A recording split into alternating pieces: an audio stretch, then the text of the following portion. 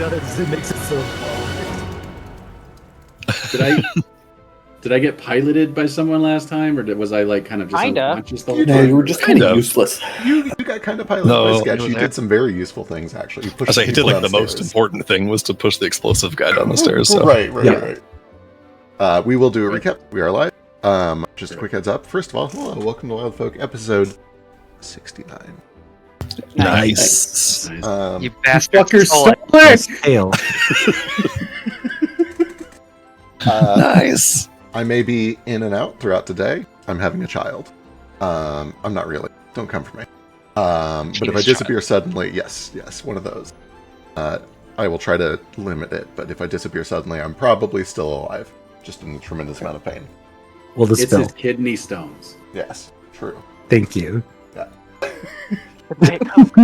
It is fun to leave. Have you it thought a about mystery for drinking the water audience. sometimes? I drink so much water. That's Doubt it. no, water? Right, cool. It's just, Beck, we it's just discussed it. flavored. It doesn't count if it's in the form of a Diet Coke. Yeah, It no, has to be that's not See, why not? water. Your body doesn't see why not. No, Like it's it does. not his hydration level. It's the fact that he eats like garbage. It's probably both. I don't Not know only if that's actually true, it's yeah. definitely because it's the aspartame addiction.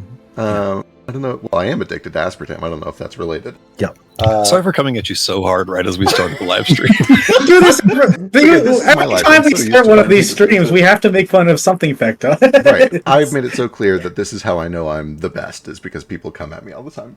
We do it because we care about you. Yeah. Oh, I do. Shut up, you guys aren't in the session. Sorry. Bye! All right. Need to put you I on do. blast. Yeah. When we left off last session, you guys were at the Rust Root Choke. Matt, pulling it up. The recap is especially important today because Fetch wasn't here. Through no fault of his own, he told us in advance he can't do Wednesdays. His fault. Actually, if we want to get really technical, it's Zeke's fault. True. True. Skill issue. Wednesday is my beauty day.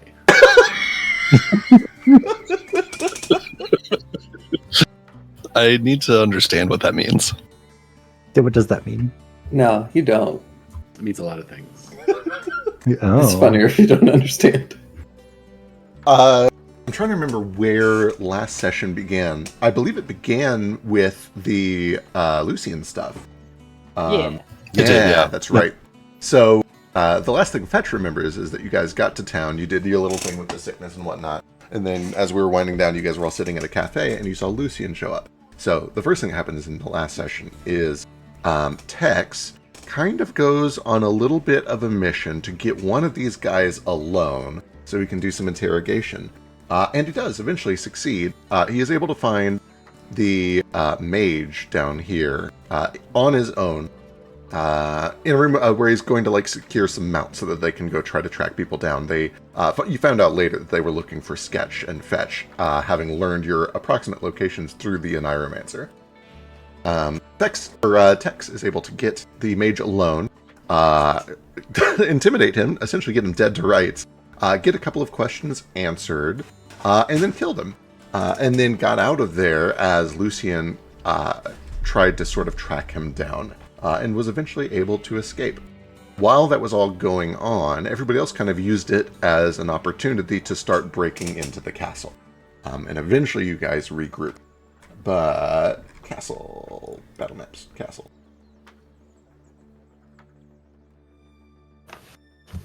One of the first places that you explored was a library. Where you discovered... Oh. What'd you Am get? I still on fire? No, you're not on fire anymore. You can take the fire away. Okay. In the library, you quickly discovered that there was a hidden secret work-study area that was booby-trapped to hell that contained a lot of Pharonexavax notes. You decided to come back to it later and explore more of the castle first, but before you could, Argus showed up and was like, hey guys, what are you doing? Acting kind of suspicious about the whole thing, and everybody sort of just like jumped him. They realized that you had him cornered and that he was clearly up to no good, so you jumped him, beat him up. He tried to escape but failed. You tied him up, gagged him, threw a bag over his head, and kept him as a prisoner for basically the entire session. The next thing that you did is go up to the 3rd floor.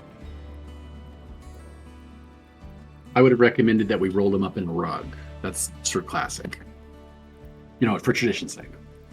I think we couldn't find a rug that was, I think that was actually accessible. discussed, yeah.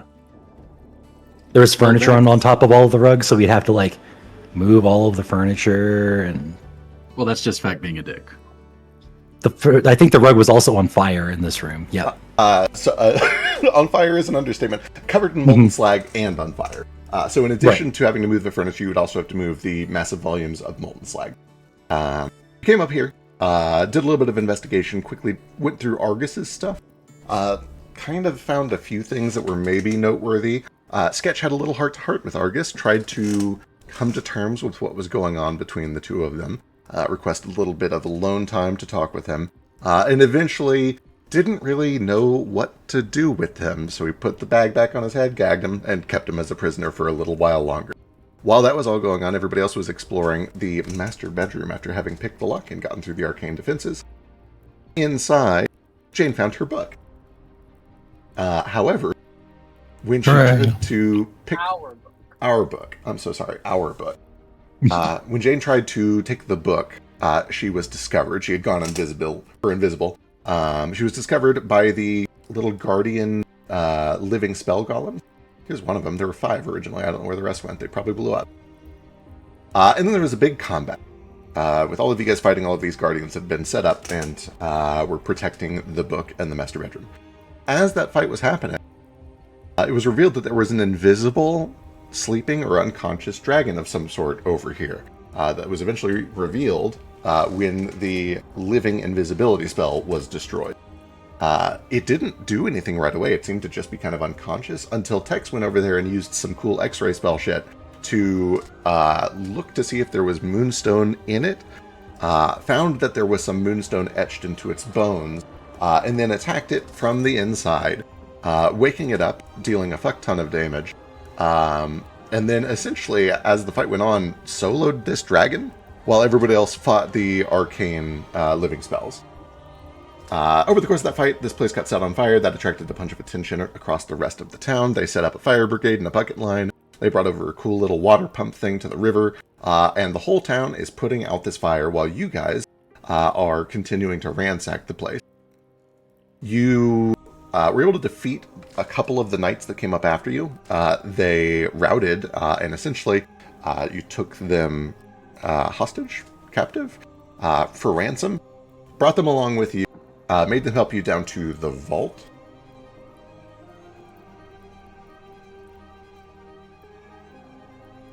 Where you found a ton of treasure and a big old ooze that took forever to kill. After killing the ooze, you guys quickly scooped up as much treasure as you can. Fetch did another important thing as he was being piloted here. He nat 20'd a looting check, which was nice. Text through a tantrum. Tex I did throw a lot of 20s. Tex did throw a tantrum. Tex found a small piece of moonstone, but not the entire heart-sized chunk that he thought he was going to find here. That he was told he would find here. And was able to kind of deduce that some of it had probably been used on the weird dragon thing, the inert dragon upstairs.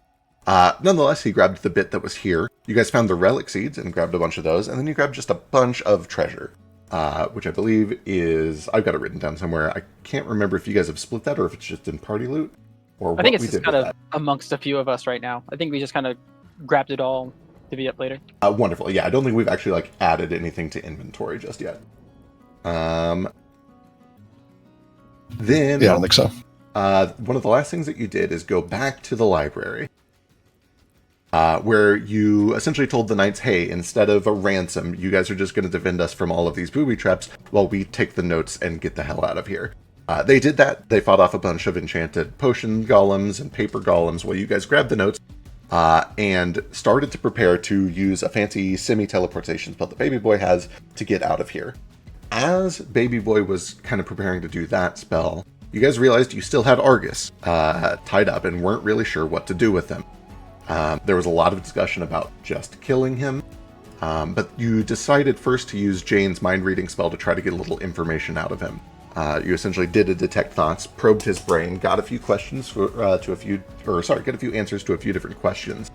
And after getting some of the business-related stuff out of the way, one of the last things that happened is Sketch asked what he meant to Argus, what their relationship actually meant to them, and essentially learned, at least according to Jane, that it meant nothing. That Sketch was a piece of a ritual used to help him survive some sort of an apocalypse or an event that's happening on their plane. When asked what Sketch meant to him, he saw a vision of Sketch's bones flayed out in a ritual circle. He was nothing more than a component to whatever this ritual is to Argus. Sketch, even knowing that, could not bring himself to kill Argus. And so he pretended to kill him by feeding him a fake poison. Argus played along, foamed at the mouth, and fell over pretending to be dead, and then you guys teleported off. Nobody else really knows that was fake except for Sketch. That's a bit of meta knowledge there. I rolled well on deception. It was So crazy. fucking cool. Yeah. I believe that is pretty much exactly One of we the left best off. bits of like. Yep. Hoo-wee. I think that's right. Yeah. Ooh-wee. Yeehaw! Two Barbara- minor points of correction. Yes, please fill me in because I have bad memory. Yeah. One. There were only 4 spell golems, not 5. One was a dildo. Correct. Very Yep, important. right. Yep. Tex, after throwing his tantrum, did beg the party to stay and try and harvest the moonstone, and then Jane told him that it was futile, Yeah. and he believed Indeed. her for some reason. True. Lying wench. I'm right. I think I already did this, Neo. I think in your inventory you should have a proper actual inspiration for Yep. not killing Argus. Truly one of the wildest decisions that's been made this campaign. Makes perfect sense in character. I'm sure that it will come back to bite you, and I love to see it. I'm sure it will. Oh, also, point of correction. I think I accidentally said potion of emergency escape. I would have given them the actual lethargy poison, so it was easier to lie about. Because Totally. it was actually, yeah. Wonderful. That being the case, we pick up basically right as Baby Boy's spell goes off. So, Baby Boy, tell us what happens, what your spell do. I'm going to be listening while I go have a baby. Okay, so Baby Boy spends this minute having his little gravitational anomalies up here, and he just kind of sucks them all up into they're usually the size of maybe a very small marble, but he kind of makes them to be the size of a golf ball, and then he throws one over, and it starts to just orbit a person, and he works on another one, throws it to orbit another person, and then when the spell goes off, you just kind of feel it touch you, and you just kind of feel this sucking gravitational pull, and you just kind of get a little bit spaghettified inside of it, and then kind of pop out. Terrifying. It's kind of think of it like a Harry Potter port key, like that, and then you kind of pop out in this in between dimension, where it kind of, from what I understand, it's kind of not quite into the ethereal plane. So we can kind of still see some stuff, but it's more symbolic rather than exact. Lovely. Jane Also, looks I have around, studying the environment. I have a question about last session. This is meta. So does this mean that Argus painted the back of his throat? Because wouldn't that be great too? And He's only inside pink of on the and inside. inside his butthole? I'm just saying. Either Sketch didn't look that hard. What? Can we talk in this form? That was all meta. Yes, you can still Yeah. talk to each other in this form. You are technically in the ethereal plane, but the spell works in such a way that you're essentially given a visualization or a representation of it instead of actually seeing into the ethereal plane. It does say that we're only partially in it. Yeah, essentially. Unless, I guess you can change the spell however you want. Essentially, that means that your corporeal form and your spirit and your soul are in there, but your senses are being shown an interpretation of it. You're kind What of is the symbol that it represents this pyramid? yeah. What this you so I imagine, because this is Baby Boy's magic, and that he probably learned this spell in a manner similar to what they would use at the library. I kind of imagine a constellation map or a star map. And what you have here is a little constellation of a castle with a dragon kind of wrapped around it, and then this fancy Hear me script that out. just says Fairnexabax Castle, Rustroot Choke. What you got? Can it also look like it's that exact thing, but also kind of look like it's made out of crayon? Yes, of course you can. So it looks like all of that as drawn in crayon, kind of by a child. And as you look around, you essentially see the map. Space is distorted here. It's like traveling through the nether in Minecraft. Everything is just faster here. And you can see if you look to the north, there's like a little symbol of Cyrlin, a big tall tree with the sun behind it. Over to the east, you can see Blimidel. A little past that, you can see the Hiddlins and Abelbend. Down south, you can see the capital city of Pi, which is just like a few steps away from you on this map. Yeah, we can travel currently in 8 hours. We can travel, I think, 480 miles. So the big All right. question now is, what do you do? Where are you going? I think that really doesn't get us really anywhere. It gets us like, I know we kind of talked about going to Pi, but sorry, I guess I should. I know we kind of talked about going to Pi, but did we need to go check out the thing that you said? I would suggest heading to the Holy Chrysitus. I don't know what's that. Jane, I know that out of character, everyone heard Argus's answers, but she didn't have like time to explain what Argus said yet. But when you mention Holy Chrysitus, she'll say, she'll nod and Argus, that's where he said the Moonstone would be. He says the Cyrlins are hoarding a great deal of it there for some unknown purpose. I guess him and Madame Monarch wanted to go get it from them, but that's if it was true. It bears noting that the spell that I used to read his mind, it's possible for him to lie through it. So, Would you mind sharing the other answers you got? she nods and like pulls out her little piece of paper that she just wrote down all the answers on and says, again, if any of this is true, he said that the Moonstone, a great deal of it is in Holy Chrysitus. He said that essentially the Echo Phase domain is crumbling, is dissolving, it's ending perhaps, and he and Madame Monarch need twins, corpses, bones, blood. I'm not sure the specifics, but to do some sort of ritual to create a safe haven for them as their domain collapses. That's why he was interested in Sketch and so forth. He said that the librarian is in nowhere still, which he either didn't know that the librarian isn't there anymore, or that was deceptive. Well, he seemed quite aware that he was gone when I talked to him the first time. It would not be out of the realms of possibility that he's still home. When I tried to contact him through the ritual scrying in Femidor, he was in a different time speed, much like that I would assume the Nowhere has. So maybe he was like in the basement or something. And the last thing she, I think she already privately told Sketch the stuff about Argus, essentially meaning like nothing to him or vice versa.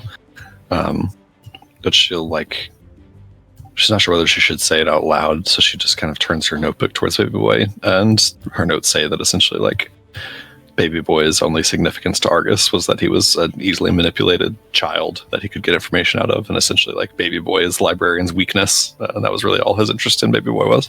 Yeah, you kind of see Baby Boy's face kind of go a little hard. He just goes, yeah, well, tracks. If it's true. I don't know why he would make that up. But He wouldn't. It's the exact reason why he was interested in me. He's not the first. Jane looks to the left. What's to the left? Just, I don't know, like, Oh, Looking to Make the an left insight is a check. sign of lying. Let's just go. Can we go? How long does this last? 8 hours. Where are we going exactly? What's the hurry? Wait, what is? Maybe I missed something. Oh, that's fine. Huh? I'm gonna insight James. I'm not really sure what she's trying to deceive with. Well, forget looking to the left. If it comes out of Jane's mouth, it's a lie. That's what you tell. it's less like an overt lie or anything, but when you mentioned that, like, a lot of people have only been interested in Baby Boy because of his like utility to them and accessing the library. Yeah, me too. Oh yeah, but it's like, but we have an understanding. Like I came to Right. you with a Right, deal. Yeah, no, I'm with it. Baby Boy is also using Yo. This is how friendships are formed. Exactly. It's not using. It was Me and Baby Boy understand each other. Okay, so let's just figure out our options and then make a decision. We could get to Holy Chrysichus. We could get to Pi in an hour, which gets us back to Themador instantaneously. And if we do that, then, well, in the Can minimum of 2 we- days' time, we could get all the way down to Cape Remora. If we are prioritizing fetching Sketch's mother via the spell, it's better if we can find some really good mounts. Obviously, the limitation of this is I can only take 10 people. Another option, I guess, is to go up to the Holy Chrysichus. Christus. Chrysichus. It's You know, going after their mother is going to be a lot harder with Cyrillin after them. You should head to the Holy Chrysichus, and the twins should give them this moonstone. I'll get them off your back. Are we? what's in the Holy Chrysichus? It's the capital city. I know, but why are we going there? To give them the moonstone. Why? But why are you going there? To give them the moonstone. Didn't you Right, just say- Tex, aren't you going there to get Moonstone? Or didn't we just tell you that's where it is? Yes, and it's in the Temple of Baelus. There's no So- getting in there. So we're going to go there to give them Moonstone, then to steal their Moonstone. No. We're going there to give them the moonstone so that they stop tracking these two. And it looks to the twins. Why are they tracking us? Technically, they're Because- only tracking me, and Tex is lumping us together again because he's mean. But Why are they tracking No, you? they're tracking you because they think that you have the moonstone. And they're tracking your brother because he's an idiot Oh, who will give them any information that they want. And currently, as long as they have Somnum, frankly, you're both a liability as long as you're in Cyrillin's crosshairs. And which one is So Somnum? we go to the Holy Chrysichus, you two go to the Temple of Baelus and give them this, offer it up to exonerate yourself in their eyes, and then you leave. wait, it always feels nice when someone else does all the hard work of making life decisions for me. But it sounds like a good idea.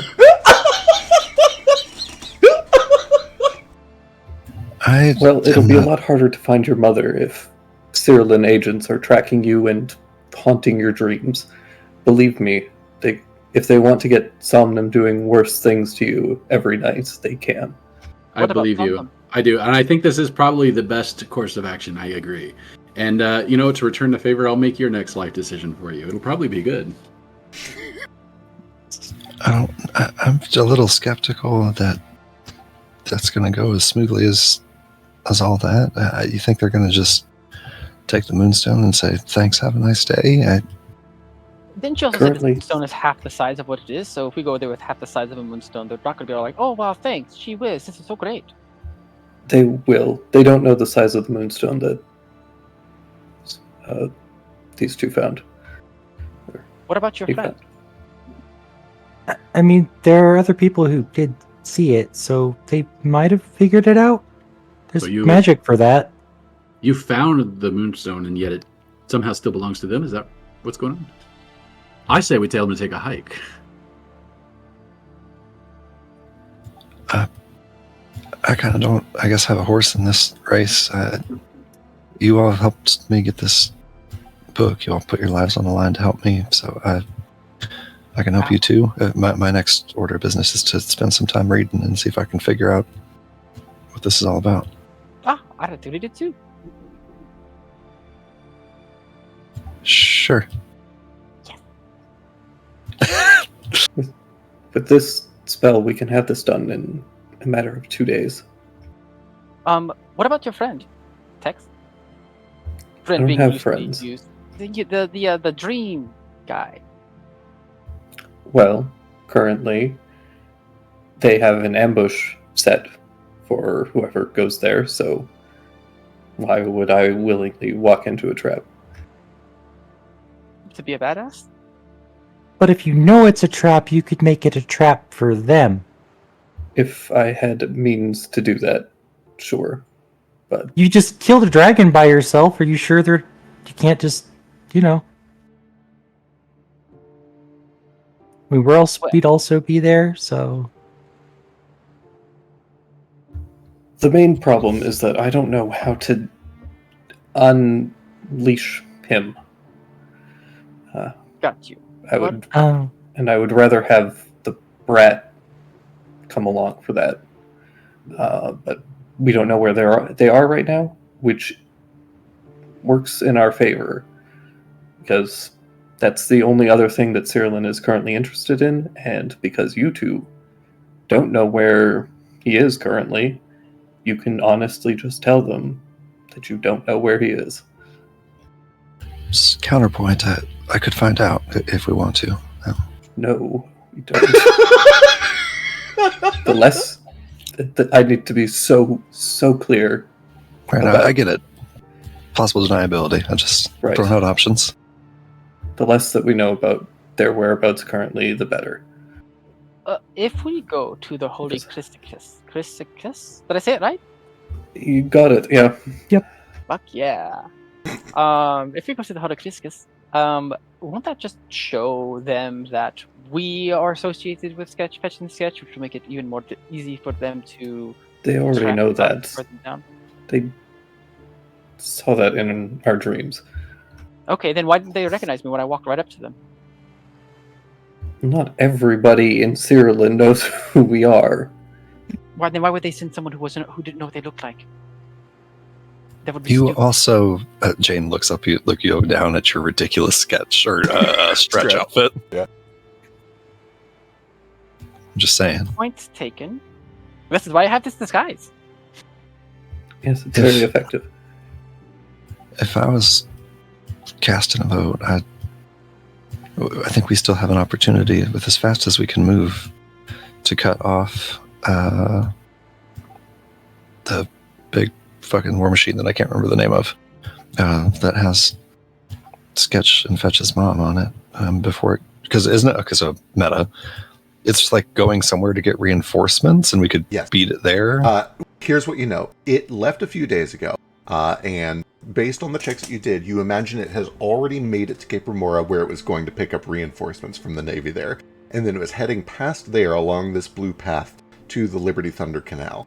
Your best guess is they're probably right around here-ish and already have like a flotilla with them. I assume they hadn't left Cape Remora just yet. It's possible. It's possible that they stayed there for a while. I think, given the time that you spent studying and the high rolls that you had studying the Machina project, you understand that it is running on limited power, and to continue powering it means that they must keep the operator in there and keep it running, and they can't do that for too long. So they have two options. They either need to go all at once in one big burst and get it settled down so that they can set things back up, or they stop here and just wait until they have an opportunity to recharge it again, which means like building a new lab, building a new setup to do all of the testing in. And the cost of that is putting a person in the machine and possibly killing them. Correct. And they made it so clear in their notes that Switch is their best operator and there is not a close second. They are not willing to risk her life. So it's highly likely that they might be letting her rest a bit before they go on the move. Is that what you're saying? It depends on whether the amount of energy they have is enough to make it there. it is much, much better if they make it all the way there so that they can get things situated in their final home and then like start recharging. But if they think that that would kill her, they will stop here instead. Can I do some sort of check with all the extensive notes I've read about this project to if I can make my best guess as to whether they'd still be in Cape or more, or if they would have Because tried of to press through? time? Yeah, I'm Time so good check? at knowing what time things are. You're so good at time and machines and Arcana. Let me get. A train time. Let me. Trains? You know what? Let me get one Arcana check, one crafting check, and one trains lore check. My crafting is atrocious, but I'm so happy to roll trains for you. Can I do something to falsify the information she has? Forgery. You can tell me what do you want to do. I don't know. I don't know how to manipulate her thought brain. Can I? Is Really? Is this a recall knowledge check? It's a recall knowledge check. Do you want me to help you? He like waves a little tentacle. I guess it's just actually no. I just have a giant fluffy tail right now, so I can't. Just use my feet. I think I've got a good shot at this. So essentially, Tex, she's doing math in her head. I got a nat 20. You have a nat 20. Tell me what you're doing with this nat 20. I wiggle a little shadow tentacle into her brain fluids and root around in there to just change a 0 to a 1 or something. Oh man! I'd like an opportunity to not let that happen. Yeah, To be clear, I'm just... Right. I just love this wanna spirit. What's happening go to here? the I don't know if you can Christmas. change somebody's actual thoughts with a deception check. Are we in the spirit world? You're kind of in the spirit Uh, world, actually. Yeah. Let's just straight up. This is where ghosts go for a short while on their way to the moon. You're welcome. I know that you love it here. I know how much you love spirits. I feel like I don't want to interrupt anything, but I feel like we should make a big deal out of this at some point. Sounds lovely. How big? Oh, So big. Like 10 out of 10 big? Like 9? physically going into the spirit world. I don't know. There's a little bit of anticlimax coming from the fact that you were like, "Yeah, I'll just cast this spell real quick and we'll be there in an hour." Okay, that's not a lot of ceremony or pomp for Did you going not see into me doing the whole, like, spirit world. It's true. There You was got to go. There was some ceremony and pop that happened at the end of last session when he cast it, but essentially, Fetch. So you guys are in this like hectic, there's a fire, there's knights fighting things behind you, you have a hostage you're deciding whether to execute, you're watching your brother face the hardest decision he's ever made in his entire life.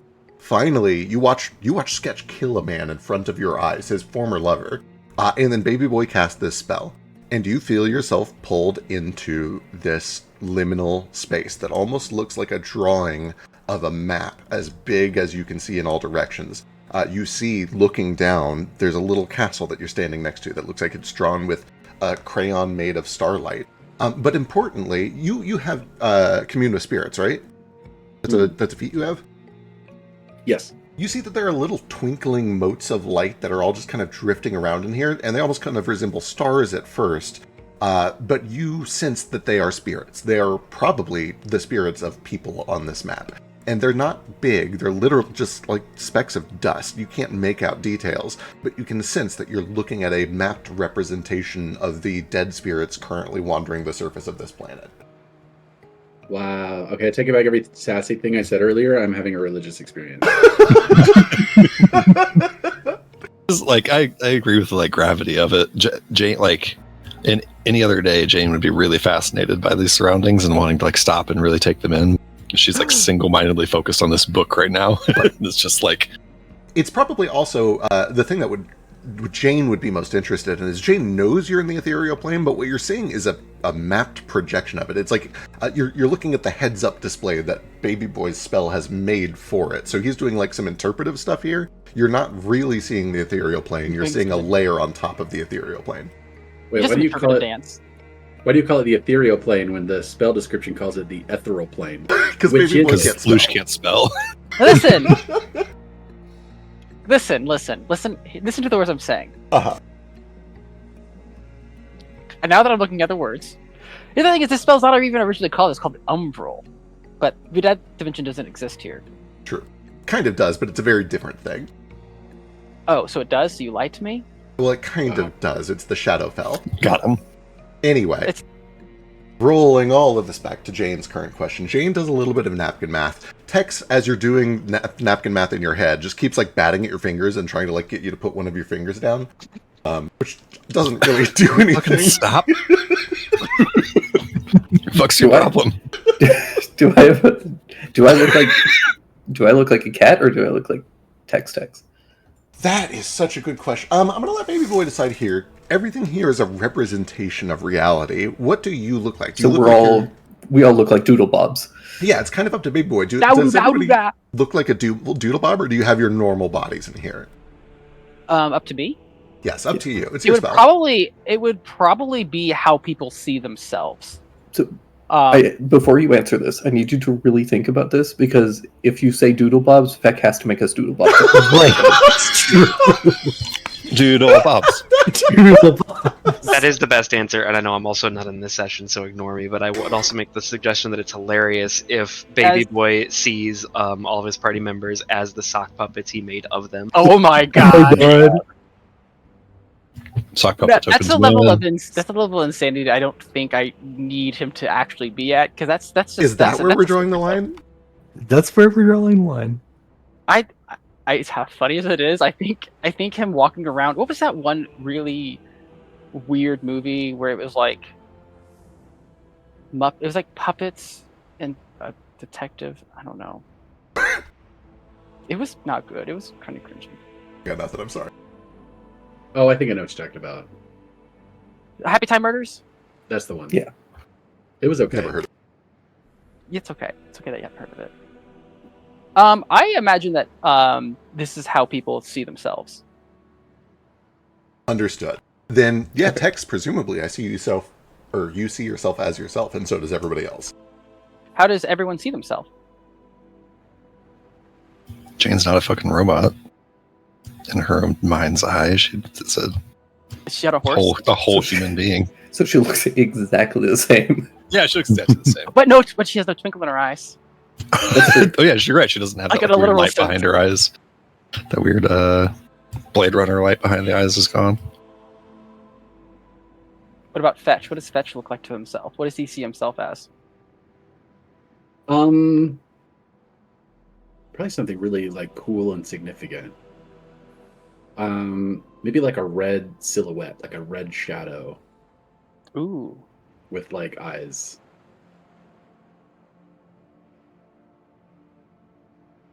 I assume Sketch looks like the embodiment of guilt and lies. No.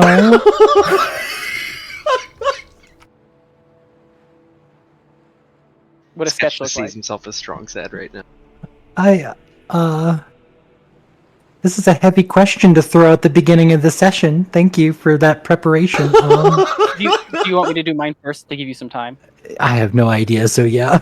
Okay. So I actually already know what this is because I've had this in mind for a while. So Baby So that's Boy's good for you. Probably actually like he's 10 foot tall and he is anorexically skinny, like extremely like skin and bone. You can see he looks really, really long.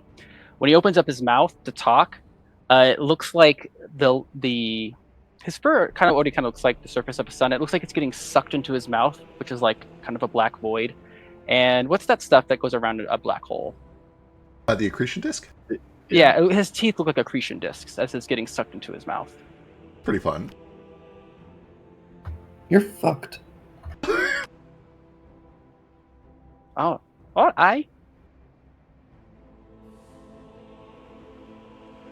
It's what you look like, Tex. You look so cool. I mean, sketty. You look so sketty. Well, used to. All right, so So about this math. Yes, you do the math.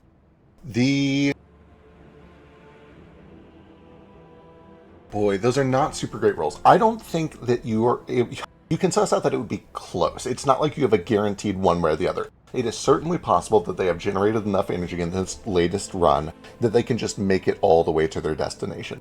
The thing you do know on your good Arcana roll and bad other rolls, if they park down just anywhere, that machine is staying there for an amount of time measured in years, not days or weeks or months. It would be Right. It would be essentially the temporary death of the project. Right. I doubt that they stopped in Cape Remora unless they absolutely had to. And to be clear, if they had to, they would have. Sketch is not Sketch. Switch.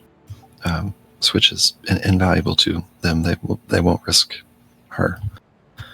But if they stop it, it's not moving for months, years, maybe. As when we look around ourselves in this weird spirit plane, can we see our real world environment? In other words, if we like, I'll just ask this in character to Baby Boy, then you can answer it for us. We could go to Cape Remora and then just follow the path that the Machina was going to take and eventually intercept it. We'll be moving much faster than that, presumably. Can we see creatures in the real world from here, or in the material world? I guess just kind of point. I'm assuming. Do I know like these boats of light that Fetch was looking at are the souls of people? You do. You would also know that that is basically the only thing that this is good for, other than like landmarks in yourselves. In other words, you can't use this to like spy on people. You can't use it to see what is in a specific location. But I guess what Jane is saying is that if we went down here and we could like see, oh look, there's a group of 10 people moving across the water over there. Oh, I should be clear. The specks that Fetch is seeing are recently deceased souls. They're ghosts. Right. It's the dead. And I don't think that the Machina... It's all going to be... We're not going to see non-permanent structures.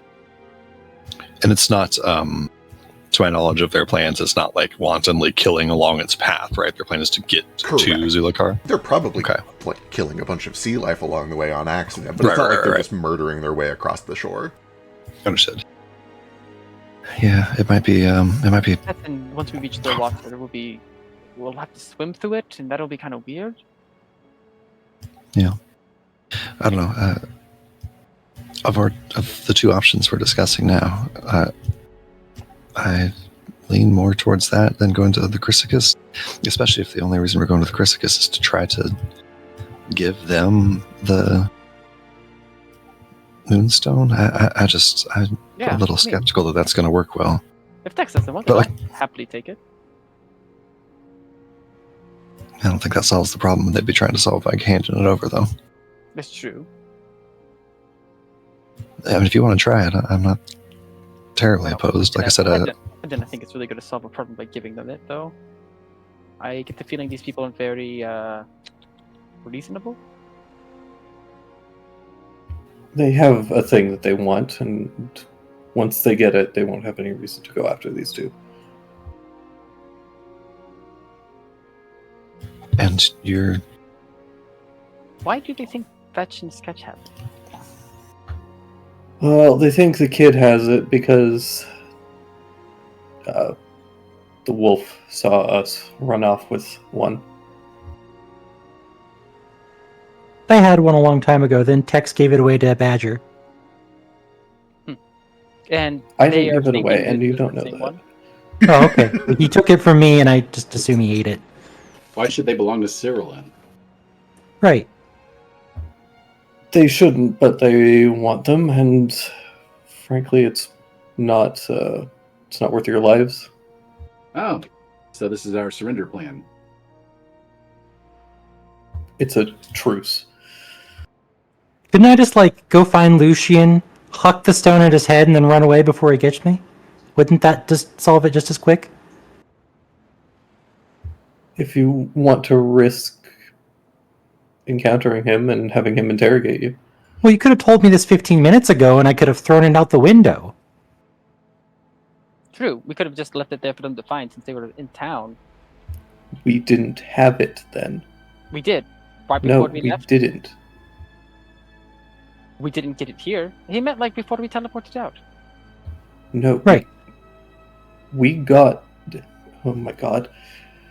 We just got this.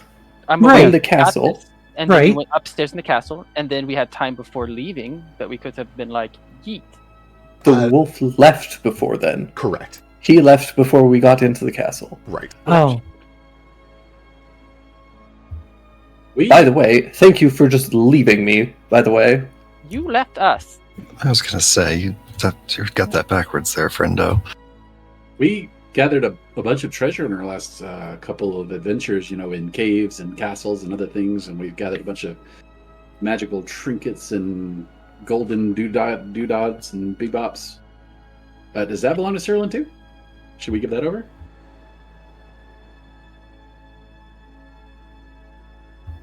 No, they don't want that shit. Oh, but if they did want it, we'd have to. Oh, I got you. On a 10 insight check that I rolled way up there, do I believe Tex's intentions here? Do I believe he actually wants to just go hand over this moonstone and then move on with our lives, or does he have other plans? I know I'm probably not going to get this on a 10, but... Yeah, I was going to second. I kind of already just don't believe it, but I'm not even going to roll. I just don't believe it. Also, Sketch probably looks similar to how he usually does, but his fur is a little less lustrous. He just looks a little more sad. His muscles are less defined. If Fetch's muscles are really big on his shadow, his Sketches are definitely smaller than Fetch's. It's just, yeah. This is ultimately a PvP roll, so I will let you guys determine that however you like. On a 10, which is very middling, the only thing that stands out to Jane is that Tex looked Jane specifically in the eyes and said, "The less they know, the better." Yeah. Fair. Still don't trust that, though. Jane's current, my insight check was bad, so I'm just going off my own gut, which is I kind of don't believe this. And I'm amenable to the notion of plausible deniability, but I don't know.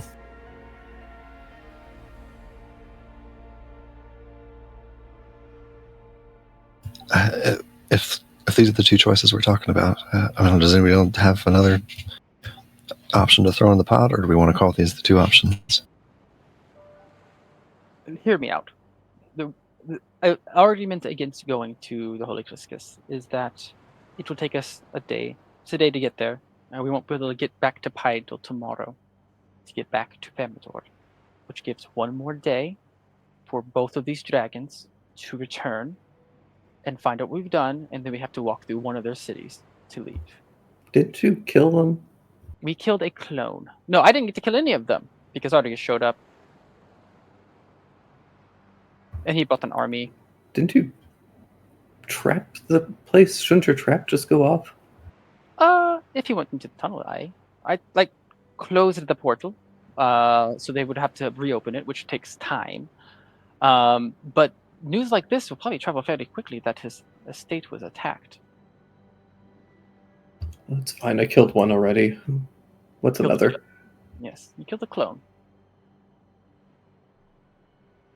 Which is nothing to scoff at.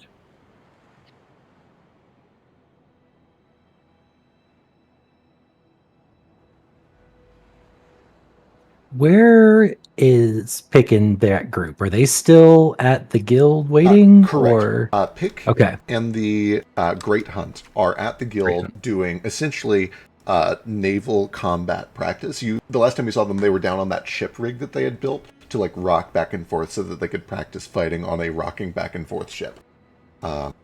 They have essentially been persuaded that running headlong into this with no training and no equipment was probably a fool's errand, and they stand a better chance if they gather some resources, do some training, and maybe wait for you guys to have some aces in the hole that they can use. They are bound by oath to pursue this hunt, but that doesn't mean they have to be stupid about it. Right. Strictly meta above table, just looking back on our notes from the old telegram, there was also above table talk of the Twin Lakes or possibly going to Nowhere. I guess there's a tour to Nowhere somewhere close. I don't know, neither of those things have come up in character at all, but just to jog all of our memories. I think the place to Nowhere, I think it disappeared. It's the one next to Liberty. There are other places on the map. I don't know. Can you pull the map up? The little tablet map? I sure can. Because one of them I know you said was roughly where the Old Grove was at, so it's probably the Old Grove that I turned off. I don't remember if Baby Boy has shown this to anyone yet. I think I said I showed it to him at the beginning of last session. Fair. So the map, I've drawn it here on just a plain old white map. This is actually etched into a thin kind of yellow quartz slab wrapped in leather. It seems to obviously evoke. It's yellow quartz. Like, you've run into one other very noteworthy yellow crystal, and this seems to kind of evoke that. But it reacts normally when you move it around. It doesn't, like, lag behind in time. But there are places that are just etched onto a rough map of the wildlands on a yellow quartz slab wrapped in leather that Baby Boy found in the restricted hidden area of the Kite Library, and learned that Farron Exavak was looking for this tome. He was? Yeah. I feel like I'm getting the gist here, but this is reminiscent of Chrono Trigger in appearance. Yes, it is reminiscent of Chrono Trigger, but not actually Chrono Trigger. Okay. And yeah, I know it's been Baby Boy, I know it's been a million years, but the I reason do not remember you saying that he was looking for it. That's even spicier. So when you went to the Kite Library for the very, very first time, you asked about the restricted section and were told, oh, we don't let just anyone in there. And your follow-up question is, who have you let in there recently? And you were told, a dragon named Farron Exavak came here recently looking for that. Does one of those X's mark the spot where where the group found that giant Chrono Trigger boulder? The giant Chrono Trigger boulder was hidden underneath the Vesper Old Growth, which is that X to the northeast of Pi right there next to you guys. Okay. So presumably these are all marked spots of Chrono Trigger. Delicious. Possibly. For reasons that even Jane doesn't know yet. Because I need to read this book. I have notes above table that I don't have it in character yet. Though you said that X near Liberty is like probably roughly where Baby Boy came from the unknown. That is roughly where you came out the door and lookoked out over the canyon and saw the train moving in the distance at the very start of this campaign, episode 1. Was that the train that killed Jane's family? Wait, that was too early. You're like 2 years late for that, but yeah. Damn, it was a train. There's one by the Twin Lakes. Was there? There's one by the Twin Lakes too. Ooh, what a convincing reason for us to go there. I do theorize whether or not we could use these as a way of traveling faster, but I'm not sure. Who knows? Above table, I'd also like to save the twin stuff for later and just meet them there. There's been a lot of the twin story for because we have the Twin Lakes and we have the twins. Right. I like above table would like to pivot to something text related because I feel like he's been on the back burner for fucking ever. I think so. I just hate this Chryssicus plan. I don't want to do the Chryssicus plan because I hate it. There's no reason for me to want to in character because I hate them, and I lost my stone, so now I have it back. Let me get a society check from Sketch. I know that's asking a lot, but let me see how it goes, and I'll also take one from Jane. I do just to roll one, but it doesn't mean anything. You can do it if you just want to roll it, yeah. I'm at least trained in society. I'm untrained. No, you're not. Nope. Wow, I did so good. Amazing. I know everything about Cyril Lynn. Sketch, on a natural one, you believe whatever you want to believe. Whatever you think makes sense for Sketch to believe about Cyrillin and going to the Holy Chryssicus. Whatever you believe is true. Jane, on an 11, you've probably, maybe, if you haven't been there, you've at least thought about it. Like, sometimes people go there on religious pilgrimages. You're technically allied with them. It would be like going to Canada for you. Like, they're friendly as far as you know. A lot of people have weird thoughts, so I have it backwards almost. It would be like you guys going from Canada to America. A lot of people have some strong thoughts about what America's up to lately and maybe don't feel super great about it, but technically you're allies. Like, you're welcome there. You can go in and out as you please. I imagine, Jane's parents probably are much more religious than she is, so they probably talked about it some. I don't know if she's ever been, but yeah. No, I'm not opposed to just going to the city of Cyrillin. I just don't love this idea of walking into the church and being like, Mr. Pope, I have a chunk of fucking moonstone for you. Hear me out. What if we went to where the X is at? I don't know who put that X there. That X is old. That is marking the Twin Mirrors Lake where Somnam is. Oh, okay. Ambushes. I thought that. Oh, okay. And also where this X is at. Okay. Is there an X? There's an X on the Chrono Trigger map there too? Yep. Well, I think only the text and character knows that there's any reason at all to go there other than Chrono Trigger. Right? Did he not mention it? I forget. It's been a while. I forget what he mentioned after we. I had mentioned the Twin Mirror Lakes to the twins and Jane, I believe. Oh, so everyone but okay. Sketch. Oh, no, Baby. I think I I guess mentioned we'll it to just- Baby Boy too because it was all the Alright. weird dream stuff that Yeah, people yeah. were having. Okay, thank you. Doc. Hmm. Okay, I don't well, wanna I'll get just left bring out. that up. I'll just bring that up in character then. So if we're talking about options here, Dex, you had said something about the Twin Lakes. You had something you needed to do there related to that weird shared dream we all had. Potentially, they have an ambush set up there though. Is it an ambush if we know about it? That's what I said. I Yeah. believe it still counts as an ambush if you know it's there. It just It depends on still whether or means not that they're you walk in it. prepared for us. That's why I think it would be in everybody's best interest to go to the Holy Chrysicus first What did we and stop arguing about it. Dex, you gotta Why do you understand. really want to go to the Holy Chrysicus? Can you answer us that? Why do I have to do it? Because wasn't they're talking- after you, dipshit. I wasn't talking to you. I was talking to Tex. Why do you really want us to go there? Come with me. I'll take Baby Boy to the side. All right. Hello, tell him, but not us. Okay, I see how it is. I need to steal every piece of Moonstone that they have. You have a plan. Yes. What I do will get this Moonstone back. But I need the twins to not know what I'm doing. They need to not know. Okay. What do you need from me?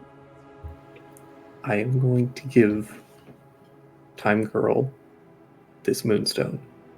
Then I need her to give it to you. You give it to Dum Dum. Dum Dum gives it to the kid. So that when they scry to see who's held it, they see us in that order. Yes. And they won't see me. Okay. Do you need to? Should we add another layer to it? I can hand it to Mayor. He has hands today. Sure. How does Mara have hands? He has like Try not to think about it. It makes me uncomfortable. really. You just see like it looks kind of like a heat mirage. You just see like space start to bend and turn as he has tiny little arms. Okay, that's fun. I love it. All right. Do you need what about when we get there? Anything else you need us to do?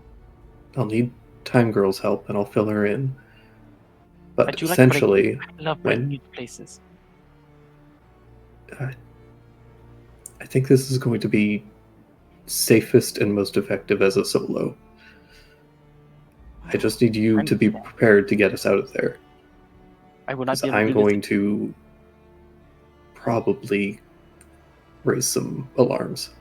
I will not be able to do this spell again until tomorrow. That's fine. We can wait until tomorrow. Okay. But the plan is Time Girl does her whatever the hell she did to get into the bedchamber without being detected on me Mhm. right before the twins give the Moonstone over. If Cyrillin wants it this badly, they won't want to just leave it out. They will send somebody to put it in whatever vault they are storing it, and I will tail them, grab everything out of the vault before they leave, and quickly leave hopefully, without them noticing. Do you need to be made invisible? Yeah, I think Time Girl can do that. And can't do I can do it too, though mine's a little bit short. It'll be an emergency situation sort of thing. Got it. Also, I have to say something. So forgive me, but you're super hot. Thanks.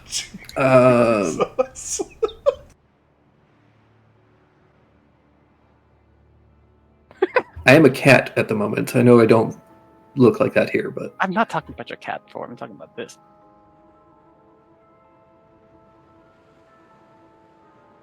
But anyway, sorry. The plan. Yes. Well, if you need me to cast any spells, blah blah blah blah blah, I'll have my spell ready for tomorrow. Got you. I'm on board. I just need you to be the escape route. Alrighty. And I'm gonna put on this goddamn earring and I'll fiddle around in my bag, and I'm gonna put on the stupid bugged earrings that we have. Excellent. If shit goes south immediately, and only if shit goes south, use these. Understood. If you have to leave, leave. I would like to not have to leave you behind, but Aw, we would meet that's up otherwise. cute. Oh, come on! Like you wouldn't come back for us. Hell no. Sure.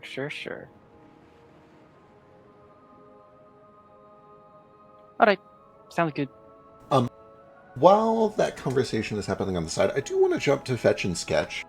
I know with Fetch not being here last session, there were a couple of like pretty big developments for Sketch that kind of got missed by Fetch. But like, I don't know. We should. I feel like we should catch up on that for a second. Fetch, this is all happening not 10 minutes after the entire ordeal back in the castle. You can see that Sketch is extremely distraught. He just got done poisoning somebody he was in love with for a short time. And now Tex is like pretty obviously withholding information about what to do next, and kind of, I don't know. There's just a lot going on. What are Fetch and Sketch up to? Spitballing. Can I just? We're spirits in the spirit world. Can I just merge with him and become one, and then we learn each other's experiences and make this really easy, but also thematically well? That is really fun. I don't know if it's within the realm. You know what? Both of you Become one with me, Sketch. Both of you give me some sort of a check. Give me like a spellcasting. You both have nature spellcasting, right? Yeah, He BRB. Sketch said BRB Oh, 4 got it. minutes ago. He died. I thought I just heard him. He just started brushing his teeth. Oh, I see. He just started brushing his teeth. You know what? Sure, both of you give me like a nature check or something. We're really pushing the bounds of this spell, but you know, it's a fun idea. Well, No. I'll check. I'll see if I can do it. Let's see. I just get kind of spirit grindy on you for a minute. Oh, What does that mean? Well, we can make this kind of a unidirectional thing. Sketch has spent a lot of time. Hero point. I mean, you can if you want. You're good. I don't know if probably it's don't just need a to. flavor thing. It's not really a mechanic. Right. Sketch is able to do this kind of unilaterally enough. At the very least, Sketch can kind of like, in a short amount of time, open himself up and kind of explain a lot of the, if he wants to. I don't want to volunteer Sketch for this. If that's not how Sketch would handle these emotions, he doesn't have to. But if you want to, you can kind of invite him to just feel what you're feeling and get like a little bit of an understanding for what you have just gone through. can I withhold part of it? Like the whole? Yeah. Okay. You rolled a 25. You can choose what you tell him and what you show him. Essentially, you tell him whatever you want to tell him, and it will be backed up with just a little bit of a spiritual link so that he feels and understands it better than words alone might do.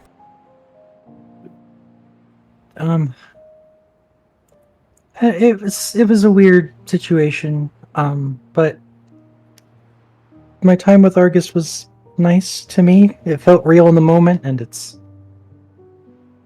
I don't know. It still sucks. I'll be okay. I just need to. I don't know. A bath gonna sounds mirror- nice, but we don't have time for that. Like right now. I'm just going to mirror everything he said exactly as he said it, Witty said it, but with the we instead of I. Okay. Weird. You shouldn't feel the same way about him that I do. That's creepy. But we're being one right now. Oh, okay. We're being one right now. We're doing the twin thing, Developing deep the brother understanding. thing, the deep understanding. Yeah. I think it's cool. So, whoa, oh crap! Somebody's knocking. Bear back. Thank you, Brenda.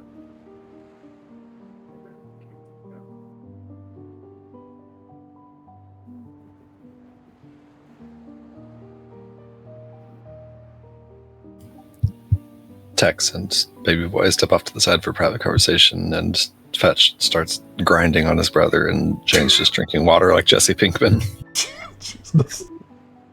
Okay, back. No, we merged. We didn't. There's no grinding. We just merged. He And then started we got- grinding, and then I corrected it with better spellcasting. Yeah, we got a black spirit, a red spirit. They come together. They split apart. Now they're like a little bit of black and red in both of them. Which one And of they, these like, the look red into spirit, each which other's one's the eyes. black spirit? Steven thought Sketch was Universe the black. Fusion. Oh, is this a reference? Okay, got it. Oh, I didn't get the reference either. No, it's not a reference at all. Well, You were the could red be- one earlier, right? Yeah, but I forget which show. I don't know. Oh, I don't know yeah, what he it was Maybe like you never- desaturated and drab. That makes some. Okay, yeah, everything makes sense. I get it. Yeah, I'm trying to like lighten your spirit up by taking on some of your burden, so we like Aw. merge and then we look alike at the Aw, end. Okay. We'll be a little more Then we- even. Then we sort of, we come to like a silent understanding after our psychic bonding. Okay. It's like a spirit hug. I get it. Okay. Yeah. Also, you get the absolute sense that Fetch is not interested in giving anything to Cyrillin. I don't really want to either, but I don't know what else to do with this moonstone. The one we had was bigger. It would have been worth more. I don't really need to buy myself. I guess technically he didn't own me. His mom did. It's so telling of Sketch that he's still concerned with buying his freedom after what just happened. What do you think I should do with it?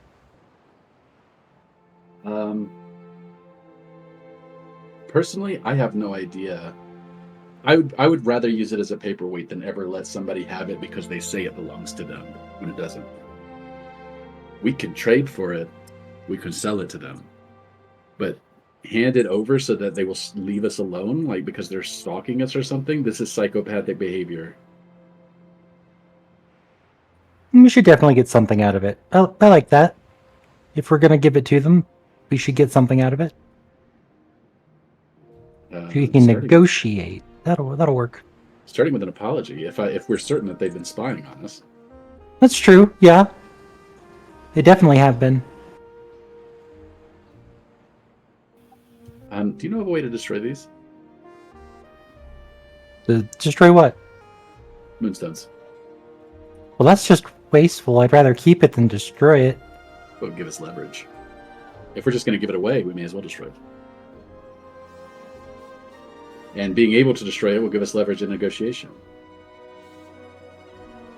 I don't know if But if it's. it's not possible. Yeah, I don't know if it's easily possible. You could give me. You have magical crafting, right? Yep. Give me a crafting check. Getting all these out of the way early. Yeah, I could use the hero point on that one, I suppose. Up to you. We're almost to 10. Kind of ish. Except for being like as far away from 10 as you can. There we go. 26 is very good. You could theoretically crush it, you could destroy it, you get into a black hole. It's not like impervious to damage. What comes to mind is that if you were to like crush it into powder, it's still useful. It would need to be crushed into powder to use it for most rituals. But then it occurs to you what just happened 30 minutes ago with text. Theoretically, you use this on some sort of a ritual, it consumes it, it gets rid of it. So if you were to find someone, or even yourself, you're a talented magical crafter, who used this as part of some sort of ritual, that would consume it and effectively destroy it. I guess we could just use it on something. That would get rid of it.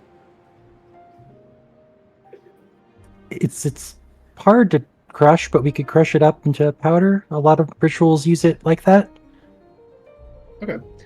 If the problem is that we have it and they want it, and they won't stop at anything, spying on us and manipulating us and doing whatever it is they were going to do to us in order to get it for free, obviously, without giving us anything in return, then destroying it should remove that motivation.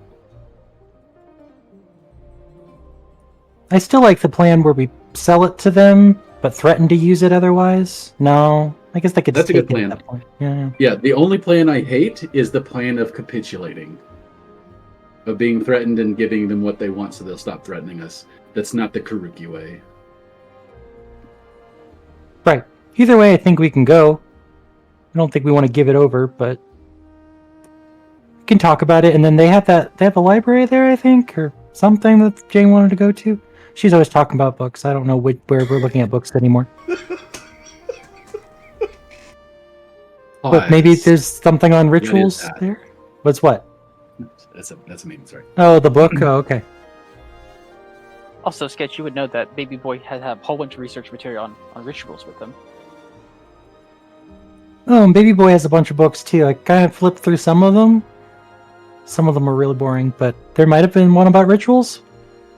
So yeah. we can. Also, I feel like it's Is it kind of weird that Tex is like pursuing this line of logic? Like, I feel like Tex would be like would have a more of a reaction to this sort of thing than I would, right? I feel like Tex would if Tex found a beautiful magic tail blade that was let him do cool stuff, right? And then somebody said that's actually mine because I by fiat own all tail blades, so give it over or I will torture and follow you forever until you die.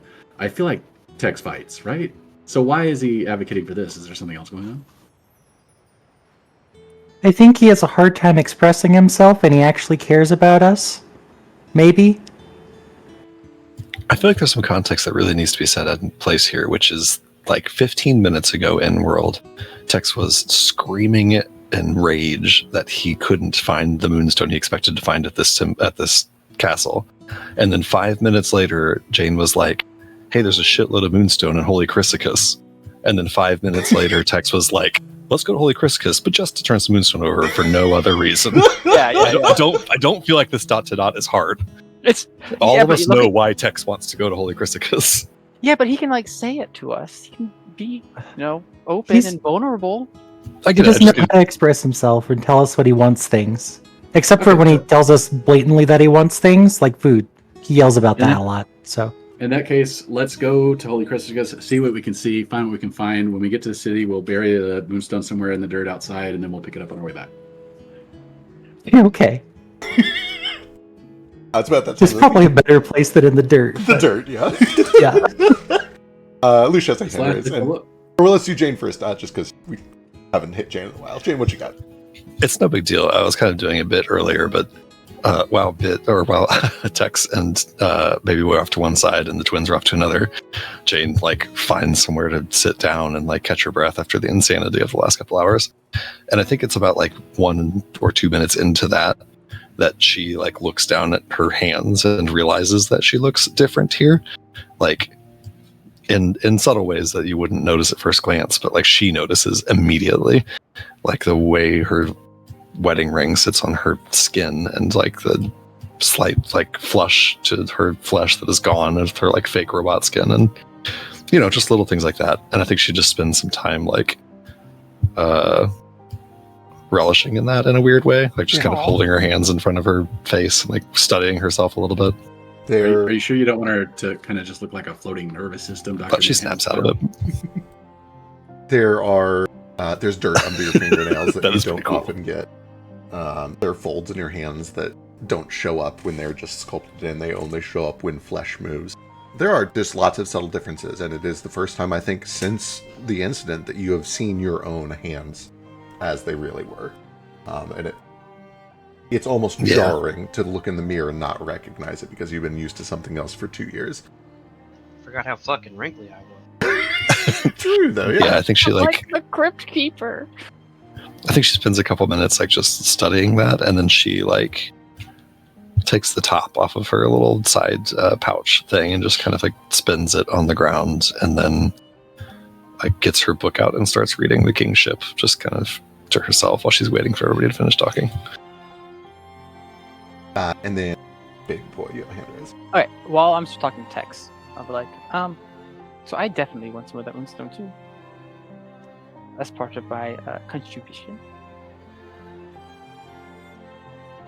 Oh, see what I can do. Appreciate it. For everybody, a large piece. See how much they have. Understood. And then secondly, what does Mare look like?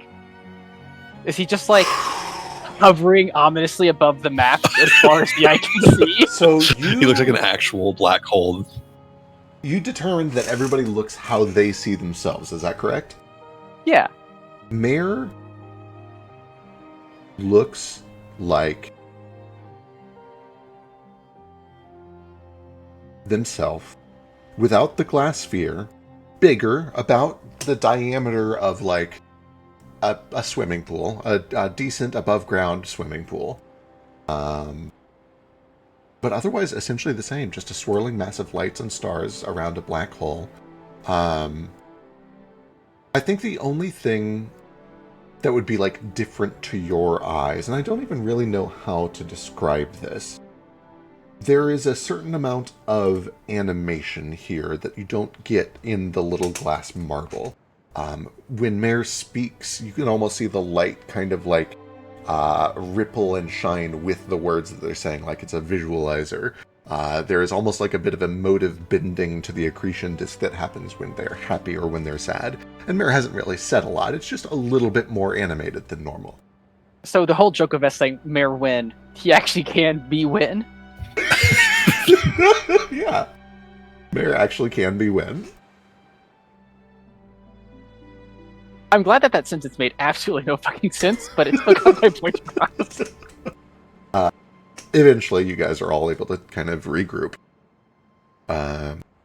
What's the plan? You find Jane reading. Fetch and Sketch kind of come out of their melded Templar Scion state. Alright, looks like we're heading to the Holy Chrysalis. I did it if I said it slowly. That's mostly for me. That was a Loosh thing, being happy. And now that I'm a DM, I realize that I hate all words. Oh my god, what a mood. I love words, I just hate speech. Yeah. Words are great. So what I Skill do issue. now, what I do now is I'll do a random word generator. I'll look at a word and then I will say completely wrong, and then I will write it the wrong way that I said it. And that's Really reinforce Pro those move. mistakes, yeah. Right. because the thing is I'm like, I'm going to keep calling it that. Might as well just make it that. Alright, Fetch and Sketch. No. Baby Boy comes back and says, okay, we're going to Holy Chrysalis. How do you guys respond? Change of heart there, baby boy. I thought we were in agreement there. I guess I wasn't. Was I supposed to be a deciding vote? Baby boy, when did you change your mind? I thought we were going to Holy Chrysalis-ish. That's what I just said. Oh, you mean the Holy Chrysalis? The Holy That's the Christmas one. Kiss. Yeah, aren't we Yeah, on that there? That one. Oh, aye. Unless, yeah. Oh, that was a top shelf OI. That really sent me. Yep, it was good.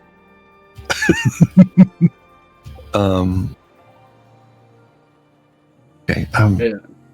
Well, yeah, I feel like we should try. Go ahead. Okay. Before we go into the city, we just need to bury the moonstone in a piece of dirt. That's all. Absolutely not. We're not gonna put it in a piece of dirt. Where Also, else are you gonna put there are other ways to hide things. it? A tree hole is too obvious. You're not going to hide it. You're going to give it over. Sketch, Fetch. Could you do me a favor? Could you trust us? It would have been so Just- much easier if you had just asked me to do something. Have I done something untrustworthy to you, Sketch? No, it's the us part, but no, that's fine. We're just gonna ask them to pay for it because, like, why should I just hand it over? It is more believable. It's bonkers to think you would just walk in and hand it to him, but Right, Offer that's to why we're sell gonna it. walk in without it, then offer to sell it, and yeah. First of all, trust is earned, not asked for. Second of all, even if we are going to give it to them as a capitulation, as completely just for free, which is not a word I know how to say in comments, so just bear with me because, like, I don't know, I couldn't think of a different one. That's just not how those negotiations go. We have no security. They'll what if they throw us in jail? What if they try to kill us or whatever? They give us security. If they want it, if we agree to give it to them, I'll tell them where the hole is. Yeah, this whole thing you're doing, Fetch, this fast talk thing, that's what we need to do. I feel like we need a little bit of transparency here, and I don't need it from you because it's fairly obvious, but just to state the fairly obvious. we're obviously going there to get Moonstone. It was 20 minutes ago that Tex was throwing the world's biggest tantrum that he didn't find the Moonstone he wanted, and I told him where to get some, and now we're going there. I understand if you need secrecy and how you plan to do so, and like I said, I understand the concept of plausible deniability, but I do feel like we at least need to be on the same page that that is the plan here. It's not secret. We all know it, right? She kind of just looks to everybody in the group. If we're worried about them spying on us, now's our best chance to talk about it because we're in the spirit world. How many times have I saved your lives? Plenty, and I'm willing to help you with this. I just think the more information we have to work with, the better. I don't like going into something like this blind. I think we already discussed how I feel about you making decisions about me, and I'm not talking about the Moonstone. I'm talking about killing my mother in front of my eyes. I'm talking about one other thing that I forgot about. But It wasn't your mother. I understand that, but that was not your decision to make. Do you see how that would make me feel? It hurts my heart. It drains my spirit. It wilted me and it eroded my trust in you, and that's not something I can will back into existence. Tex, you can't honestly look us all in the eye and say that we are being unreasonable for thinking you might make unilateral decisions that aren't in all of our best interest. It wouldn't be the first or second time that has happened. Like I said, I owe you a lot. You've saved my life more times than I can count on one hand. I will help you with this. But I think that a little bit more information, I don't know. She also looks at Baby Boy, and says, I also understand that some information is dangerous just in the knowing of it, and I'll just telepathically connect to Jane, but I can just do that. I'll just be like, if the twins know the plan and they're the ones turning over the material, their minds can be read and it will give away the plan that Tex is doing. I believe that is why he's trying to keep the twins from knowing it. Especially since they already have been marked as targets for information.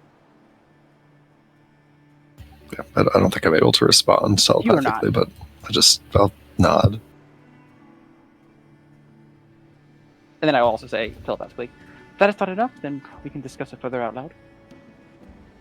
I think that it bears just saying that part out loud instead of text and sketch, fetch and sketch. There is magic, you probably are aware of it, but if not, I can tell you that will allow people to read your minds, detect your thoughts. If the less you know about what the plan is, the less we know about what the plan is, that may protect us to an extent. I feel like maybe that's the key piece of communication that we can have here before we go into this thing. This probably resonates especially with Sketch, who just used a mind-reading spell to get secrets out of Argus against his will. It's like completely flying over Fetch's head because, listen, reading my mind is as easy as waiting for me to open my mouth. I don't keep secrets and I don't do anything. I think that's the point. True. Tex against every fiber of his being is going to, again, kind of put his head down. Say, please, just trust me. Oof. Fetch wilts, his defense failing, but he isn't happy about it. I won't let anything happen to you. Oh, All right, Oh. your plan, Tex. sure. We'll go with it. Jane crosses her arms and nods. How valuable this stupid rock be anyway? It's actually incredibly valuable. It's worth that piece that size, maybe hundreds of thousands of gold, maybe more than that. How valuable can gold be anyway? You Uh, can't it's pretty valuable. Value's all in the eyes of the beholder. I feel like we're 69 episodes into this thing, and you've got to have understood how money works by now. We've used it so much. I know how it works. I just don't know how much is worth what. Like if somebody asked me, if somebody had a big old bowl of gravy, do I give them like 20 of these? Do I give them 15 pounds of these? One You should just never go shopping without someone else, please. If you sold that, you could have gravy for every meal every day for the rest of your life, and still have Listen. money to do that 20,000 more times. If the first time you ever saw a gold coin, you saw 500 of them, and then the prices are all over the. It's confusing. Nobody's explained it. I'll explain how money works. I didn't realize you hadn't picked it up yet. It was kind of easy, but Yeah, it I seems also worthless to didn't me start with because- 500 gold. I started with the smaller ones, so maybe we should just do that. Well, for me, it's gold in piles and piles, pounds and pounds. It comes so easily to me that I'm collecting it on accident. So I don't think it value. You know what I mean? It makes sense. That makes sense. That makes sense. The value gold of gold ones are is worth a- decided arbitrarily and based on, scarcity and difficulty of procurement, and also how much it's desired. Oh, yeah, it might actually be. How many, gold. I've not sent. I basically haven't bought anything since the first start of the campaign. I think I'm wealthier than everybody combined. Fetch. Almost How likely. how many trees are there in Zulukara? I know it changes, but That was just never a guess. changing. How many trees? There's no number big enough. At any given time. Numbers run out after 325. Okay. All of the gold that you have ever seen or obtained in all of the journeys we've had together, imagine that is one tree. That moonstone is all of the trees in Zulukara. Oh, then I definitely don't want to give it up. I'm changing my mind. Actually, yeah, buy I don't my know if this people's helps, freedom for it. He's gonna sell it for 325. I'll take your word for it. Tell you what, teach me about money later. This is actually counterproductive to our current task. Really is. The realistic answer is this is probably worth between 5 and 6 figures in gold. Somewhere in the ballpark of 50 to 125,000 gold. Oh, it's less than I thought. Yeah. They so you need about the size of a human heart to fully true resurrect somebody. No body required, like bring somebody back from the dead, carte blanche. That is about 2 million gold pieces. Okay, also on that note, if I had a heart-sized chunk of moonstone, I could bring somebody back from the dead, true resurrection style, no body. Theoretically, yeah. I Just, say like, theoretically, this is- yes, it has been Being done starts at a few. walking. It gets I done guess about every decade or two. That happens. Yeah. The part of the formula that I'm missing here was the word "I." Like, is this like an incredibly crazy ritual that someone would have to do? It is a crazy ritual, but it's not like Why- a talented necromancer could do it. Yes, like a middling level 10 and up necromancer could do it. I hate to break it to you, Fascinating. Jane, but your whole quest has been wasted. Here's a cheap cut. No. Well, She- For what it's Your worth, whole body and timeline for this. It's crazy. You didn't know about resurrection? I will say, just this is all kind of above table, but like Jane has always had resurrection as like her second option. She just doesn't like it. It's icky. She'd be happy to talk with people about that if that came up. But It's so icky to bring someone back to life when you could just fuck up the time stream. And undo it. not. She doesn't like resurrection because it doesn't get her body back, and the only No, I thing don't she care about actually that at all. cares about is her body and not her What? child. She doesn't like resurrection because whenever someone is resurrected, even if the heart-sized chunk of moonstone and brought back from nothing, they come back afflicted with some sort of problem, right? Correct. Some sort of soul damage. Right. And Donnie doesn't deserve that. He did nothing wrong. He doesn't deserve to lose 2 years Yeah, of his yeah. life. He doesn't So, deserve suffering. Everyone else, And it's an suffering okay from the second butterfly option. effect. So I like how you're like, no, he doesn't deserve that, but everyone's suffering from the butterfly effect from what you're about to Everyone- do does. Everyone else isn't my son. Women. Jesus Christ. Selfish. All right, so are we in agreement? I think so. All right. I gave a house away. Can I jump into Mayor? You can. What happens if I try to approach him? Mare comes down low enough that you can kind of approach and jump into him. And as you do, the stars kind of part around you. Some of them even kind of like phase through you. And you see there's like a fun effect where the light kind of goes into you and it narrows down to a single point of light. And for a brief split second, you get like a little subsurface scattering as the light goes under your skin and continues to shine out through your skin. And then it pops out the other side. There's no physical response. It's just illusory. Yeah. Oh.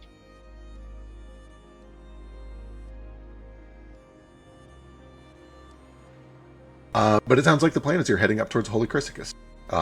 So you begin walking through this liminal space, passing by these little drifting souls, passing by other kind of crayon-drawn representations of the landmarks that you pass by.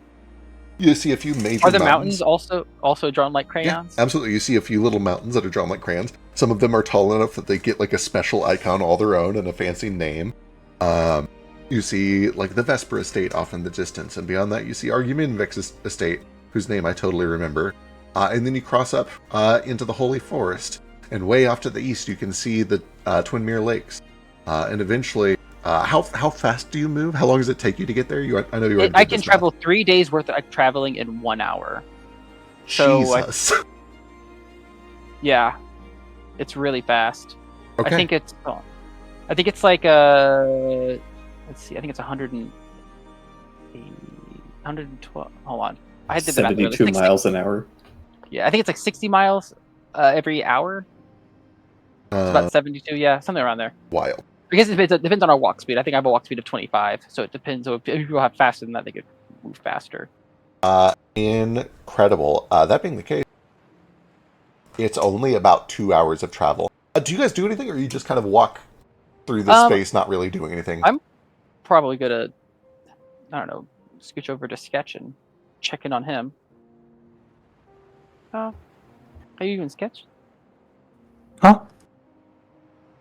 How are you doing? I don't know. I'm fine. I guess.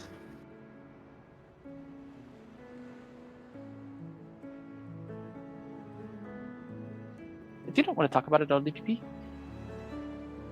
It was a lot. Yeah. I don't know. I look at you with that knowing look in my eye, and I'll just matter movie. I just want you to know, I got you. We bonded. I felt your feels.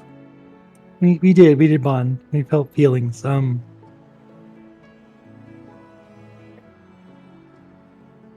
don't know how to process it yet. I guess I'm still. It's weird that it happened. I wasn't expecting it to go like that. I don't know what I expected, really. do you feel like you got the closure you needed?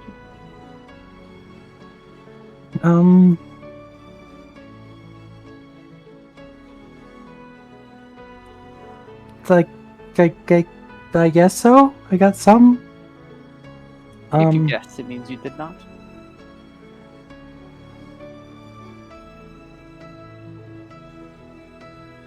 I'm sorry.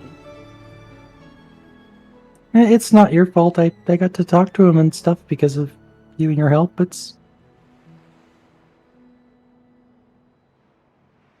Maybe I'll feel better after I get a bath or sleep or. I got you. I ken how he was, so I may not know the exact situation you're in, but I can relate.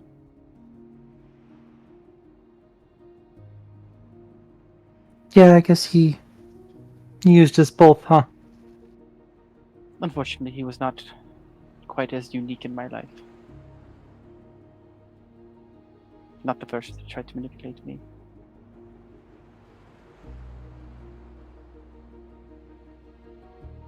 Well, that sucks. I'm sorry. That's as he said. I'm viewed as a child, a weakness to my master. Which is true. I am a weak point for my master. He's quite fond of me. But always people are trying to manipulate me to get access to his information and whatnot. I had hoped it'd be different with him after he realized it wouldn't happen. He just liked me for me, but turned out he despised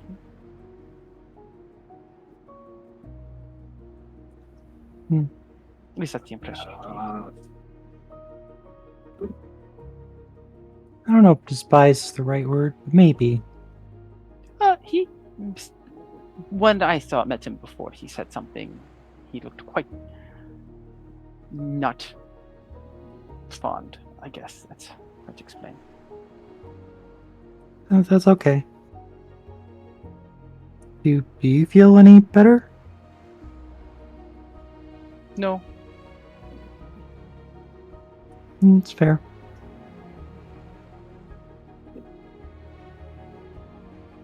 I'm not really sure what I wanted.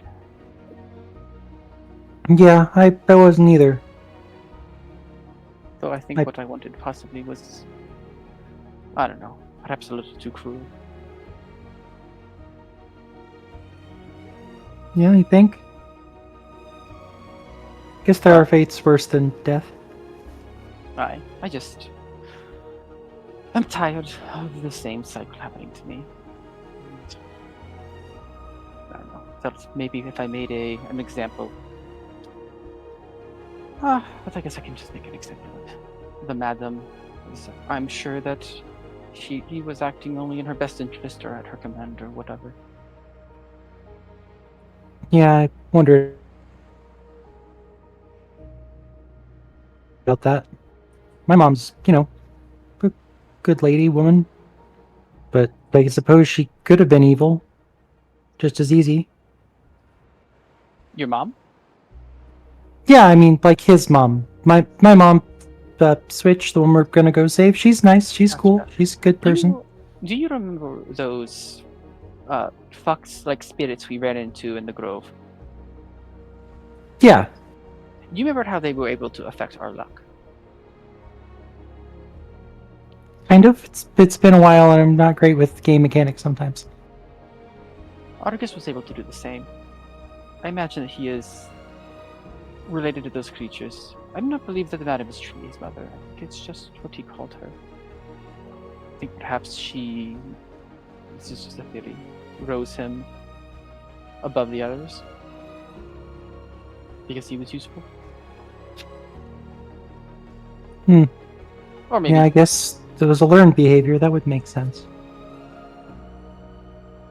if he was The being truly- used thing, I mean. Yeah.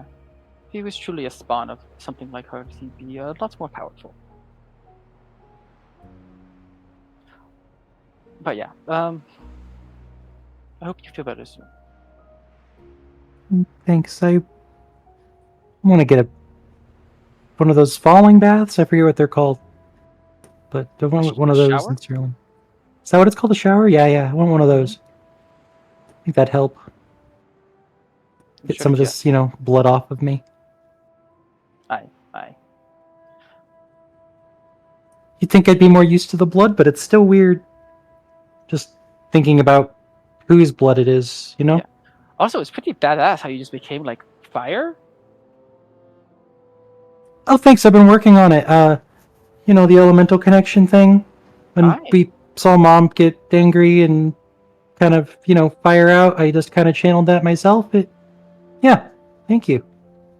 Your magic's been getting better too. I mean, we're here, which is crazy. Aye. I've been getting a little bit more the knack of it. Yes. Oh, speaking of your magic, do you have that book on rituals, right? Oh, I've been reading through it. I learned quite a lot. If I you feel find any that use Moonstone, let me know. It's pretty common in necromantic rituals, I believe, and in Okay. resurrection ritual, I believe. I don't. We'd need a lot of Moonstone to get all of Sulakarabex. I don't think that's on the table. But if you find anything smaller that we could use this for, if Cyrillin won't buy it, we're going to threaten to use it, so it'd be cool to know how. Yeah. Hey, Feck, just going off what he said, do I just threw those out because those are the ones I know. Do I know of any other spells that or rituals that would? Almost certainly. I don't know if I have a list off the top of my head, but lots of resurrection rituals, a lot of healing rituals, regeneration for sure can be done with Moonstone. A lot of other healing spells can theoretically be done with Diamond or other things, so many people consider it wasteful to use Moonstone on something that you could do without Moonstone. But if the goal is to waste the Moonstone, regeneration is a very easy one. You could regrow a lost body part with it. I could extort the hell out of Branch. Oh, true. Though I wouldn't recommend wasting it. It's quite valuable. Yeah, I guess so. We just don't really know what to do with it. and we don't want to give it away. I'd be interested in some. Yeah, if we can find a way to make it powder, we could probably split it up. Oh, sounds like, yeah. Well,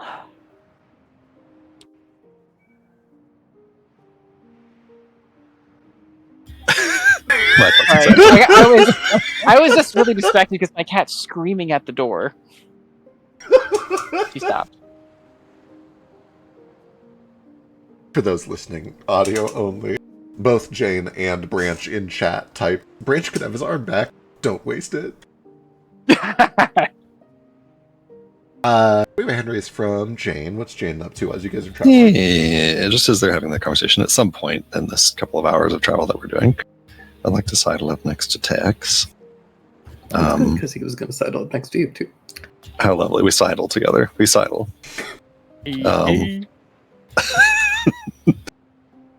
Says, you look like you wanted to talk to me too. You want to go first or me? Sure. I need you. Can you cast that magic that you did on yourself to get into that room on me? Let me see here. She gets her spellbook out and starts thumbing through. Yes, yeah, I can cast it on you, yeah. It's not perfect, but it makes you impossible to be divined on, detected, scryed on, etc. Good. I need you to do that to me after the twins give them the moonstone. I'm going to follow them, and the second that Cyrillin has that moonstone, they're not going to wait around with something that valuable. They'll take it down to their vault or wherever they're storing it, and I'll follow behind them and take it and every bit of moonstone that they have out of there. And then when I come back, B2 will get all of us out of here. Understood.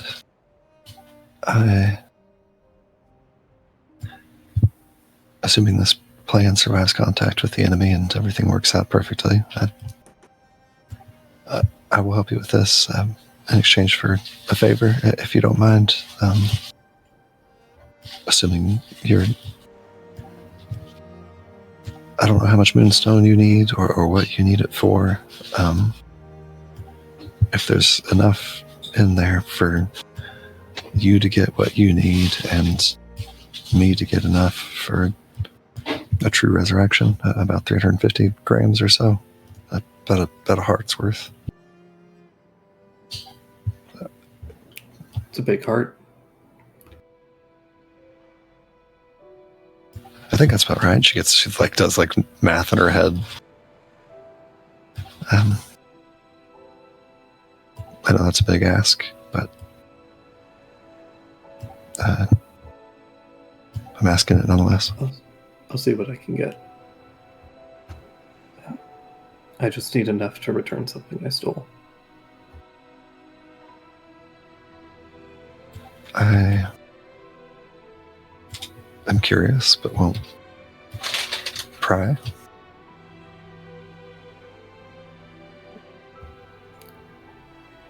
In the effort of trust, tomorrow night I'm going to try and kill you. I want you to fight me back and convince the twins that I betrayed you.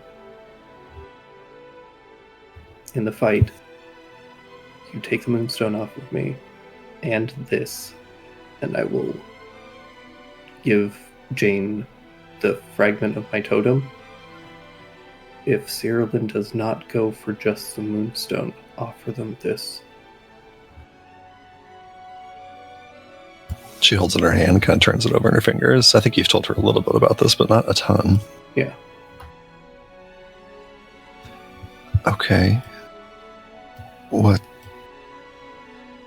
How does this end for you? Let's play this out. You pretend to attack me. I somehow get the better of you, which is already going to be a tough sell, but let's say I do, and I get the moonstone from you and this from you, and she holds up the totem. I worry that the next step of that process is either Fetch killing you or you having to flee from us, never to return. That's kind of the idea. The more that the twins believe that I'm not involved, the better.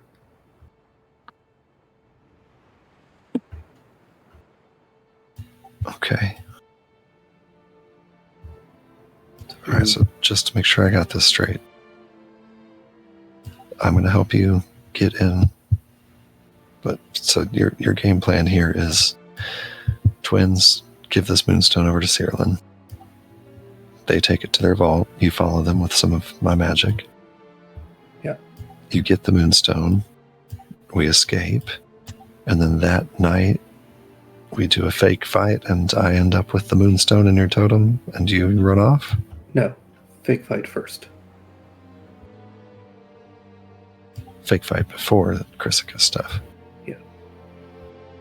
That way, the twins, Okay. when they are talking to the Cyrillin agents, if they try to read their mind, they think that I'm not with you anymore. Understood. Is there... I'll do my best to sell this. I'd be remiss not to say that I doubt that they're going to believe it. I mean, they've seen you and I in a fight, and I usually stand in the corner and try to make you move faster so you can kill things faster. And you usually do quite a lot of killing of people like me. Or monsters like me, I should say. I'm pretty sure you managed to take me out in the hallway, so it shouldn't be that hard of a sell. You sell yourself a lot shorter than you should. Just a pitch here. I'm not opposed to this plan. I'll do it if it's what you need. Would it not be easier and less steps to mess up if you just do disappear? Skip the whole fight and just, we take a nap and in the morning you're gone? Yeah, that probably works. So, I gotta be honest, the main reason that this was originally a pitch is because I wanted to make sure that we filled at least enough time that I was able to get 2 hero points. So, because I really need this to work. Pro move. My brother in Christ, you still have a tome to look at. I don't know if you're planning on doing this tonight. I bet we better fucking be doing this tonight. We're doing this tonight? Okay. We better be. I can't do. So it's a point of clarification Tonight here. tonight being like this day in our life, not tonight as in the game. Okay, I was gonna say, I need to sleep. I have no spell slots to do any of this currently. Right. By the way, this is I don't have to tell you, this is not going to go over well when it's done. Yeah. Also, like, It'll be fine. I'm just trying to say, like, if you start attacking Jane and you and Jane fight, I don't know if he remembers, but like, Baby Boy does kind of have to keep Jane alive. Yeah, Yeah, He I'll does just not fuck know off. about this plan. I'll just fuck off. That's easier. The only other thing that I need, and if you'll fish out 3 gold, I need some odor eaters.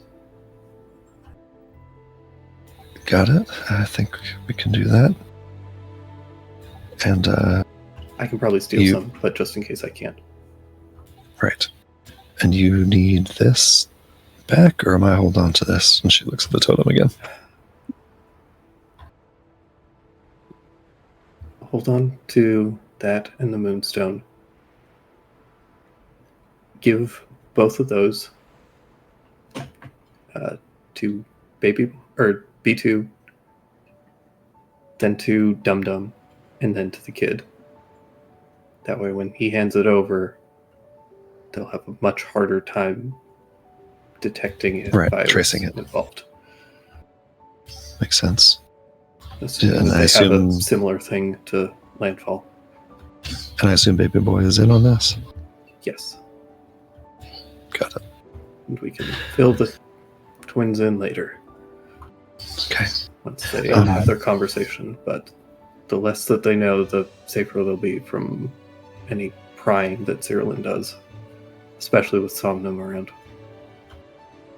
I'm going to give you about, I don't know, 28% chance this plan works, but I don't have any better ones, so. Well, that's the best thing about it for you. You're completely uninvolved, and if it goes tits up, B2 is going to just get you guys out of there. Right. She kind of hesitates a little bit at the thought of, like, us all just fucking off while you are presumably, like, left here for dead, but I think that's all it ends up coming out as just hesitation. She just kind of, like, is silent for a number of seconds. Okay. Yeah, alright. When it looks like you guys are wrapping up the conversation, Baby Boy is actually going to walk over. It's been a long day, so I kind of forgot all these things I can do. But if we want, we could just tell them, and then I could just change their memories so they don't remember that we told them after they've agreed to the plan. You can alter memories? Hi! Haven't I told you? Yeah, I did that to the little box guy. I made him think that that's actually pretty bad, messed up. I made him think that you didn't kill his friends, but it's like a whole thing. Yes, I can. That's fucked up. Yeah. Has anybody else told you that you're fucked up? I'm a horrible demon creature that kills people for entertainment. You're fucked. I haven't done it for entertainment. Just for convenience. Though I have thought of a way forward. Well, if you can do that, that saves us a lot of trouble.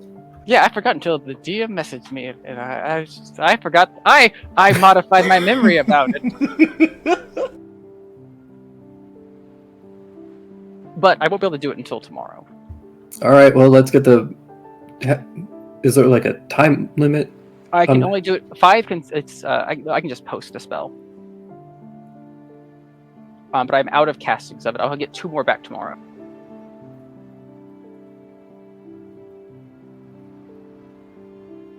I think you might have a little bit of trouble convincing at least one of the Brothers Etch of this being a good idea. I think it's a good idea. It's the dumb one. At least one. Like I said, I think it's a good idea. I think that this is the perfect solution to our problem. I could just give them the forward that we could tell you the plan, but you have to consent to the taking the plan away. But I'll give them something really fun in return. Like a fun memory. Like them agreeing to just hand over the moonstone. I'm not going to manipulate my friends. You know, consensually or whatever.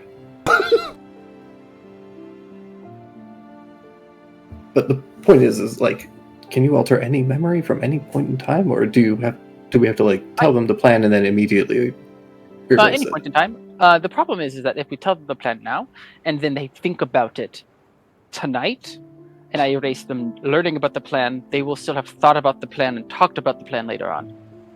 Okay.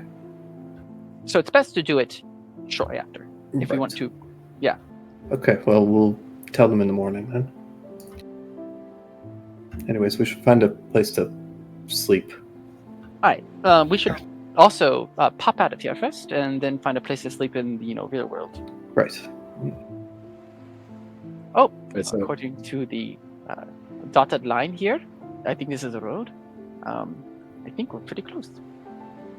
I think that's a border. Yeah, I think it's a national border between Cyrillin and No, Avarice. I'm making a joke that the roads are just dotted I right understand now. So yeah, what you got? When you come back, you're gonna come back, make conversation. Okay, so an apple is 3 gold or 5 gold, and is it all fruits that are that price? Like, what do you mean?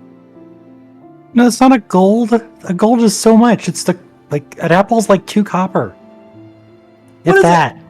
What's the difference? They're both yellow. This one's more red. Are you like colorblind? No, I'm not colorblind. I can tell the difference. They taste different. Listen. Okay, so the apple is what 4 copper, and then what is an orange of 4 copper because they're fruits? You want me to give you an example? How much gold is a bread? It depends on how big the bread is. I remember distinctly paying 25 gold for a grape. They Was it- overcharged you because they could. I Maybe we need just a sit down and just watch piece of this paper happen. and a crayon. And then I think the conversation is going to continue like that for about 4.5 hours. Perfect. Well, we're okay. Well, I'm just gonna watch this conversation happen. This is pure madness. Eventually, after like 2 hours of travel, you see a little town, a little icon. Essentially, you see a crayon drawing written in starlight of a lake surrounded by impossibly tall trees. And in the center of that lake, there's a little castle. And you can see fancy script written next to it, the Holy Crispus, capital of Cyrillin. Do you get your spell pop out? Yeah, well, it sounds like we're gonna pop out. I don't know if looking at the spell. Obviously, if we get to the destination, we pop out about a mile out from it. Do we want to pop out even further out? Yeah, I was about to suggest the same thing. Maybe find a smaller sort of inn or tavern or something outside of the city itself. Oh, well, it depends. Yeah. It's now a mile within the intended destination. Are inns typically more than an hour outside of a city? Probably. We can find a farming village and just crash in somebody's barn. Oh, we can camp too, right? We brought camping stuff. Hi. It's probably the Yeah. safest option. I guess, is there like a little hamlet around it? I don't know if any of you know the geography of Cyrillin. Oh, right, you're in a thing with little maps. Yeah, for sure. You see that, looking in all directions, there's smaller little drawings of various hamlets and towns and villas. You would know that, like, in this sort of a feudal society, there's usually one little stopping point every 8 hours along a major road, because that's about how far you travel in a day, so that's where people made camp, and eventually camp became a settlement became a hamlet, yada, yada, yada. So, like, you could drop into one of these if you want. No matter where you drop, you could be as far as a mile away from it. But, like, you can deliberately put yourself a little ways away from the Holy Christus if you prefer. Let's see. Can we put ourselves maybe a few miles outside Holy Christus? Otherwise, I don't want to spend a whole day walking to it. For sure. Why do we need to be a few miles? Isn't one more than enough? I guess so. Say one's fine, I think. Guys, I think we should drop into a little hamlet outside of, because I come up with this really good idea. Okay, so I've learned that the price of things is based on the rarity and scarcity of the thing. And farms have lots of apples, and cities don't have very many apples. So if we buy a bunch of apples in a farm and take them to a city, we'll just make free gold. I'll clap. I clap for him. Just say You did it. You did it. Fetch has I'm so discovered. goddamn proud of you, Fetch. Fetch has discovered the merchant class. I'm so excited. All right, you pick a spot about a mile, a little over a mile outside of the Holy Christus, and then you drop down to see where you pop out. Let me get from somebody 1d100, and this is going to be your distance. 100 is 1 mile. 1 is 0 miles. 31, so you get about a third of a mile, a little less than a third of a mile. Yeah, but I said you better beat me to it. Sorry, yeah, Baby Boy did call it before you rolled it, so about. Oh, come on! I have. Too bad. I have ongoing honor the dibs. dibs. Listen. I do have to honor dibs. Dibs is a sacred and holy ritual. If you call it, it doesn't matter if you roll it a little lower. All right, I Almost called this for the 69. next one. I will honor that. The next one is going to be a 1D 360, where 1 is due north and we go clockwise. You can have this one, fetch. Or I guess Tex already beat you to it. So about 60% of a mile, about 2/3 of the way towards east. That'd be east by northeast. Don't know why I'm even doing this. It's not like I have a hex crawl prepared. But let's see, that would put you. That would put you there. So You're humoring me, and I appreciate it. Listen, I hear you, I see you, I know what you're doing, but I do appreciate it. It's a tremendous amount of effort to determine a totally arbitrary location that does Right. not mean anything. The answer It was means going to something be to me. the answer was going to be the same in most circumstances. You didn't get one of the like unique, interesting things that could have come up. So what happens instead is that you pop out of this, and you all find yourself in a forest. But to call it a forest is a little bit misleading because there are, boy, oh boy, those of you who are most attuned to nature, so Fetch and Sketch especially here, are the first to notice something bizarre.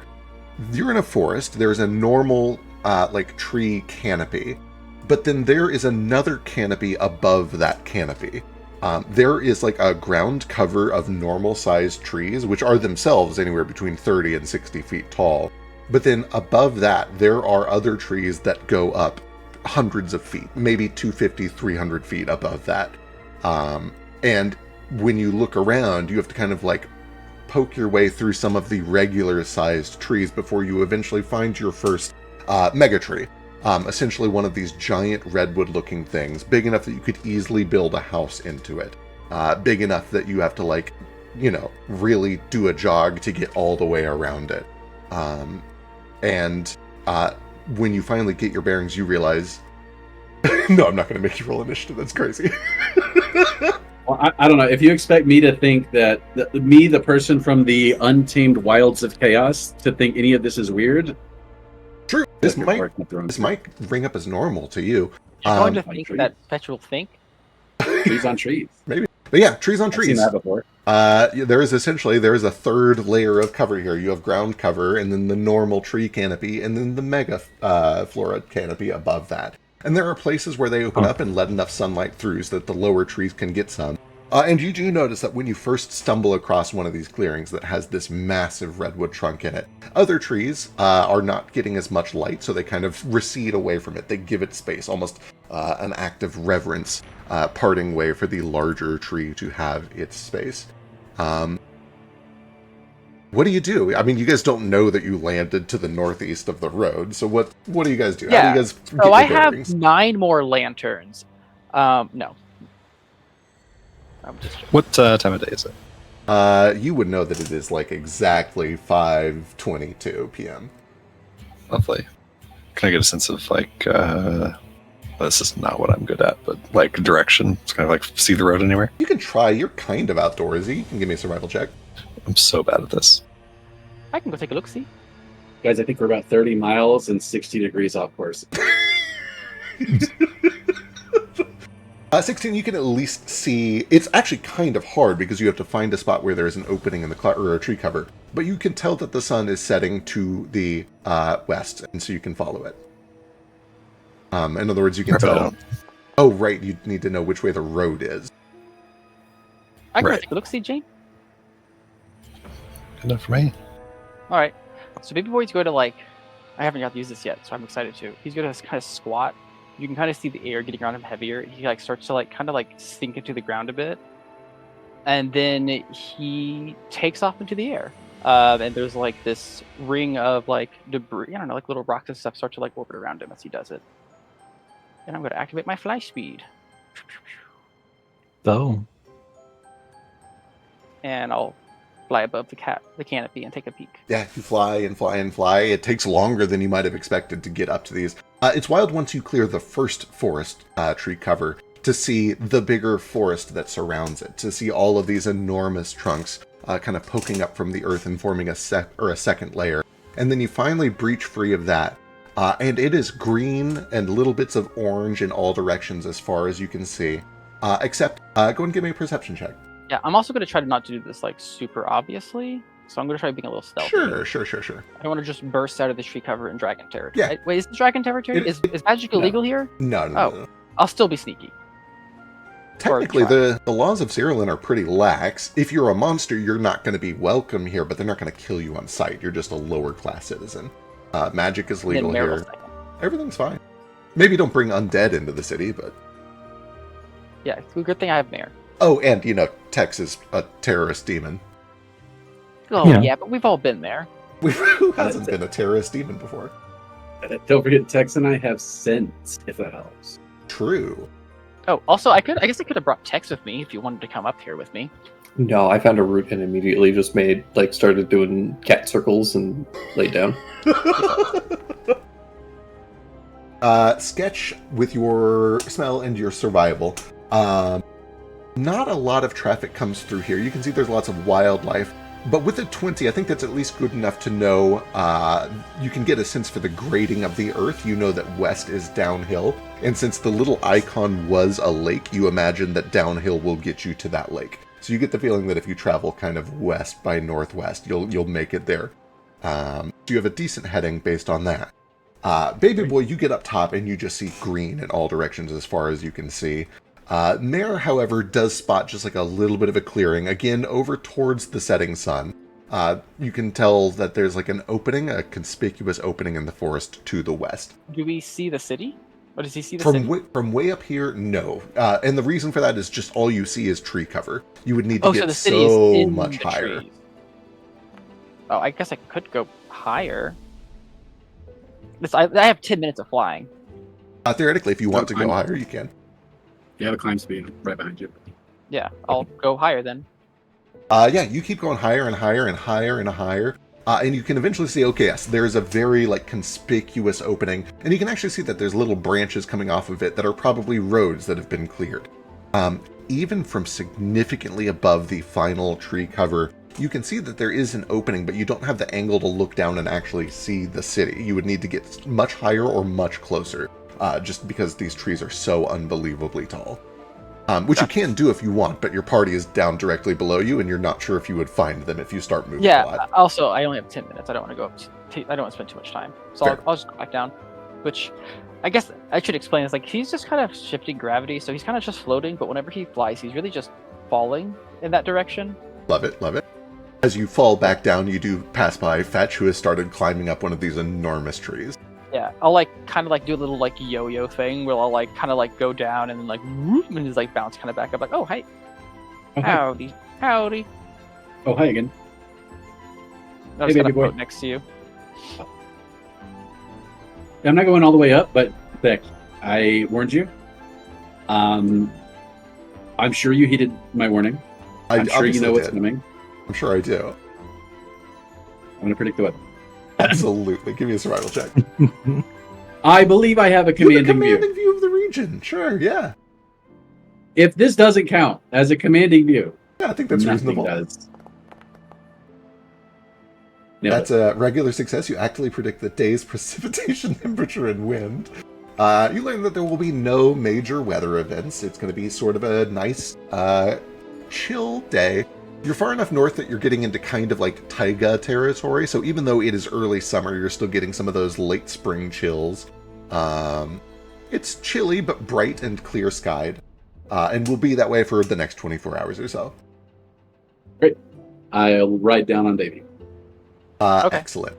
Eventually, you guys all regroup. I'm not sure how that. Yeah, so you kind of. I don't know.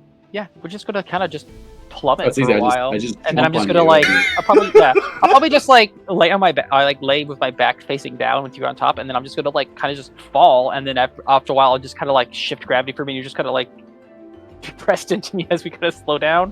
I'm not doing this slowly. Excellent. Yeah. So you like roller coasters? What's that? You like roller coasters? A what? Here, and then I just we just start falling, Ah! and then I slow us down near the end. Excellent. Eventually, you drift to a stop, stopping just short of the ground as Baby Boy kind of re-exerts his control over gravity and stops you from plummeting into the twig-covered ground below. Let's keep this up for about 2 more minutes. I do want to waste about 5 minutes whenever I predict the weather. Why is that? What's that? Oh, I see. 10 minutes outdoors. We're outdoors though. Yeah, it takes time. It's fine. I don't think we have indoors with us. I mean, I guess we have tents, but you don't have to go inside it yet. So we have a heading. We have a distance. We have a good idea. Nice. It's gonna be nice, clear weather. Good for golfing. I couldn't really see the city. It looks like it's pretty deep in the woods. There's a bit of an opening in a that-away direction. Yeah, it'll be where the city is. Yeah, like a hither. My guess is it's downhill that way. Right. The water's all going that way. It should be that way. I reckon you're Do we right. just make camp here for the night, or do we want to try to get to some sort of town or something? Well, Texas Otis looks like he's taking a snooze. I mean, getting to it, the town has its pros and cons. One, if they are looking for fetch and sketch, going into town will alert them to us early. But if we stay out here, we don't know what we're going to run into. Yeah. Now, this tree is very identifiable. I bet you we can find it very easily. It'll make a great spot to bury the stone. Just saying, if you want us to carry it in, we'll carry it in. But I feel like There's this one tree in the forest of a bunch of other trees that look almost exactly like this tree. I feel like I could. This nothing looks like this tree. This is the biggest tree in a million miles. If you tell them that the stone is anywhere in this forest, they will just use magic to find it. It doesn't matter where you put it. Easy, yeah, no problem. But it matters to us because if the deal falls apart, I'm gonna want to be able to find it and get it back. Fair point. It's just I for guess- our protection in case they're like, you know what, we got the stone now, and we also have you, and there's nothing you can do about it. I don't like that idea. I like the idea of saying, you want it, I'll tell you where it is, but you have to guarantee my safety. Does that make sense? Maybe for now we just sleep on it. We can finalize the rest of the plan in the morning. I guess not sleep. It's 5 o'clock, but Yeah. By the way, out of character, Fetch has no idea. It hasn't been mentioned to him that they can read my mind. Only you guys know that. So only you guys know that this plan is really dumb. You saw. I you said there, that. I said that you- to you. Yeah. Literally told you that they can read. Yeah, your this mind. was like 10 minutes ago. I was like, the reason we're not telling you everything is because they can read your mind. He did do that.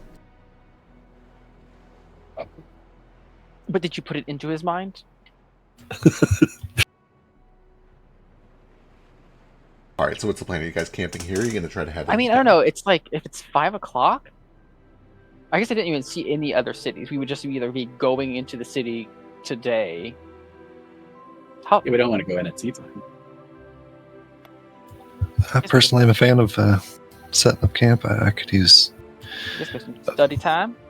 study time and sleep. I reckon you're right. I won't get that shower that I wanted, but it's fine. Can't you like make water? That's me. Well, no, I can make a little bit, but that's not constant and it's not the same. Jane, I have a question. Okay. How's my accent? It's no fetch. It's all right.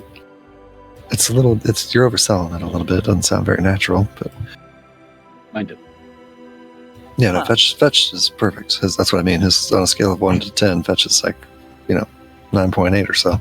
Oh, give it to me. His coup de brown is, Well, good as it gets. well, then do it.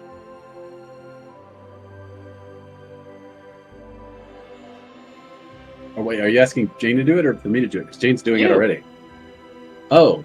I learned from the best. Old Cooter Brown. You ever heard of him? What a snake in the grass.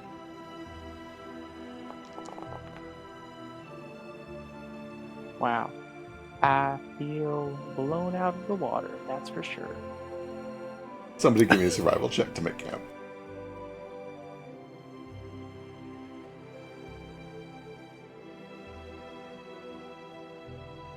will not be me. I don't know how Me to either. survive. My survival's a -1. It was almost a nat 20. Is this how well we put up our camp, or how? It's fine.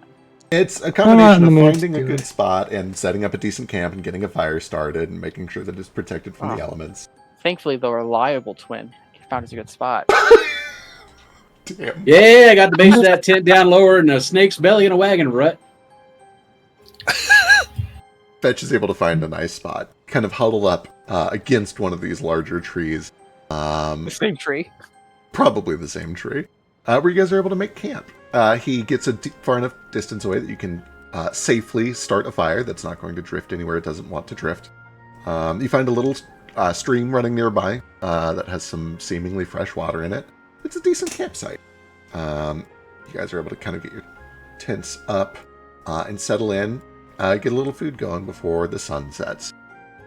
You are kind of racing against time as the sun does go down here to get things going, but you're able to get everything that you need rolling before it gets too dark. I also have 9 lanterns, so light is not a problem for us. Love that. On the topic of lanterns and light, as the sun does go down, as you guys are finishing up your camp, you start to hear kind of a rustling wind, like wind going through a forest, and you watch as some of the leaves begin to fall again. Even it's a strange vibe here, even though it is early summer, late spring. It almost has like a permanent autumn vibe here, and you see that some of these leaves start to rain down all around you. And then you hear a large leaf kind of thumps on the ground not too far from your camp. About the size of like one of your tents almost, a good 8 or 9 feet from tip to stem. And shortly after it lands, you see that it starts to glow this like soft pink light. Oh. This forest is pretty as a cursed. peach. Is it magical? Detect magic. Give me a Arcana check. I just cast detect magic. It's a glowing leaf. What do you think? You cast detect magic, and there's no magic on this leaf. Bullshit. I'll check. He's lying. Sketch knows exactly what this is, although you've never seen one anywhere near this big. The ones that you've seen get about the size of your palm, maybe, if they have a very, very long life. To see one that is about the size of an SUV is unfathomable to you.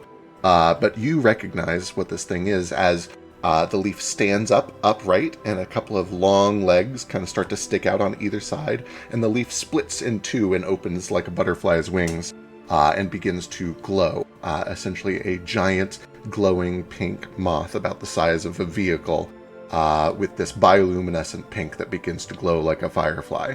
And a few seconds later, another one falls and opens, another one falls and opens, and they begin to just kind of fly around, and like fireflies, just do sort of this glimmering, pink-lit mating dance all around you as you're setting up your camp. Like in a cool way, or in like a they're going to eat us way? Sketch knows that at least the ones he's familiar with are totally safe. They're like fireflies. They wouldn't hurt a fly. The normal ones are fine. Wait, Fireflies are extremely carnivorous. they are. They Are eat they? each other. Yeah. Butterflies, then. Are butterflies carnivorous? I know they'll drink No, blood they sometimes. No. Cool, they're safe. Nectar. On a 27 on a critical success, Sketch knows that these things are super safe. They're just pretty. They're just And pretty. if it ain't, They're way don't you bigger than worry. usual. I'm here and I'll knock it into the middle of next week looking both ways for Cindy. When did you even have time to learn that? Could have been something. Picked up that so much faster than you picked up the simple concept of currency. Faster than a one-legged man in a butt-kicking competition, as Scooter Old Brown would say.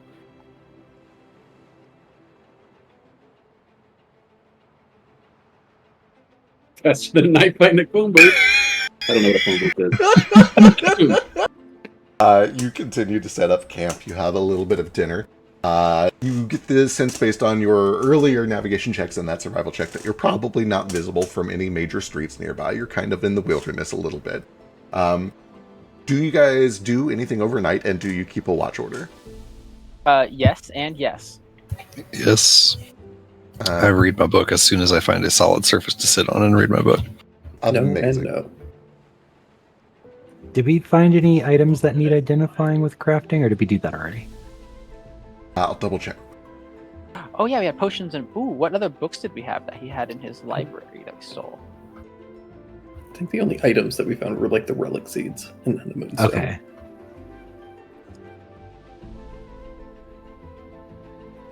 Hmm. Okay. Okay. And in his private study, we got those potions and the books. True, that is true. Can I look at a relic seed? Just- Do I know how these work? How trained are you in crafting? I'm a master in crafting. Give me a crafting check.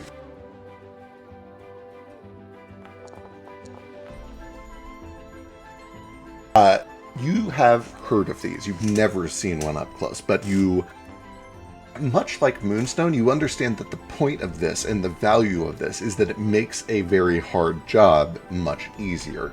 The idea is that it draws inspiration and power from a person's sympathy to create some sort of a tool or implement or weapon or armor that would be useful to them. They were originally made back in the Age of Kings when there were a lot of like feudal disputes and war was very common, is when these things came to be. And you know that many like famous knights and heroes would find a relic seed or have one made for them, which they would craft into a powerful sword or an amazing shield, something of legend, something that was deeply personal to them and deeply tied to like their style and their story. And the more they used it, the more it grew, and some of them became very powerful as knights continued to battle and lived longer and longer and developed a stronger bond with their relic. And you know that you could... Oh, was that? Like that sounds eerily similar to my burning weapon, I'm just saying. Yeah, you would also know on a 23, it doesn't necessarily need to make a new thing. You can take this relic seed and put it into something that is already of value to someone, and that actually makes the process even easier. So a lot of knights would like take it and put it into the family sword that had been passed down for generations. Theoretically, you can use this to make a relic for somebody, either from thin air or by imbuing it into an item that is valuable to them already. What's more, on a 23, you know that Arguminivex, as thanks for everything you did for him, gave you something called the Hero's Grave, which essentially gives you more control over the process.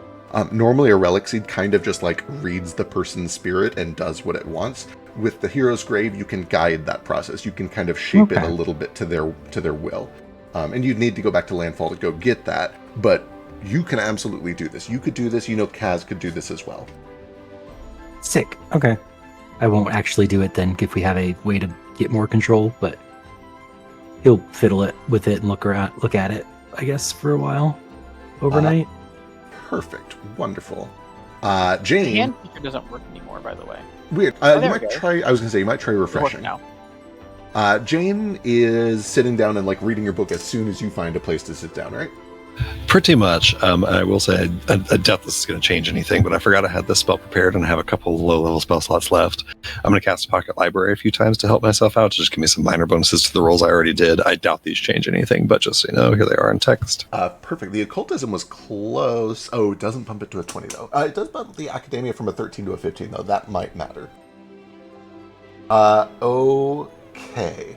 First things first, I forgot to have you do this one. Let me get a will save. When you very first touch the book, just like you did back in the study, you feel that there's just like a pressure trying to push its way into your mind. It's something trying to fight you off, to ward you off just from interacting with the book at all. Right. I think I'm fucking tapped for things I can do about this, but let me check. Because I know this is coming. Yeah, I've got fucking nothing, so I'll just roll it. Good luck.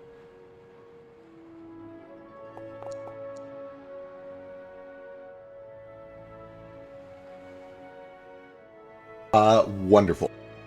So the big question is, you feel that there is a stupefying presence that has washed over you, and that presence stays with you even if you immediately back off and close the book and ignore it. It lingers on you. So the question is, do you continue to read, or do you back off and wait? I have a zillion things about identifying things very, very quickly. Can I identify what this effect is and if it's going to get worse by sticking with it? Absolutely. Go and give me an Arcana check.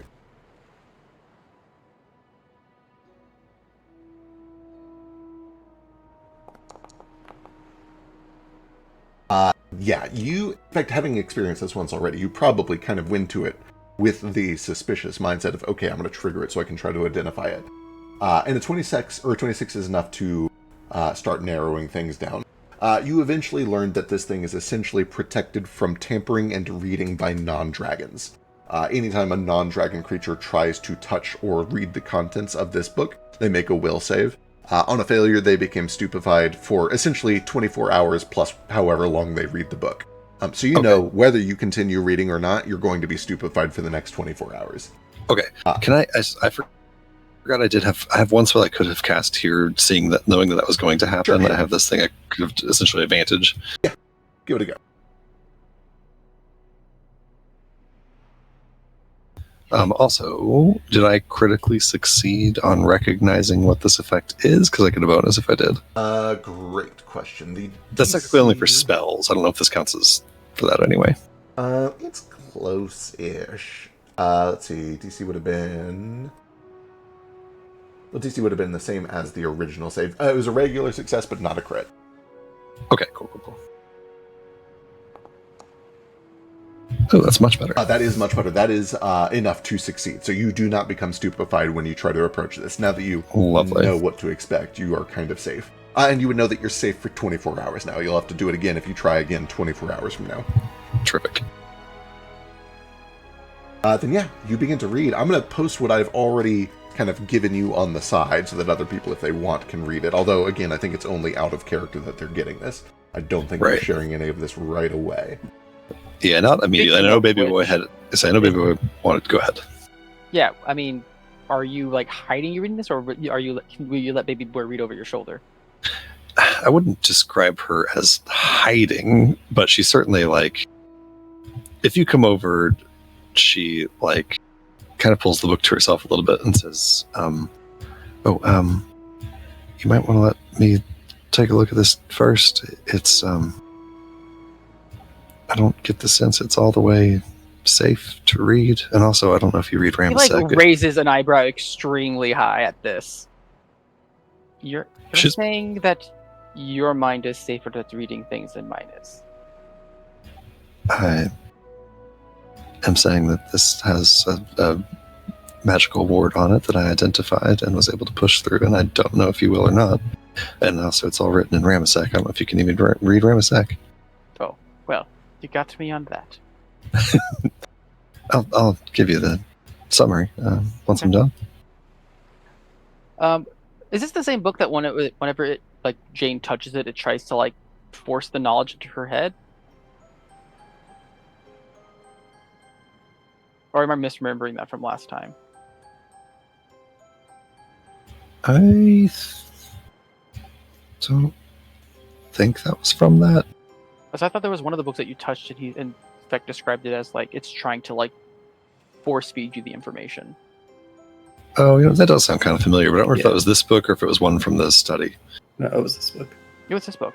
Because it was the one that, because you had, that's why you had to like touch it with the, one of the reasons why you had to touch it with the bag. I am back. That was this book. Now that Jane has identified it properly, she understands that it was essentially just flooding her mind with garbage information meant to stupefy her. Oh, that's sad. I was hoping that it was a fun book. Yeah. Alright, well, I guess I have a, what if these other books are written in Dragon? Yeah, they probably are. Wait, I'm so stupid. I have a thing for this. Watch this. I can touch a text and I can read I can read that language for 1 hour. Amazing. Ba-boom. Theoretically solved if Jane decides to share. It's okay. If Jane wants to keep it to herself, I have other books I can look at that were in his study. Yeah, maybe we divide and conquer. You see what you can find, I'll see what I can find. Yeah, I'll try to find one that are any of these books in common. There are a few written in Pyrrhic. Do you read Pyrrhic? No. This is for Mare. Mare only can understand common. Understood. Right. Got it. he can read right now. And again, this is books you found in Fairnexavac's library. His little secret study. His little secret study. They're, Yeah, boy, the chain. We took the books off of the chain bookshelf. there probably would... Give me a luck check. It's possible.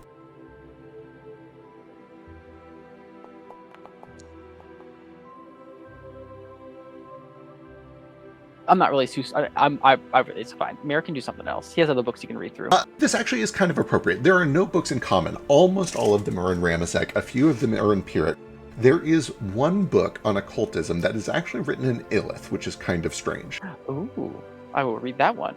You start to look through it, and it seems to just be kind of like a primer on occultism written from the perspective of a mind flayer from Quilgraboth. And that's it. It's not like a super interesting or juicy book. It's just like Occultism 101 from this professor over in Quilgraboth. All right, I'll put it away and I'll try to pick up a juicier book. Yeah, you find that a lot of it is just like, it's heavy, dense, arcane study and little bits especially focused on chronomancy. And also a lot of like historical stuff about the history of Avarice, the history of his family, the history of the Echo Tyrant. Just lots of I'll read up on shit. the Echo Tyrant. I'll look up this Echo Tyrant stuff. Excellent.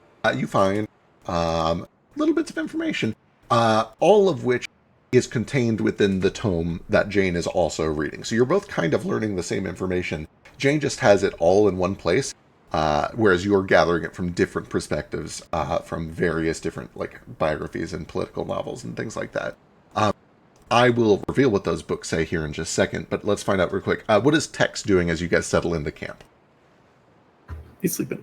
He's Tex is sleeping. fucked up. He's Wonderful. fucked up. That makes so much sense. Excellent. You're supposed to get a bunch of healing, by the way. 69 points from Sketch. Nice. Oh, true, yes. Oh, sick. Oh, yep. It's just done a Did couple. anyone else get healing, or is it just Tex?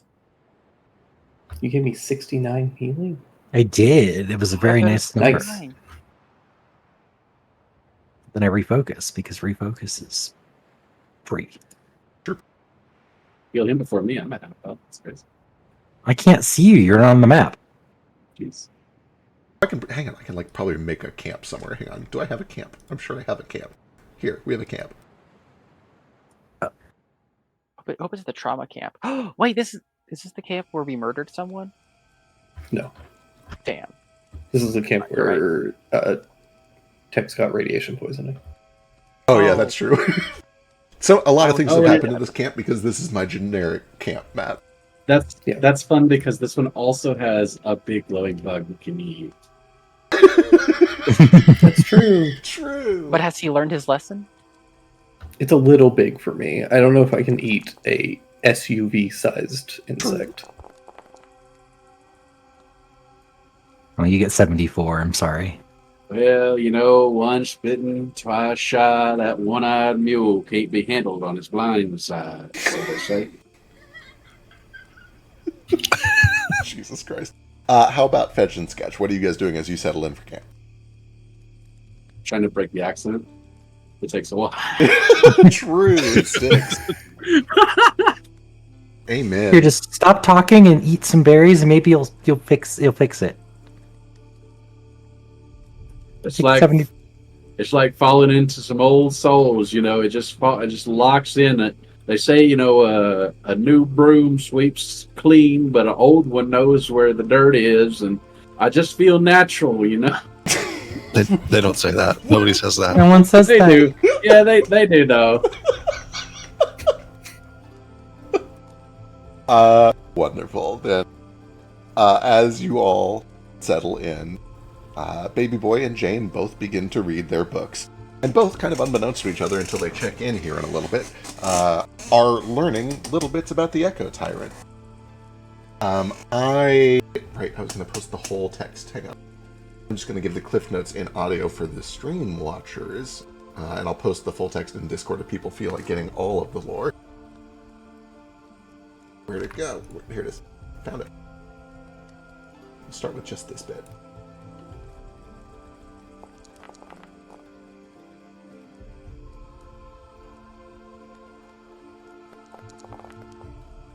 I'm only missing like 28.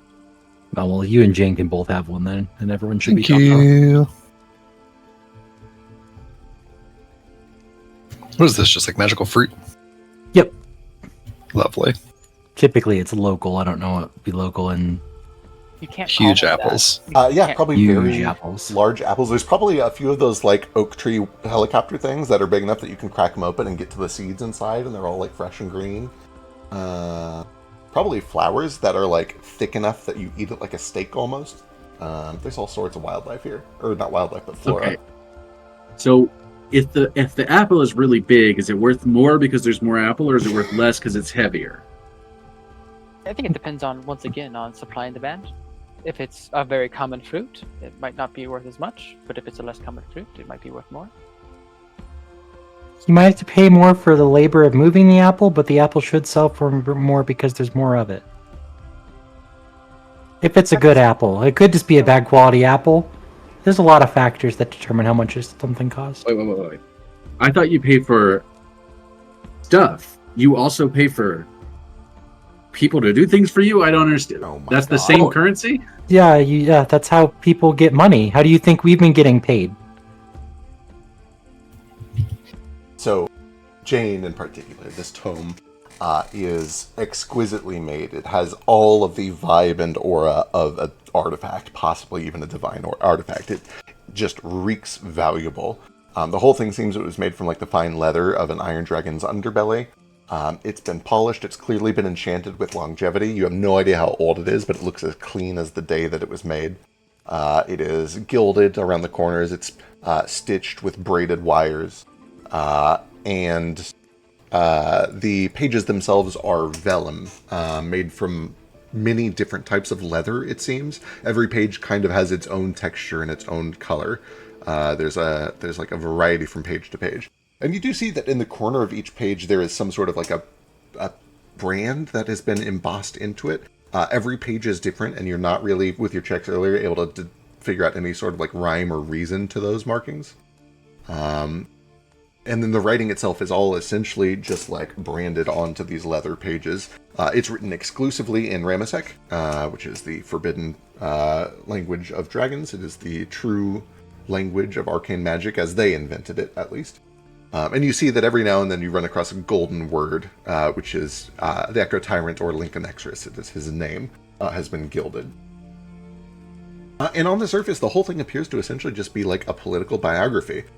It talks about his life and his rulership near the end of the Age of Dragons, and how he spent most of it just asserting dominion over not only other dragon clans, but all of these new species that were starting to rise up and form these little civilizations all around him. And it was essentially him playing whack-a-mole. Every time a new civilization would pop up, he would go and conquer it and enslave it. But eventually it started happening faster and faster, and he begins to develop a desire to just eradicate all non-dragon life from the planet and be done with it for good, to just exterminate all of the pests. But he understood that doing so would have ramifications that he couldn't foresee. It could cause disruptions to the ecology, possibly even disruptions to the weave was something he was concerned about.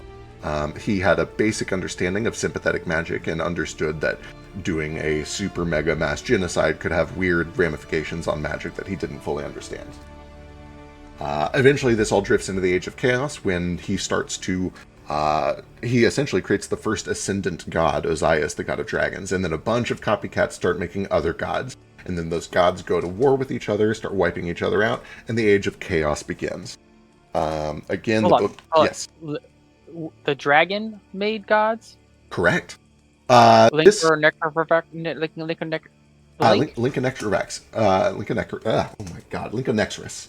Lincolnexris, the Echo Tyrant, this ancient dragon from some like 40,000 years ago, at least according to this story, was the one who determined how to do a sympathetic ritual to ascend a new god.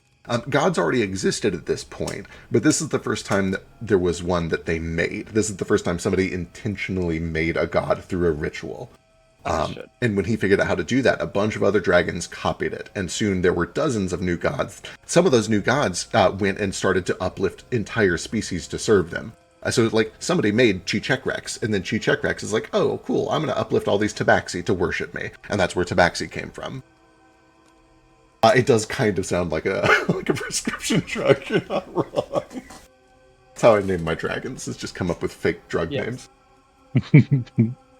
All of these new civilizations start to war with each other. The Age of Chaos happens. You guys know that eventually Aedra steps in, but the book doesn't go that far. The book continues to follow Lincoln Ecris. In his increasing frustration, he came up with a plan. He essentially came to the realization of the understanding that as long as magic is available everywhere on the planet, there's no way that he can maintain enough control to keep all the other species down. And as species get stronger and bigger and more intelligent and learn more about how magic works, that problem is going to get worse and worse. And so he devised a plan to try to focus all of magic in one area so that it could be more easily controlled. And in order to do that, he needed to go back in time to the early prehistoric formation of the planet and do a ritual that would cause the weave to be shaped differently. And so he beseeched the god that he made, Ozias, who in turn started to reach out to gods that were even older than him, namely the solar gods, the gods of the sky and the constellations, the 12 that the months are named after. And a lot of those gods said, no, fuck you, this plan is greedy and reckless and irresponsible, we won't do it. Most of them just straight up said, this is a bad plan, we won't help you. A couple of them said, yeah, we'll do your plan, but it's going to cost you. Baelus, the god of dominion, said, we'll do it, but you have to serve us forever in the afterlife. Min said, maybe we'll do it, but you have to get rid of all magic on the planet. But he did eventually talk to Grim, the god of possibility and purpose. And Grim agreed to help on the condition that he be allowed to watch and learn what happens when you fuck with the past and whether it has ramifications in the present. And they agreed, and so they began to develop this ritual. Grim reached out in turn to a god even bigger and older than he is, known as the Whisper of the Nothing at the End of Everything, who apparently gave him a meteor of chronotririte, which would be necessary to do this ritual. They took the meteor of chronotririte, made a ritual, stuffed Lincoln Ecris into it, and flung him into the past, where he found the planet long before any life sprung up on it in prehistoric times, did a ritual over the course of many years, and reshaped the weave. And when he returned to the present, he found that it had worked. The weave was now all centralized in one area around what you guys now know as Mount Avalon. Magic had been stripped from most of the Earth and focused in this one spot. However, he found that there were a ton of side effects and consequences. Most notably, huge swaths of the population had been transformed into these writhing, violent eldritch abominations, kind of like the ones that you have seen.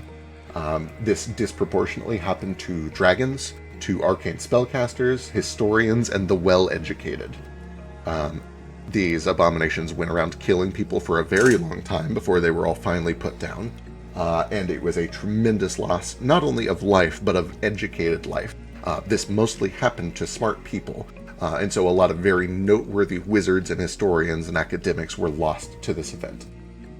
He also discovered that there were new rifts that had opened near Quilgraboth and the mountains of Limidil, and from those rifts came new creatures, aberrations in the Echo Fae. Can you point to these so that we can see where they're out of the map? Please? Sure can. A lot of rifts opened over... Here, let me turn the lights back on. We're not in there anymore. I need you guys to understand that none of this is going to happen when I go back in time, so don't feel worried about this. Are you going to undo this? I assume you're just going to ignore this. So I'm not going to worry about it, if that's what you're saying. He went back to, like, prehistory. I'm just going back a couple years. What's the worst that could happen? He tried to reshape the whole planet's magic. I'm just trying to save one kid. Quilgraboth is over here to the west in Silverath. You would know that, again, this is where, like, mind flayers and aberrations tend to live, in a big canyon in the middle of these. This is where the book that you're currently reading, Lush, not the one that you were reading earlier, the one about occultism, came from over here. And then the mountains along the southern area that you guys now know as Blimidil. Granted, back at the time, it was not called Blimidil. They had totally different dragon names for everything. And that is where the Echo Fae first emerged, is from those rifts. Limidil also kind of sounds like a prescription drug, though, so it could be a dragon name. Could be, you're not wrong. And then finally, the meteor of Chronotribrite was gone. There was no sign of it, no sign of where it has gotten up to. It just like totally disappeared on the return trip, which is not normal. It just hasn't made it back yet. I mean, I feel like it's broken up into a bunch of tiny pieces and scattered axes All on our map. Seems like a reasonable deduction. We gotta get them all together. We gotta collect them all. And then put Gotta them catch together. them all. That's what we would need to do if we were going all the way back to the start of time. Which we probably could do. That'd be pretty fun.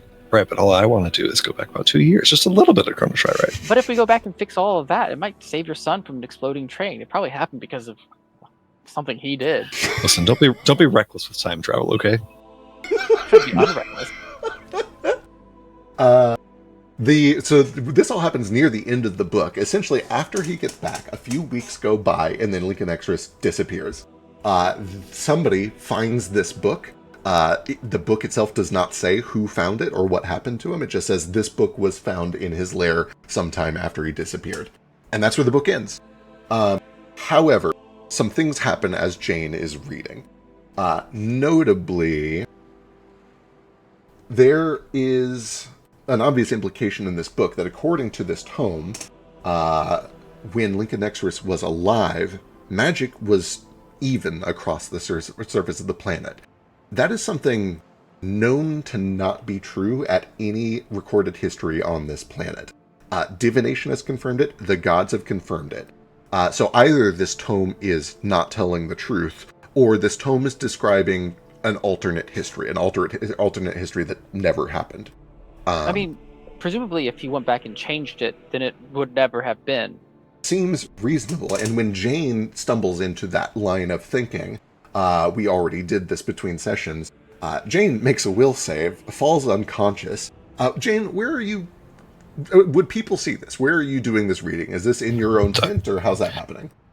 I guess it depends. I sat down and started reading at 6 p.m. or whatever. I assume we'd take a little dinner break, and eventually, I don't know if this is taking me 6 hours to read all this text. If it's gotten to be later, I will have gone to my tent and laid down in bed and read a little bit more before going to sleep. But I don't know how long this book takes to read.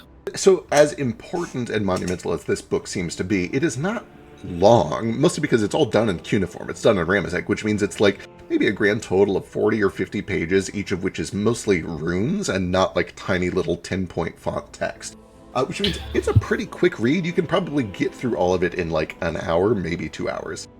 Okay. I think she's slowed down a little bit from that because she is taking notes as she writes, and she's quietly resolved in her mind to, at some point, transcribe all this down in common, because this is having to deal with a stupefying thing is idiotic, and right. She just wants this text in common. But she, first she's reading it. She wants to read it before she starts transcribing. But she is taking a few notes here and there, so it probably takes her 3 hours to read it, which puts it probably at she probably skips dinner, keeps reading, and it gets to be 9 p.m. or so, and then she's done with it. Wonderful. So she's probably just out by the fire, I guess, is the short moral of that story. Jane remembers a little bit of dizziness as the rest of you watch Jane read, and then she kind of looks up she's thinking, she's connecting dots in her head, and then you watch that she just drops unconscious, drops the book. What do you guys do? I assume. Okay. I was kind of looking for signs of her getting too deep in here. Like she said, she would be better at than me. Does this look like she's gotten overwhelmed by knowledge? Give me a perception check or an occultism check. Either one's fine. Yeah, and while that resolves, I react immediately. Excellent. What do you do?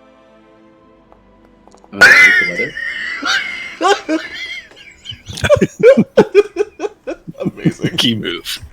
So important. Freaking nailed it. You kill it. You can tell that only about 4 hours have passed since the last time you checked the weather. It continues to remain clear. Okay, great. Yeah. I assume Jane fell asleep reading her book and cast Rousing Splash. Amazing. Perfect. Baby boy, on your 27, yeah, you've seen this happen enough times that you recognize she has successfully resisted anything too dangerous, but her mind was overloaded by some small piece of eldritch knowledge. All right, I'm going to, because she said touching the book was dangerous, pull a piece of cloth. I will wrap the book up nicely. I will stick it in my bag for now. And Looks like Sketch is trying to rouse her. I don't know what I can do otherwise to kind of just maybe try to soothe her mind. Yeah, I don't know if you have any things for that. I can't. Unfortunately, I'm out of my rewrite memory. I can redo my spells, and you can see if any of them would help. Dispel magic is probably the only thing that I can do that would even do anything, unless my shared past can be used to somehow help. But that's just like helping with a recall knowledge check. So I don't know how that would even be. If anything, it might like spread the knowledge. Either way, Sketch does a rousing splash. Jane wakes up, and you feel fine. You remember feeling dizzy, and then you remember kind of passing out. But importantly, on the roll that you made, you remember it all, and continuing to think about it does not cause you additional problems. Yeah, she sits up kind of gasping. Immediately is like reaching around for the book. I'll pull it out. I've stuck my paw into your mouth. Probably bites it by accident, not even really intentionally, just like, seizing up. Bitch. What's wrong with you? What's wrong with me? You put your paw in my mouth. You passed out. Could have fallen into the fire. What is the paw in the mouth? She sees baby boy bringing the book. Kind of reaches her hands out for it. He's wrapped it up in cloth. Yeah, she'll take it and so it's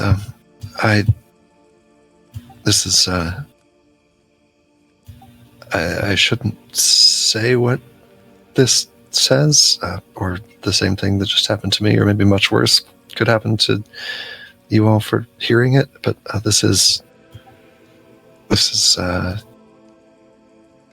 this changes everything that anyone ever knew about the planet that we live on.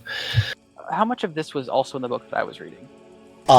Everything except for the ritual. You got kind of like the folklore version of the ritual, which is essentially Lincoln Extras, they would never use his full name. The Echo Tyrant mastered the art of chronomancy, went back in time to ensure the dominance of dragons for all of time, even through the Age of Chaos, disappeared on his grand quest, but we know that it was successful because dragons are still here.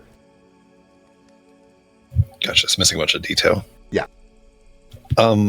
Out of just basically curiosity, I know like dragons don't say the name of he who shall not be named. Does this book say Lincoln Extras, or does this refer to him also as the Echo Tyrant? It does, it gives the epithet once or twice just to kind of establish, yes, that's who it is. But not only does it use the word Lincoln Extras, it's gilded. It's like prominently displayed. Oh, right, you mentioned that. Thank you. Jay, I must admit, I'm very tempted, very curious about this. How important is it? Real quick, sorry, before we move on. You said I lost some spell slots, Vec. Did you already do that? Do I lose them now? So it didn't occur to me that your friends might be nearby when all of this happened, so you do not lose spell slots and you don't have any of the other things I described. Okay, super. Yep. Sorry, what did you ask me, boy? What can you tell us? I admit that I want to obviously know it, but I don't know exactly how much is safe to say, but the pertinent point is that it's...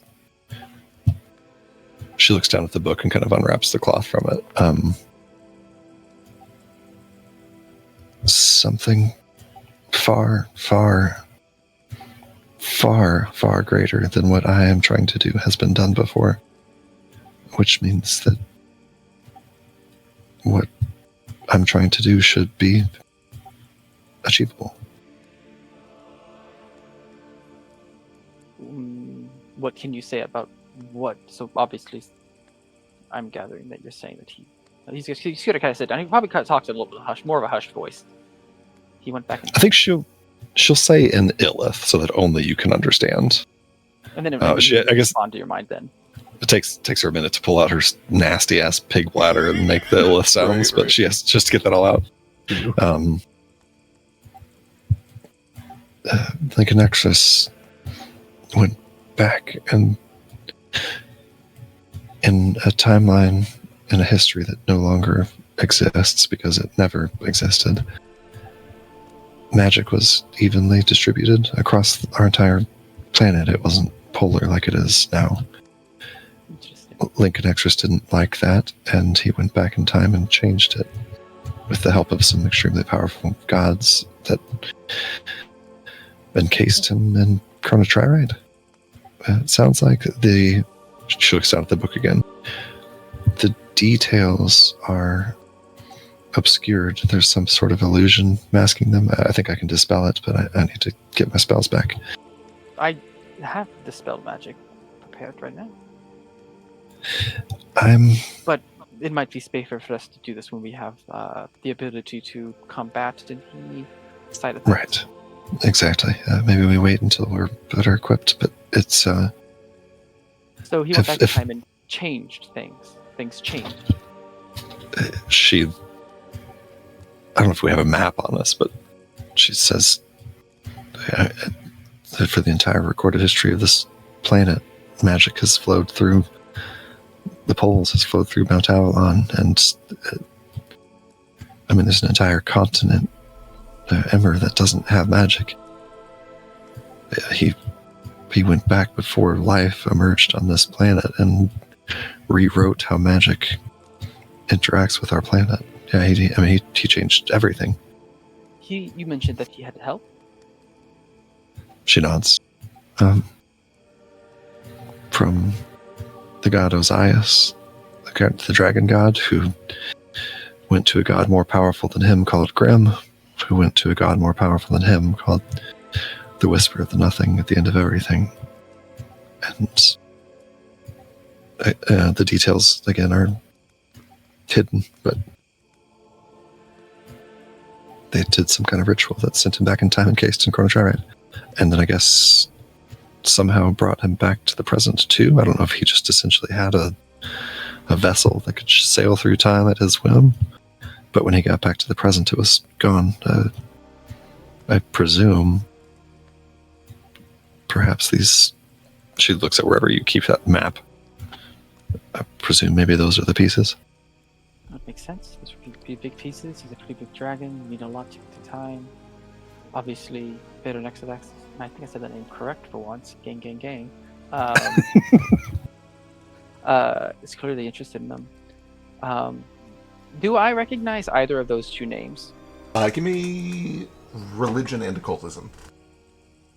Can I do this also? I guess I never did this. Sure. Yeah, absolutely. And also, I guess this scratch is is the one you said. The one. What was the second one's name? Osias, god of Something dragons, Grim, the god of purpose and possibility, and then the last one is the Whisper of the Nothing at the end of everything. Okay, because that one I'm wondering, is that referring to the... Is he hot? Is he hot?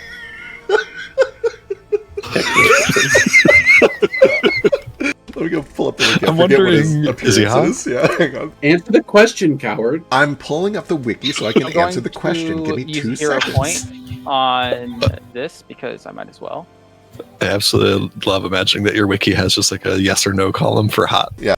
Depiction and imagery. The Whisper of the Nothing at the end of everything is often depicted as a lamprey's mouth emerging from a black void at the center of a sun. Fucking Yes. so hot. Only hot to wait then. Oh my god, you said it's the sun. That's honestly, the sun's pretty hot.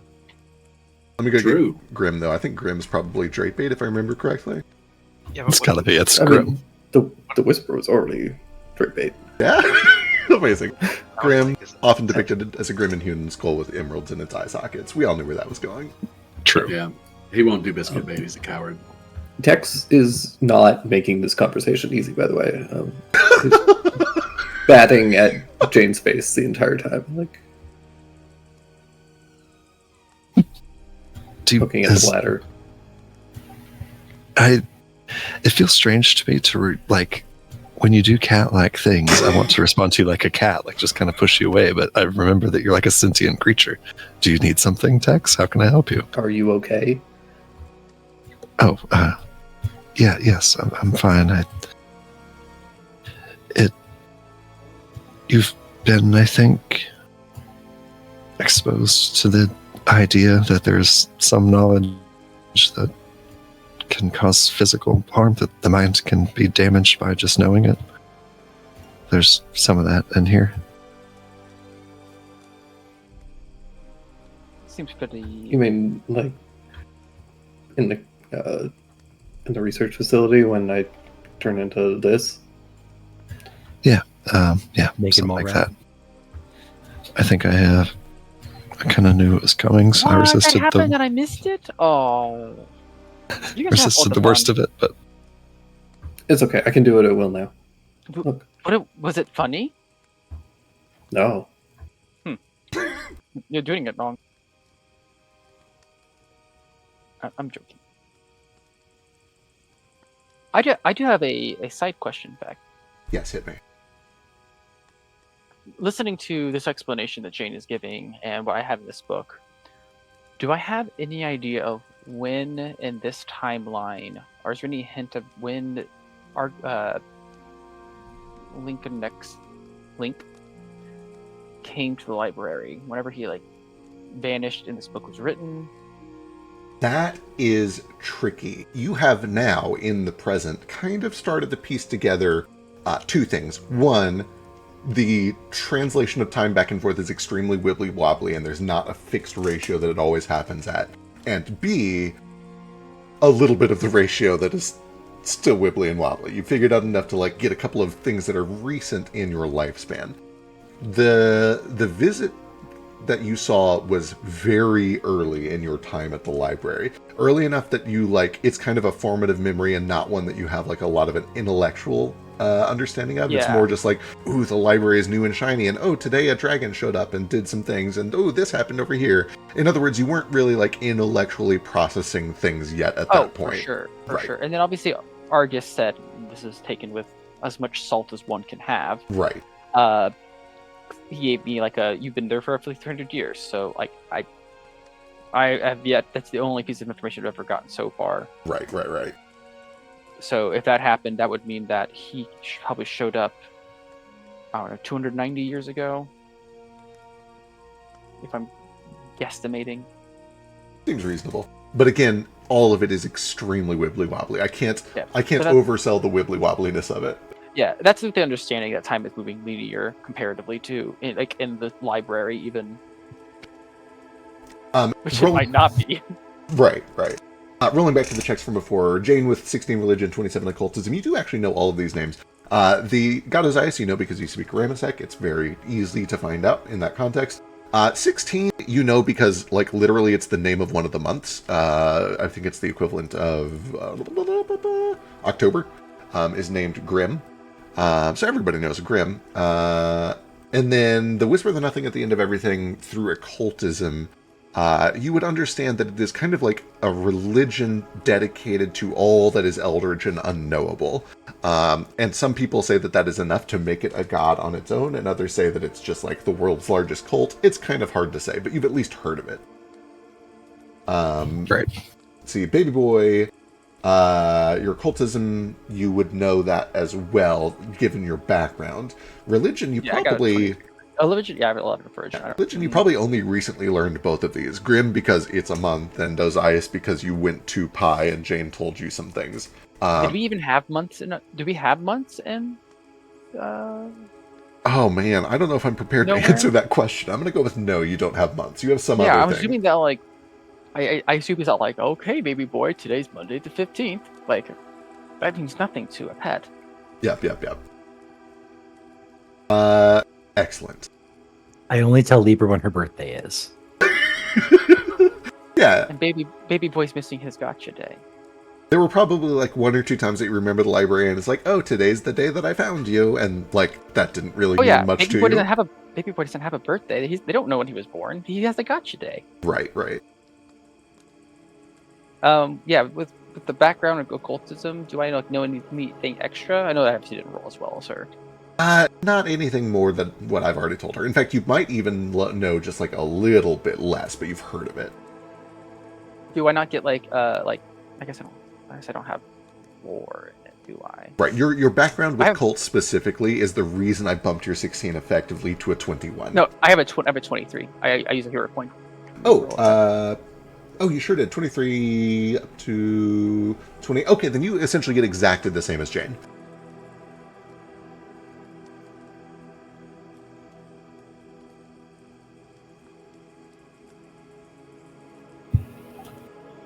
Jane thinks for a second and then puts the Illith translator thing back up, and to Baby Boy says, I am leaving out a fairly important detail, but I think that you will be understanding of it. He nods. There were consequences to what Lincoln Express did. Makes sense. The Probably. Echo Fae, the aberrations in Pugoroth, among other things. It doesn't seem that they even existed at all prior to Lincoln Express, or perhaps there just wasn't a portal to their realm. One way or another, when he came back to the present, Echo Fae were here, and aberrations were here, and a tremendous amount of the population had been transformed into aberrations.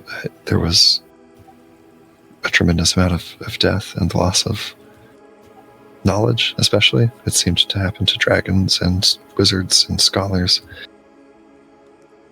Did it happen to anyone? I mean, I probably didn't say it. Did it only happen to the scholarly? Or did it just happen notably to the scholarly? I don't think exclusively, but it certainly seemed to be the majority. All of which is to say that... Well, that makes sense. If you knew what he had changed to be true, and then he changed it, and you still knew it, but it was no longer true, it would be impossible to know. Right. People that knew how things were. I don't know. I don't. People that studied the past. All I know is that she kind of side eyes a little bit towards Sketch and Fetch and Tex. I think that that fact might give pause to anyone thinking that it's a good idea for me to do what I am trying to do. It would definitely make it so that any of us who know that you were harmed in a train wreck that then no longer happened, we would then know something that is forbidden. It would have rippling effects on everyone who knows that, including your husband, including you. Possibly. I don't know if that's the implication of what happened. No, I just mean I don't think that the people that exist contemporarily would know what never happened. I don't know. I don't know. My only point is that if these were the ripple effects and ramifications of a dragon going back eons to rewrite the history of our planet, I would like to think that going back a couple of years to save my child's life would not have such a ripple. Yes, but unfortunately what you said is you would like to think that. Now, there's, I believe, a reason, and he pulls out the notes between Argus and Paradox of X. There's a reason why nowhere would be a good place for doing a time-traveling spell. To stop these paradoxes from happening, perhaps? I was wondering about that, not for that reason, but for another, but that is also a good point. You have said that time passes differently in nowhere. Yes, I'm not sure how, and I'm beginning to wonder if it even moves linearly. I'm just wondering if perhaps, well, similar to the way that we moved through the ethereal plane just now, right? We've moved for only a number of hours, but covered the same distance we may have covered in much more time. I'm wondering if I was in nowhere and went back in time only a number of minutes, if that would take me back far enough to have gone back years outside of nowhere. I don't know, it's just a hunch. Needing less chronotridite, or maybe less magic? Right, and hopefully less ripples too. According to Argus, and this is also with a lot of salt, 26 years I've spent. Was 300 out here? Roughly? I thought about asking him mentally if what he knew about time travel or chronomancy, but I knew that he could still lie to me, and I'd rather find out myself than have to rely on his word. Yeah, well, the only other thing I can do to find out the truth is to go find my grave. No, if my parents cared enough to make one.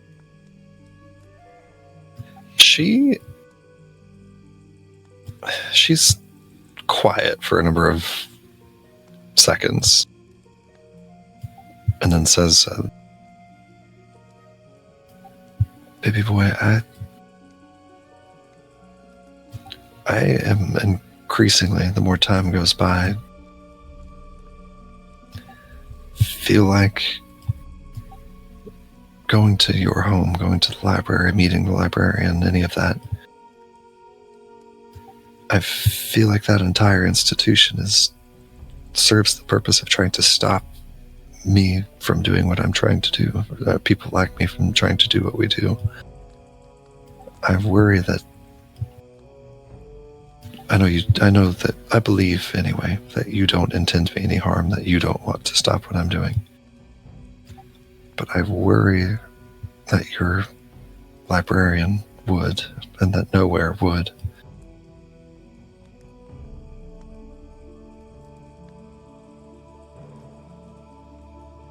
To my knowledge, and correct me if I'm wrong in this statement, back, the librarian doesn't interfere. He is just presents knowledge, but it's not his job to control what people do with it. That is correct. That's kind of your understanding. He has watched worlds fall and crumble and rise. And it's not that he doesn't care. He just understands that it's not his job. His job is to gather and occasionally disseminate information. And what people do with that information is on them. Ultimately, it's not his domain. I cannot see a world where he would care. If he did, why would he not have stopped the tyrant? So let me ask you, Vec, I may be misremembering something, or I mean, maybe me and Baby Boy might have different information.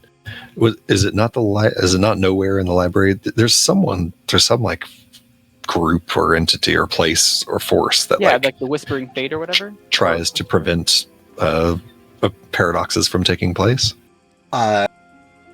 Yes. You know that there are creatures from Nowhere that automatically spawn to consume paradoxes. Okay. They're from the same place. It doesn't sound like they are his or affiliated with the librarian. Understood. Okay, Jane had been... I and Jane had both been... presuming it was a monolith up there. So she says... I cannot speak for the plane itself. The plane is weird. From what I understand, it draws... Like... I believe it wanted Mare to go there when we were younger. And I think I was just able to slip in with him, perhaps. I guess I just assumed that the librarian was like the deity, the god of Nowhere, and that if Nowhere consumes paradoxes, that was at the librarian's whim, but I guess maybe I misunderstood. Do I know if the librarian made Nowhere? If he moved to Nowhere? Boy, spawned out of Nowhere? I don't know if you know that. You can give me... I don't even know what this would be. Give me... I mean, it's going to be an occultism check. Give me an occultism check. Yeah. And I guess it's also like, I don't know, I'm assuming at some point he, as a little kid, was like, asked him like where he was from or something. Sure.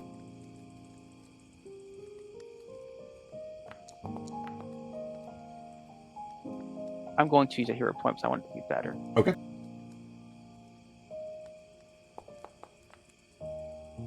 There was a time when you eventually said, hey, where are you from? How did you get here? And the answer he gave you is essentially, I have always been here. I will always be here. If I'm ever not here, I'll be back here again. I am eternal. I am not from anywhere. I am from nowhere. I must always be from nowhere. And other... That's the exact note my dad left when he left to get cigarettes when I was 10. Right. That's a joke. The the impression Baby you boy get will- in the 22 is like there's certainly some truth and some earnestness there, but you also maybe get a little bit of the vibe of like he understands the truthful answer to that question, but he doesn't know how to put it in a way that wouldn't break a mortal's mind. So this is his best attempt to translate. I will give her that exact thing. This is what he told me when I asked him what he was from. I was like 8, so It's cryptic, but not necessarily incriminating. it's not unusual for him to phrase things in a way like this, where he knew that it would be dangerous for me. So I who knows? suppose that makes sense. I mean, from what I understood, and I assume that he stays there often, and even when he's not there, he's somewhere in nowhere. And then if he leaves nowhere, he'll always come back, and then maybe if he dies, he'll come back to nowhere. Like a devil? Or an angel? Or like a elemental? Like he is of nowhere? I don't know. That's just the best I got from that. I guess what I was getting at is I'm a little apprehensive about going there, but I guess I can probably handle anything that comes up. Kind of like, I don't know, like you seem kind of like, like a one side of his face kind of frown kind of thing. Just like, I know that was the deal that we made. I promised you that I would help you with this. I've been holding on to these sands for a long time. I just wanted to be up front. I understand your worry.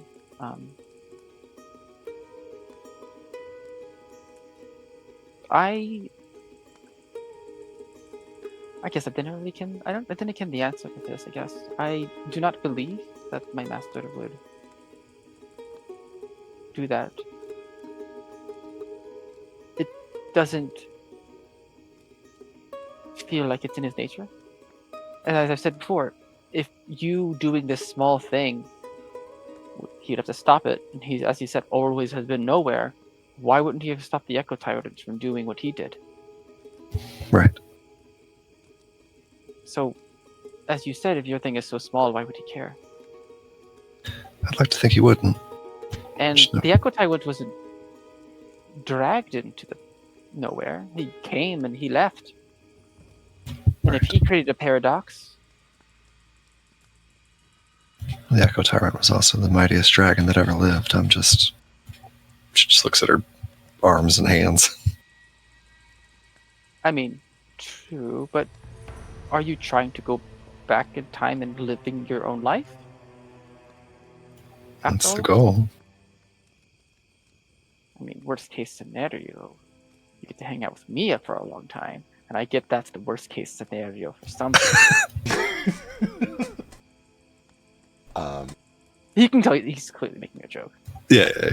As this conversation is going on, Fetch and Sketch are kind of over there chilling, relaxing. Fetch is polymorphed into a cat. Things are quiet. You're watching the bugs. The bugs probably by this point have retreated back up into the trees. And things are just kind of quiet. You're starting to settle down. Sketch, you kind of feel a tickle on the side of your nose, and you reach up and realize that your nose is bleeding. And you see a brief vision in your mind of Argus's face. Kill me. Bastard. He's gonna try.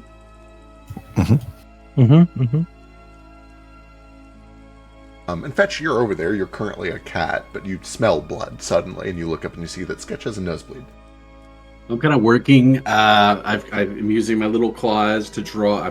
In the dirt, I've drawn like an apple, and then a plus sign, and then a money sign, and then 3 apples. Yeah. We're figuring stuff out. Hell yeah. Good. But that is concerning. We'll just we'll headbutt. Cats do that, right? That's a cat thing. Absolutely. Do a headbutt. It's probably just a scab from earlier something. I don't know. Stop picking your nose. I didn't. There was an itch on the inside. I don't Then, know you know, how there's- concerning a nosebleed is.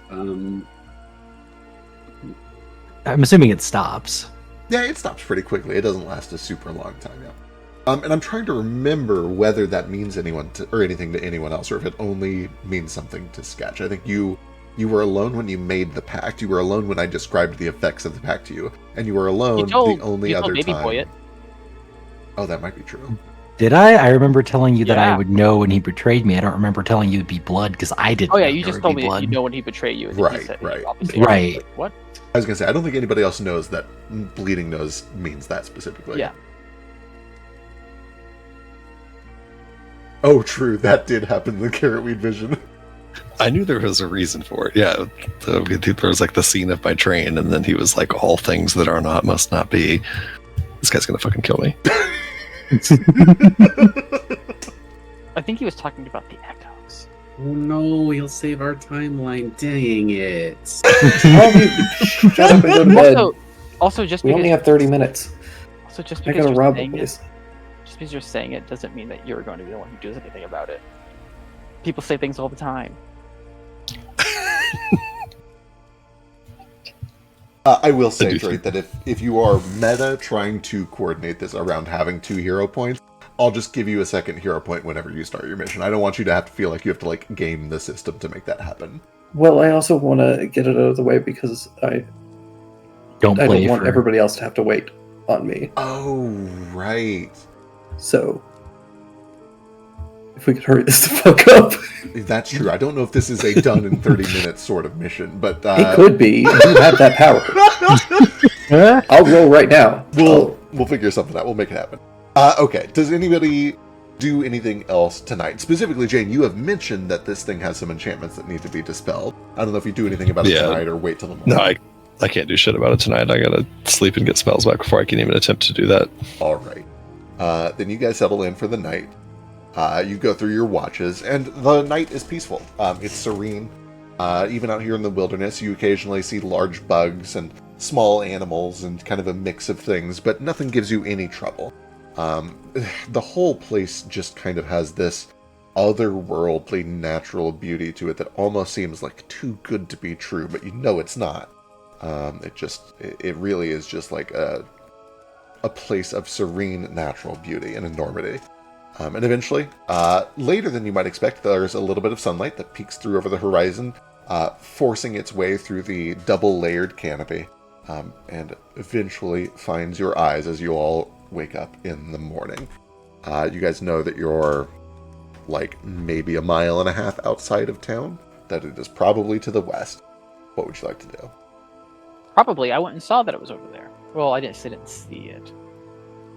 You saw a very conspicuous clearing. That's probably it. Please Okay. start heading that direction. Uh, Stealthily. Excellent. Let me get stealth checks from everybody. Stealthily? Yeah, actually, I feel God. like now's Wait, a don't- great opportunity for me to do some character development for about 45 minutes. Don't we literally though actually need to explain the plan to the twins still and do the memory? Yes, we should do that actually before Yep. we get in there. All right. Hey guys. Mhm. what? So Wake the fuck up. I dig a claw into your ass. Ow! What is with Um, you guys in the claws?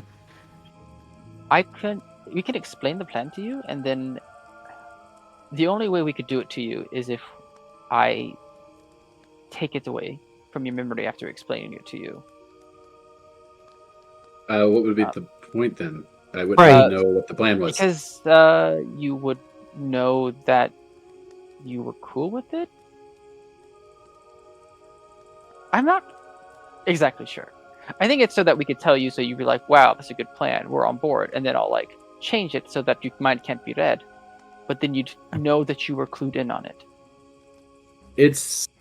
I don't want to speak for Sketch. Sketch may have a different opinion on this, but in my opinion, you've already asked me to trust you, and I've decided to trust you.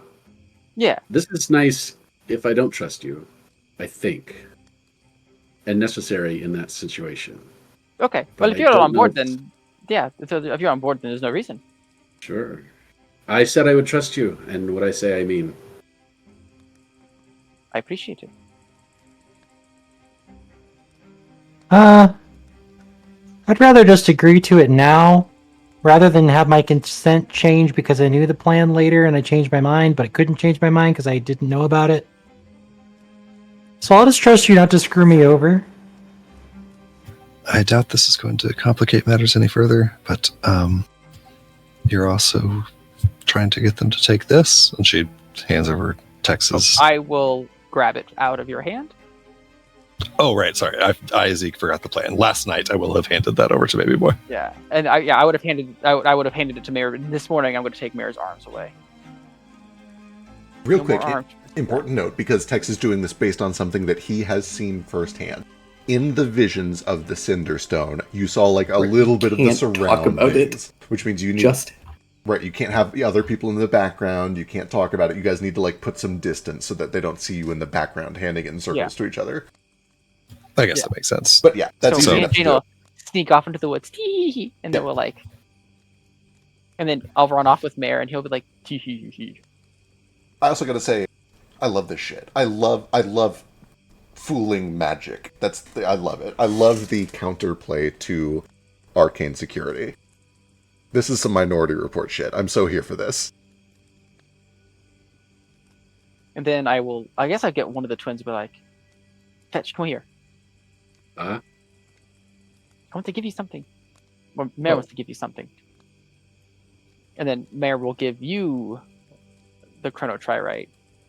Moonstone. Whatever it is.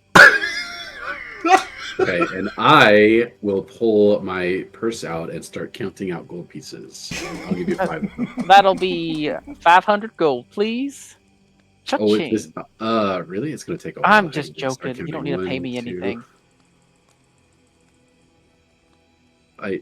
I'm just starting to get my head around commerce. And Okay, this thing is priceless, and now it's 500, and now it's nothing. Now it's free. Like I don't. All right, 20 gold.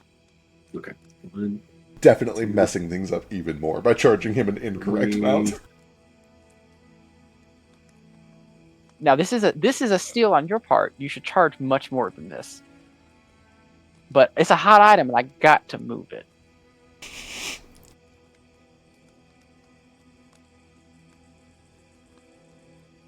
You know, I have actually been thinking about the ramifications of liquidity in the market if we're trying to try to sell certain things. Like I understand that probably would increase the value temporarily, I suppose, but not usually decrease the value. So I'm a little confused here. But I'll figure it out. Yeah. size. Also, like yeah, and then I guess yeah. Well, yeah, and so forth. You should see if your brother wants to hold on to it or something. I don't know. I do have more pockets.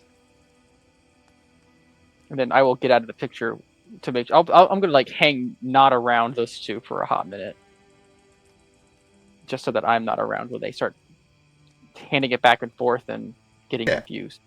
And Licking it and we're shit. really not burying it in the dirt. That's really the plan. If this bites our butts, okay, I'm going to be able to say I told you so, and I'm going to expect to be allowed to do so, okay? You're going to have to tolerate it. Okay, I guess. You can only do it for a month, and then you'll forget. You know what? I'll You can forget. hold it over for me for the rest of your life if you want. All right, cool. Good idea. All right, wonderful. Who ultimately ends up holding the Moonstone? I It's gotta will. be Taylor Doggins. I do take out a piece of paper and I do write a little thing, and stuff it into my backpack before we leave, and Understood. then I'm good. Got it. Any other preparations before you head to town? Did Fetch give me 20 gold? Yes.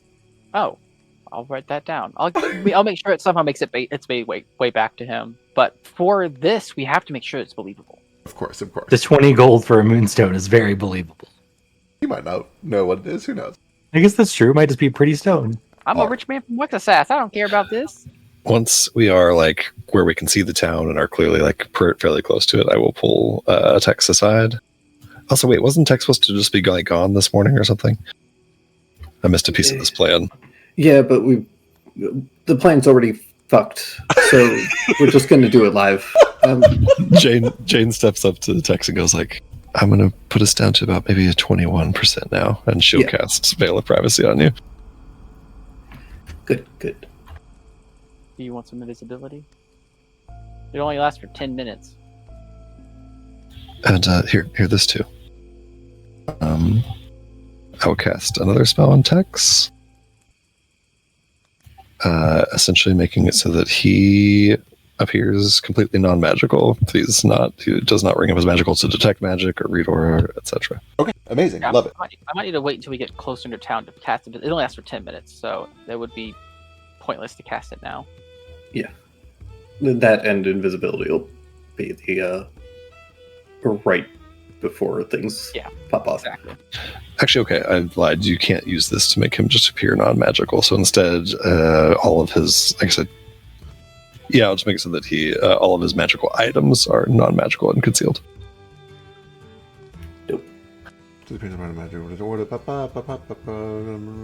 Casting it at fourth. If the target is magical, you can instead choose that to appear non-magical. Correct. That's only for an object. Creature. So I I am casting it at a high enough level to target a creature. But when you target a creature, you either do all of its magic items, or you make it appear as if it were under a spell, which doesn't help me. Okay, cool. Perfect. Let's hear it for Peck's little "I'm reading and learning" song. We love to hear that, right? We love it. We love to hear it. Thanks. I especially love to hear it because I do the same song. Yeah, it's important. You gotta have a noise that way your players know that you're still here. You're just reading. Sometimes it's the boo, boo, boo, boo thing, but that's usually changing maps. Like right now, you guys head down the road for a short time and eventually crest over a grassy hill, and you see a street passing through some farmland that, for all the world, could have been hidden behind these trees until you stumbled onto it by accident. But you approach it from just an angle where you're able to kind of see it before you just step out onto it. And looking down the road to the west, you see that there is an enormous lake that is dwarfed on all sides, but the towering trees around it. In the middle of that lake, there is the gleaming white city of Holy Chrysikis. Ew. How pompous. What a good reaction. I'm gonna burn this whole goddamn place down. I only have 9. You don't necessarily have to do this, but as a curiosity thing, yes. With Magic Aura, could Jane theoretically cast that on me and make me look like I'm under the effects of a Find Familiar spell, so I'm just familiar? Absolutely, right? Target a creature, conceal the auras of or have the creatures appear as that's a really good idea. Spell, Yeah. Boy, they just have me be a familiar. They are so snooty here. They got their noses so high up in the air that they drown in a rainstorm, looks like. Jesus. Okay, I'm going to cast Magic Aura. I'll cast Magic Aura twice. Once to conceal all of his magic items, and once to make it appear that he is just a familiar under a Find Familiar spell. Got it. Excellent. Perfect. Okay, noted. You guys do see that there is already some traffic. Real quick, is this area associated with any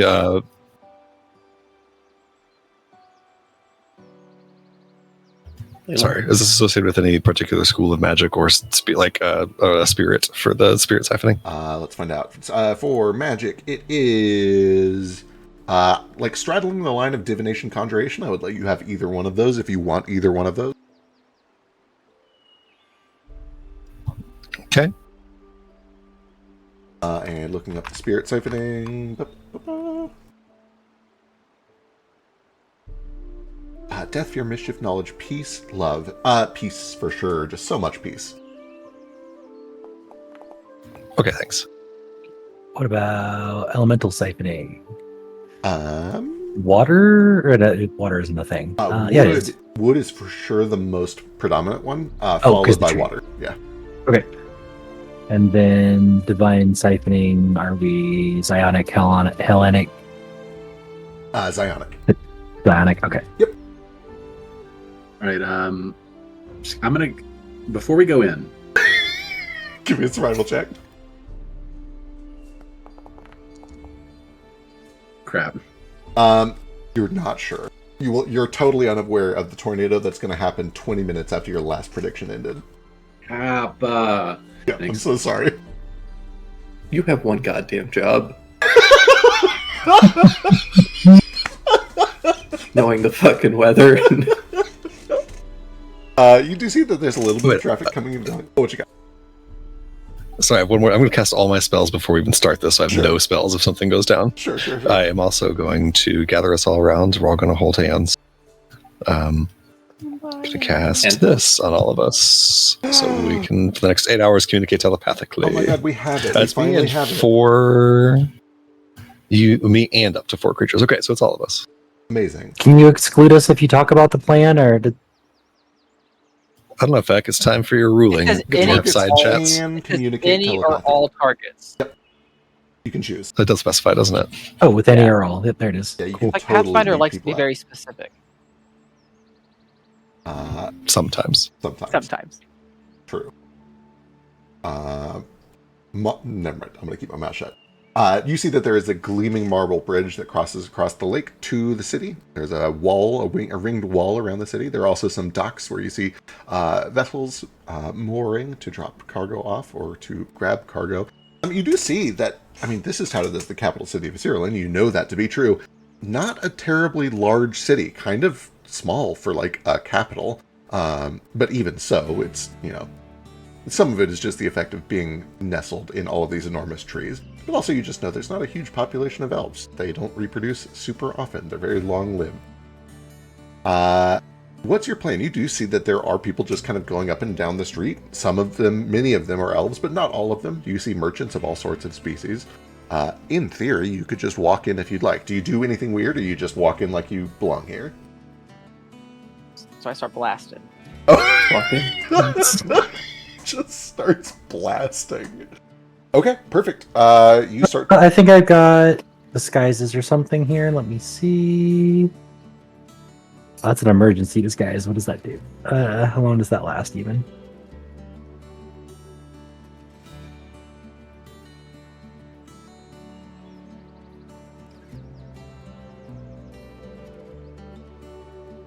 Well, I wish it would have put the text out. I love the idea that somebody programmed a use button that just says uses the item. Use. Yeah. Is that really what happens? If I click use, what happens? It It is is. what? Incredible. Thanks, whoever It programmed does, this it does item. take one of mine out of my inventory, though. Oh shit, so sorry. It's okay, I put it back. Incredible. That's the greatest thing that I've ever seen in my entire life. Okay, sorry. Last thing, I promise I'm going to stop Sure. doing casting my spells. I am going to get the book out, the Lincoln Exrix book, Lincoln Exrix. I would place my hand on it and begin to cast a spell. And my other hand, my top starts spinning super, super fast clockwise. I'm going to cast this. Oh, that seems wise. The book then disappears from existence and is flung into the future. I'll find it 24 hours from now. Okay, perfect. Excellent. That's fun. Since you guys can hear Fetch's thoughts, you probably want to put him on mute because right now he's trying to figure out the how a state can possibly manage the externalities of like a bunch of capital class owners. Like if there's, like in the case of you know what I mean. There's like market failures that he's working on it, but all of his ideas are fascistic. So it's like kind of it's a work in progress. Yeah, he'll get there in his own time. That's the fun thing. It can't. Do we get in? You make your way down this bridge. It's a long walk, but eventually you reach the gleaming white gate, where you're let in. Nobody stops you. And as you breach through the walls, you find yourself in a little market. And you can see it's not represented well on the map here, but it's kind of set up in like a wedding cake style where there are tiers that go up and up and up, because of course there are. And you do see that the temples, you recognize some various holy signs, including a few that you know, but there are temples on the second to highest rung of this place. Oh, we open into the market. You open into the market, yep. Can I take a sniff and try and find a perfumer? Absolutely. Give me a perception check.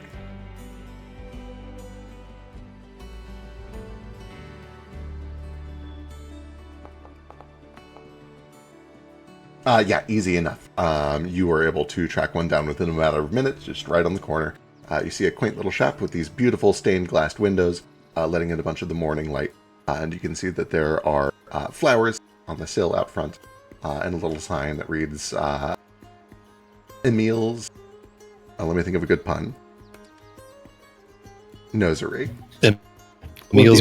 Factory. Oh. Hey, that's really good. Oh, that's really good. Yeah, we'll go with that one instead. Perfect. So that's a YouTuber reference. Damn shame. Either way, though, you do find your perfume shop. Perfect. I just want to get some scent concealer. Yeah, easy enough. Do you go in and buy this yourself, or do you have your... Absolutely not. Yeah, okay. That's not, yeah. I can go buy it for you. Oh, but I want. I did already give Jane gold, so Never mind. Oh yeah, I'll go do it. Sorry, I forgot that you handed me that gold. Baby boy, what do you look like right now? I look like Stretch. Okay, got it. Wonderful. Excellent. You're able to go in, buy a little perfume. I assume walking around as an eldritch monstrosity would not go over very well. You'd at least draw some looks. Yeah, it would not be low profile. As is, you guys aren't drawing a ton of looks. You look like foreigners, but not like overly suspicious. Probably just merchants and traders, especially down here. Jane, you're able to go in. Pick my picture. I don't know if there's a price listed for this, but if there is... yeah, 3 gold.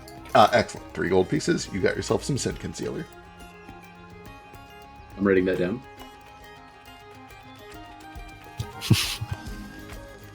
Are you just gonna write down the price of everything until you memorize it all? I don't understand how people just know. Like, there's a reason. Like everyone knows. Where to Well, next? usually there's a price tag. Oh, is that what that means? Yeah, the number that's on the thing is usually how much it is. Oh. Unless it's like a really, really big number, and then it's like mass produced, and you probably don't want it anyway.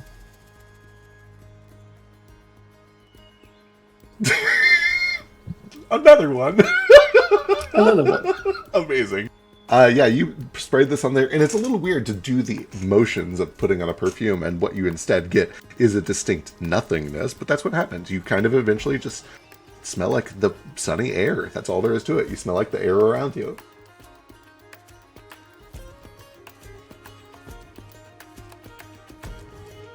Alright, let's get to the stupid temple district before I burst into flames. Perfect. You make your way up a series of twisting stairs, up a rung to residential, up another rung to sort of your high-class noble residential, and then up one more rung to the temple district.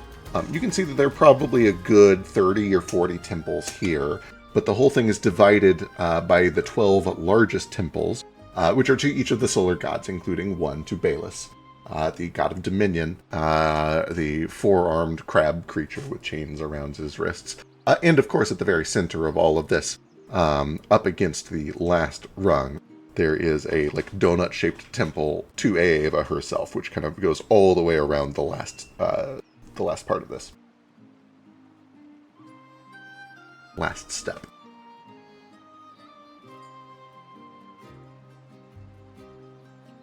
Where are you headed? I assume to the Temple of Baelus?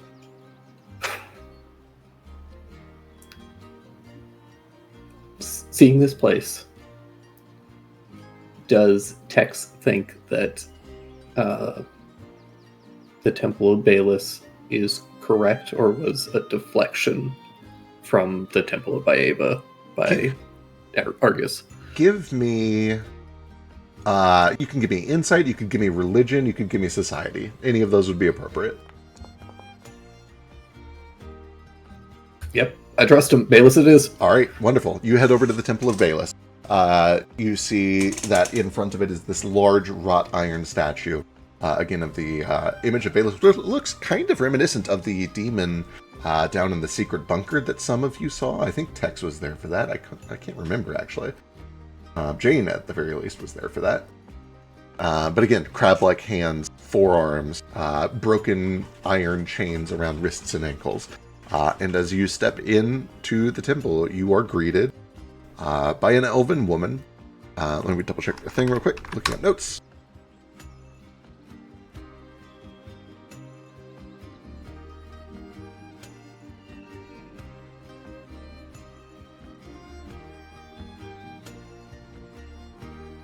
As you step through, you're greeted by a woman who, frankly, it's real over the top.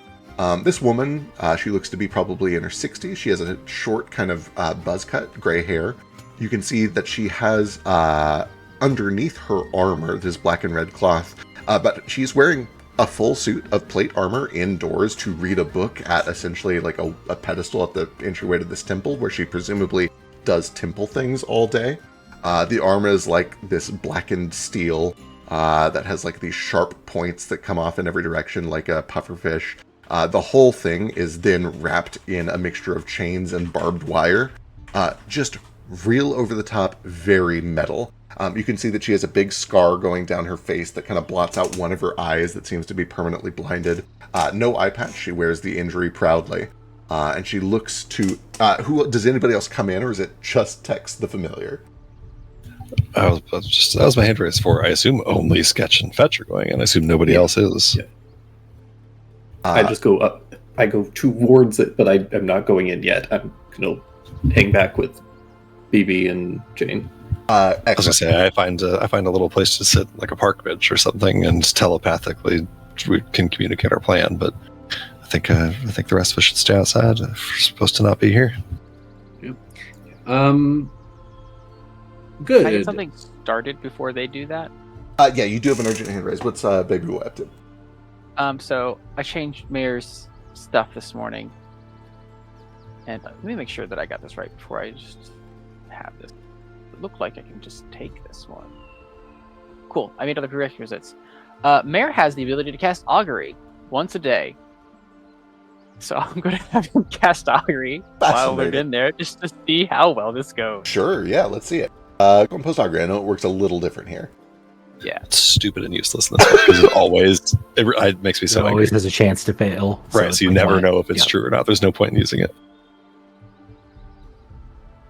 It just means if you get a nothing, you don't know if it's true. If you get a nothing, you know it's a real result. So, let me do a secret thought check. What is the course of action? Describe it. This plan that we're doing. Okay. So I just feel like, man, how do you think this is going to go? This plan of ours? Perfect. Let's see here.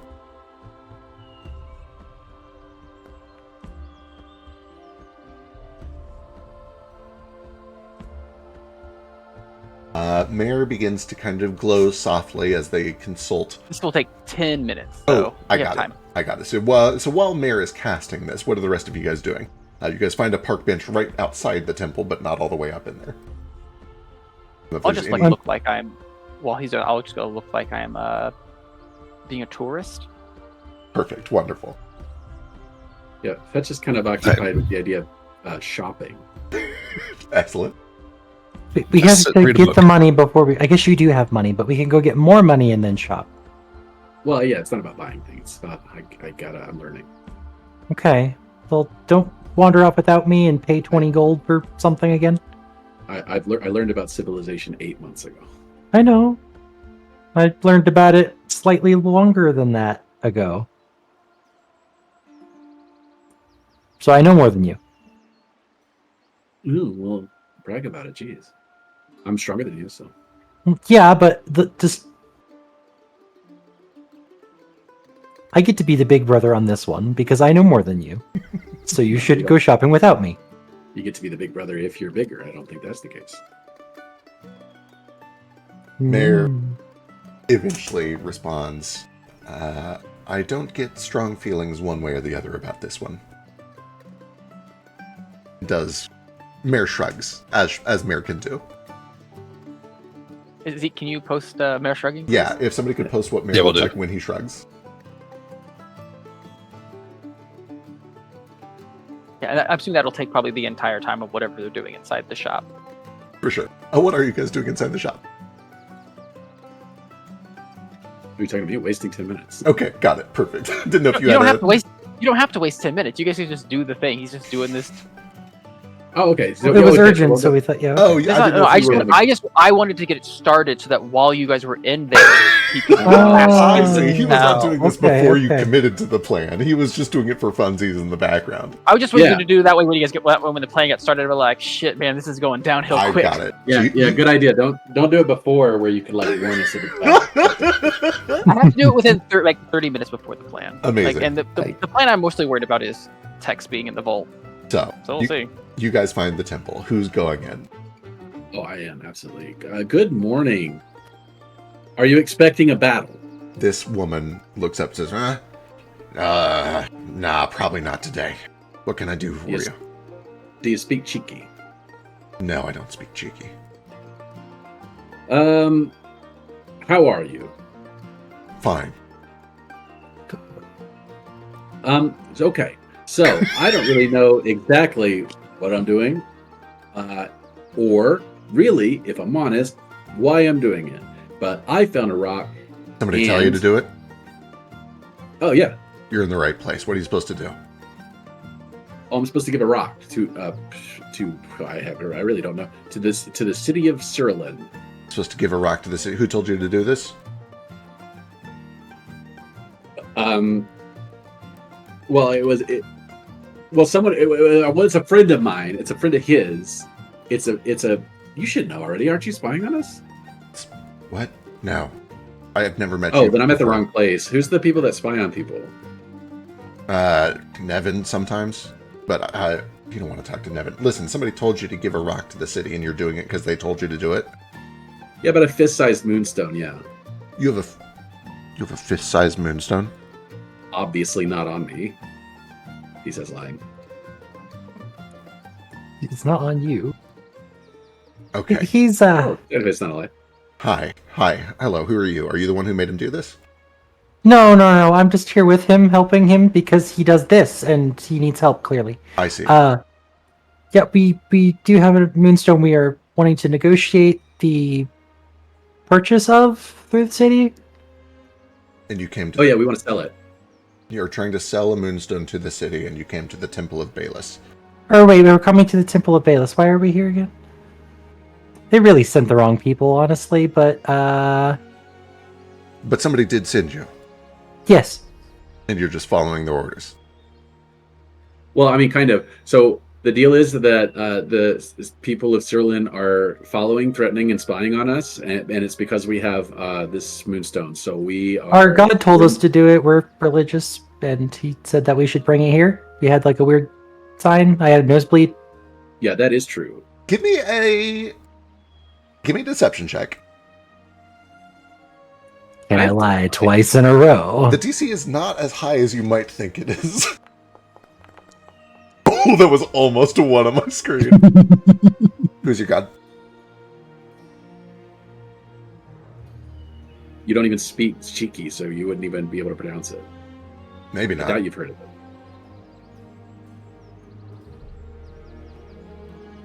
It's the god of family ties, the god of blood oaths, the god of yeah. I mean, the god of the big one, the good one. She kind of smiles. So your god told you to come here and give this moonstone to the city for some money. Yeah, Yeah. pretty much. Do you have 600,000 gold pieces? I don't have 600,000 gold pieces. How many gold pieces are you supposed to sell this for? Well, obviously, what it's worth. Which is? Well, 600,000. the price is negotiable. We could go a little lower. God says that's fine. Okay.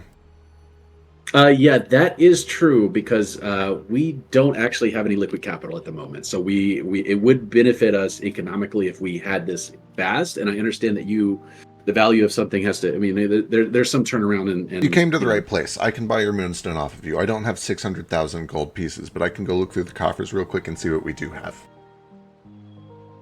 Wait here. Okay. Yeah, sure. Yeah. I mean, this seems pretty easy. Can I that insight perception check to make sure that's actually what she's doing? Sure. Give me a perception Okay. check.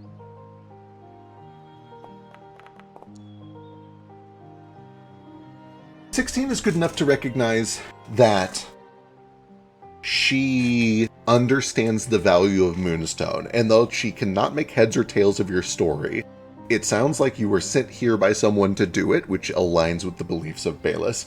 And if she can buy this off of you cheap, and she can tell you guys don't know what it's worth, she could potentially turn around and give it to the city for even more, maybe. In other words, it seems like she's on board. She's probably gonna massively undercharge you, but like, this seems like a lottery ticket just blew in her front door. I feel like there's no way she believes a couple of like Yokums from Zulakara know the value of a moonstone, or Right. know what a moonstone was if they had it in their hands. So she probably thinks it's a shiny rock. But worth checking. But maybe our God's smart enough to tell us that it's real. I don't know. Oh, true. She does have that religious aspect. Yeah. So, Sketch, aren't these? Am I crazy? Aren't we here because they like are threatening us and spying on us and stuff? And then we give this to them, and then like the selling was our idea, right? But Right, but we didn't want to surrender it so that they would leave us alone. She doesn't seem Right. That's crazy. No, I think we might be in the wrong place. we might be. Do we think we should leave? Should we leave? I will reach out telepathically and say, "How's it going in there?" A little confused, but I think we're good. I think she wants to buy it. How much are you selling it for? Well, she said she can't do 600,000, so it's less than that. I don't suppose it really matters what we sell it for.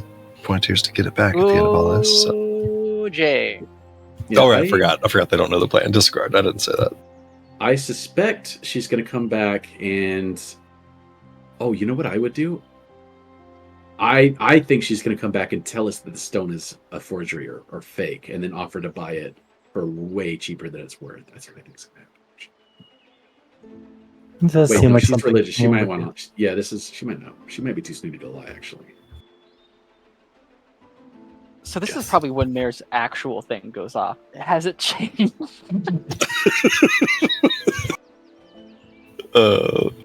Thank BRB, but what a great question. Yeah, I think we're down to 10%.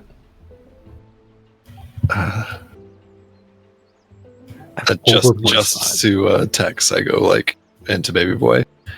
Like I feel like I should tell them to just like sell it no matter what they're offered, but I also don't know if that's cluing them too much into the plan. I also don't know if someone reading their thoughts would be able to hear us thinking at them, so if we should even be talking to them at all. I think we just have to trust them probably. The augury results have not changed. The woman Okay. starts to clink back out in her full plate. She is accompanied by a human man, completely bald, wearing just like some ragged black slacks, chains around his wrists, a collar around his neck, covered in tattoos. She is dragging him along on a leash like a pet. Oh boy. Returns back up to the altar, and essentially kind of like pulls him over to her side, looks at the two of you. I can give you about 400 gold pieces and this slave and the collars.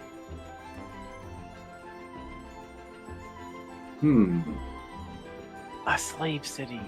Wow. Telepathically to Fetch. Are we participating in slavery if we buy him and free him immediately? Is that how that works, or is that okay? I'm okay if it's... I'm not against slavery if it's deserved. He probably lost it out.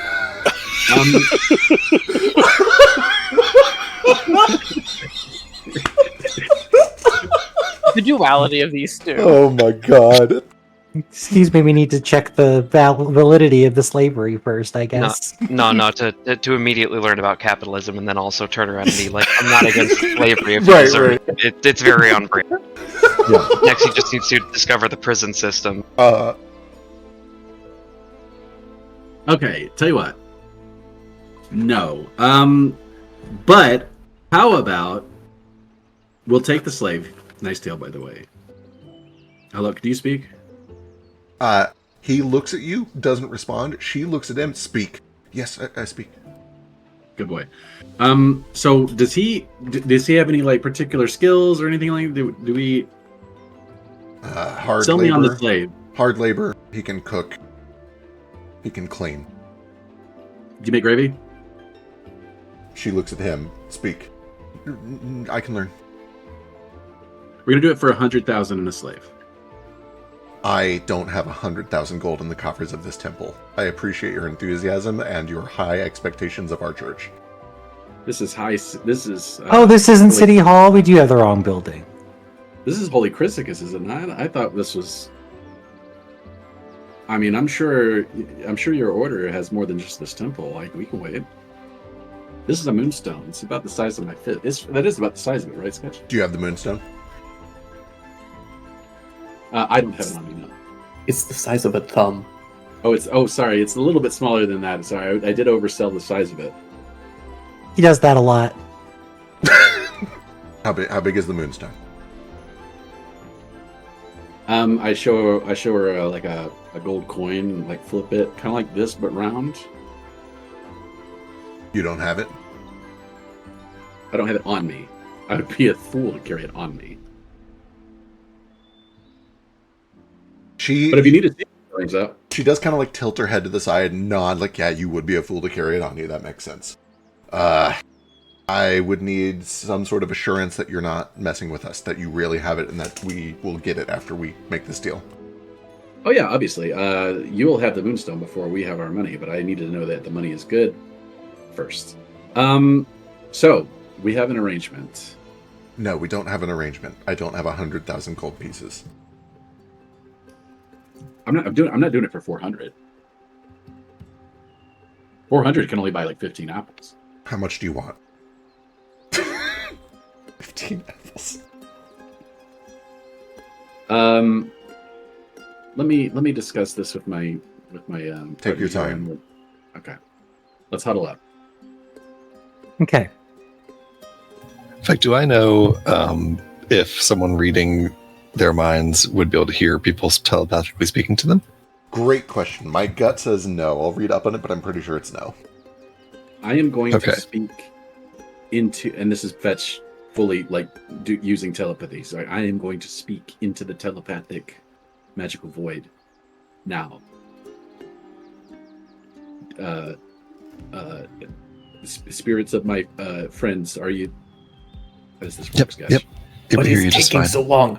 I want to get a good deal. Okay, so I need your help. Can you tell me how much a suit of plate mail is worth? The deal, 5 gold pieces. Accept Yeah, any offer she gives you. the deal doesn't matter. Just sell it. 4,000 gold pieces and 2 slaves. And a suit of Jesus plate mail. Christ. You say that out loud to her? Yeah, yep. Deal. No, I don't think you understood fully. Your suit of plate mail. 4,000 gold, my suit of plate armor, and 2 slaves. Correct. Deal. Oh, I feel like we got swindled. She went with that deal really well. When will you have it? How soon can you have the money? As soon as you deliver the moonstone. I need 10 minutes to get out of the armor. All right. Let's make some space. Just a sec. 10 feet. We're stepping back just a little bit. And I hold my hand out to Sketch. So- We want to show you. We want to show that we are fools. Yep. I'll reach into the hidden pocket on my cloak and pull out the finger. Fucking incredible. Now, can you tell from this distance this stone is authentic? I'll have it identified before I give you the money. But it looks real to me. I've never seen one before. All right. Make a solemn oath, and we have a deal. If you'd like to do a solemn oath? Yes. Wonderful. She starts to walk over. She latches the chains of the slave that she currently has to her little stone altar there. Comes over and she unwraps one of the barbed wire cords around her right arm. She extends a hand to you, still in her gauntlet. But before she does so, she kind of like peels the glove back so that it is her bare hand, which you see is covered in scars. And she extends it to shake your hand. Is it bleeding or something? Not currently. Oh, okay. Ordinarily, I would do a blood oath, but I'll follow your culture. There will be And blood. I think I was gonna say I think she was gonna make it. Yeah. Yeah, I'll extend my hand as well.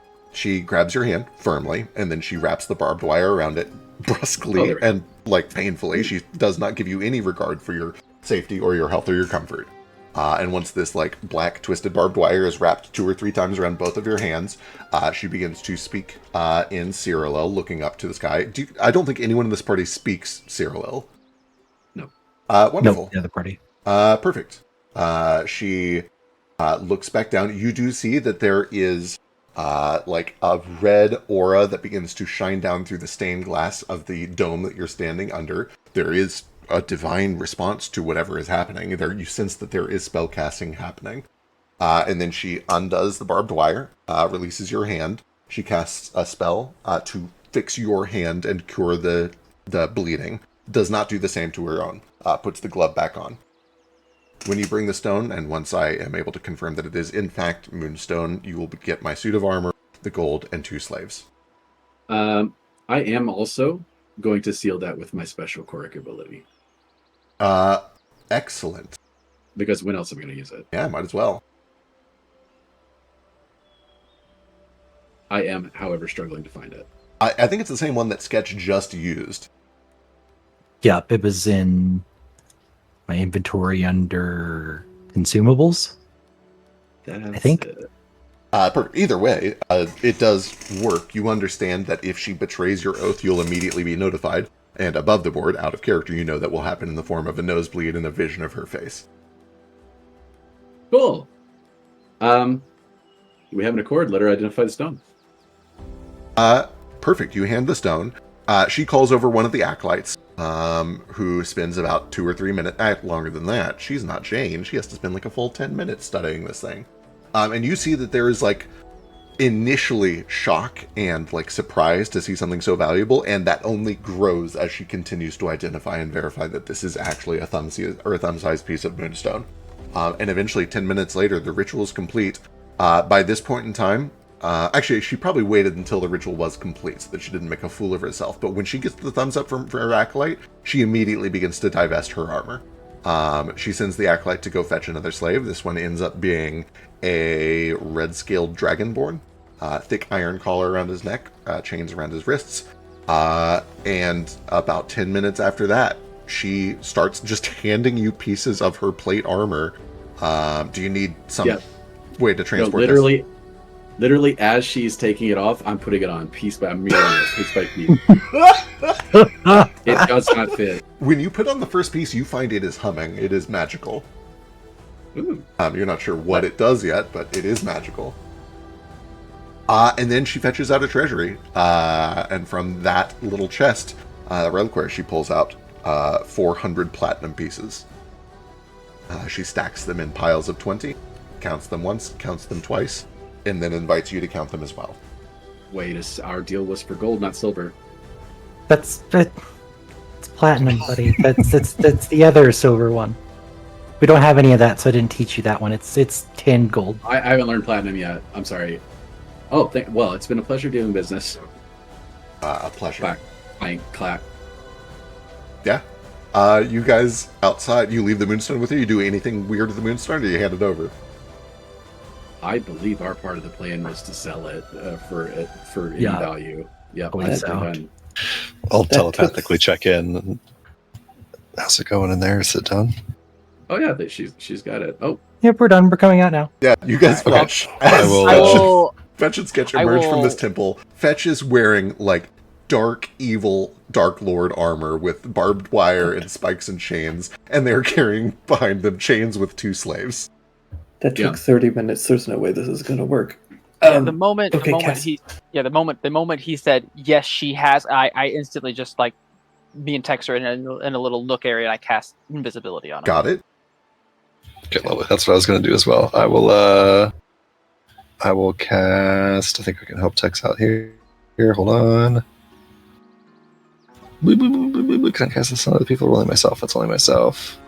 All right, I will just put a haste on Tex. It's only 1 minute, but hopefully it helps him catch up at least. Understood. And then I take off stealth. Yeah. Trying to. Fully invisible after them. and hasted. You have the non-detection thing on, right? The protection from divination? Yep. If he's got Veil of Privacy, he's got Magic Aura If he times wants, 2. I guess he doesn't. He can only see invisible things, can't he? So never mind. Let me read one thing real quick.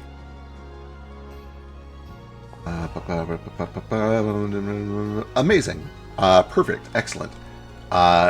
You stealth 30. Let me also get like boy, I don't even know. You know what? You went in immediately after the transaction. Just give me a d20. Don't roll a 1.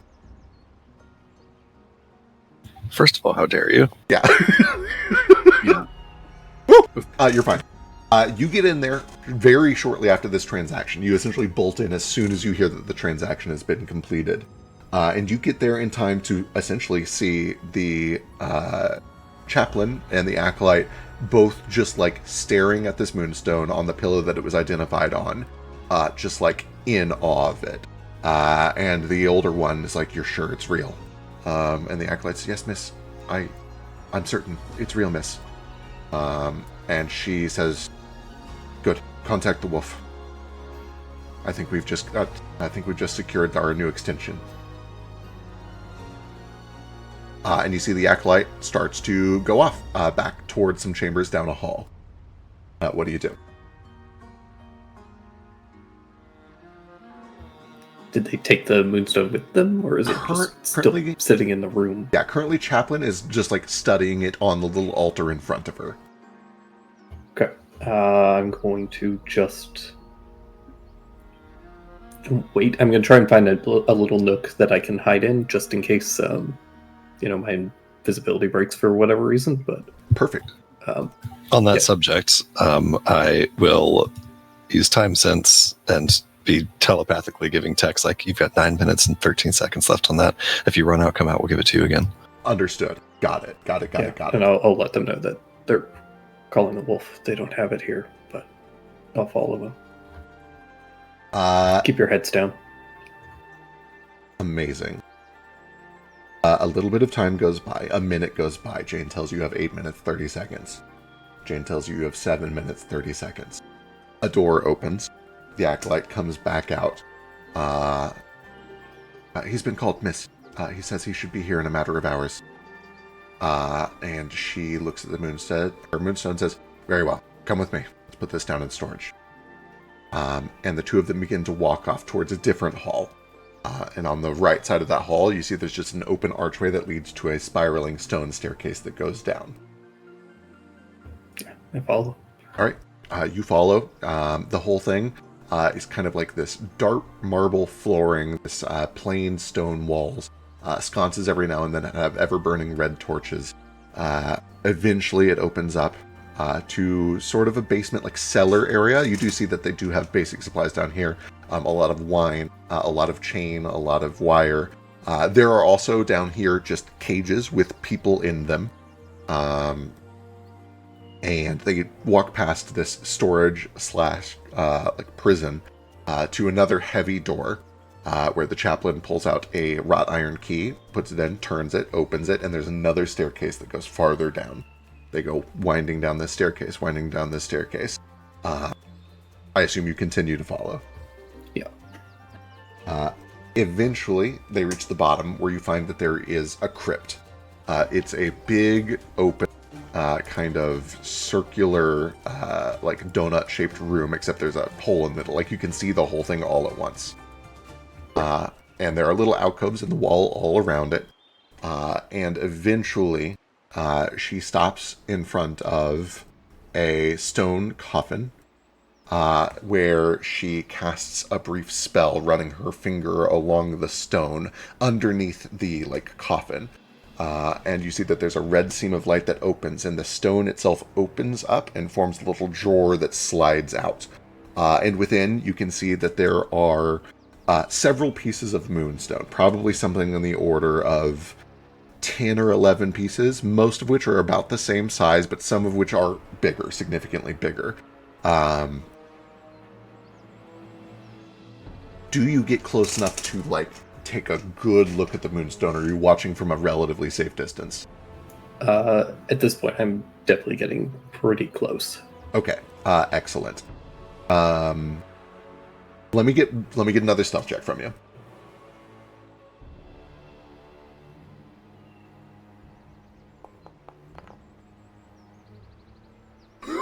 Hell yes. Fuck yeah. Amazing. As you look in there, you're able to get very close without them noticing at all. You are quiet as a whisper, fully invisible, undetectable to divination magic. You are a ghost. And even if you were not a ghost, you were a shadow. When you peek in, you see all of the assembled moonstone that they have. And you watch the chaplain kind of pushes it all together. Not in like a way like she's about to do something with it, but with an idle curiosity. She piles it up, and she says to the acolyte, "I'd say that's almost a heart. I think we're getting close. The wolf will be happy to hear this." She spreads them back out, kind of evenly spaced through there. And then she begins to push the stone back in, and you watch as the stone melds back. Before Yes. it does,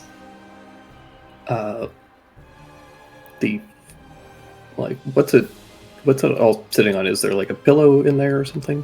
So essentially, she casts a spell, and just a big slab of the stone that this coffin is resting on pulls out, and you see that there's almost like what is that game called? It's just like a curved divot that has been carved into the stone that pulls out, like a Mancala board, basically. Mancala, yeah. Yeah, that's the one. Thank you. Those stone divots kind of raise up and just swallow all of Moonstone. Sick. What is this? What are you doing? I'm going to steal it.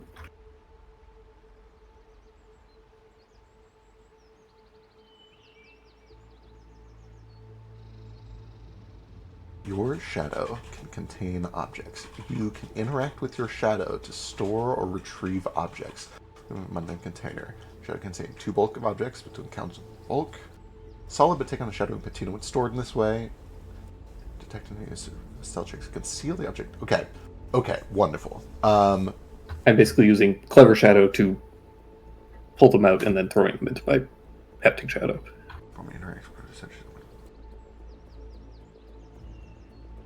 This is incredible.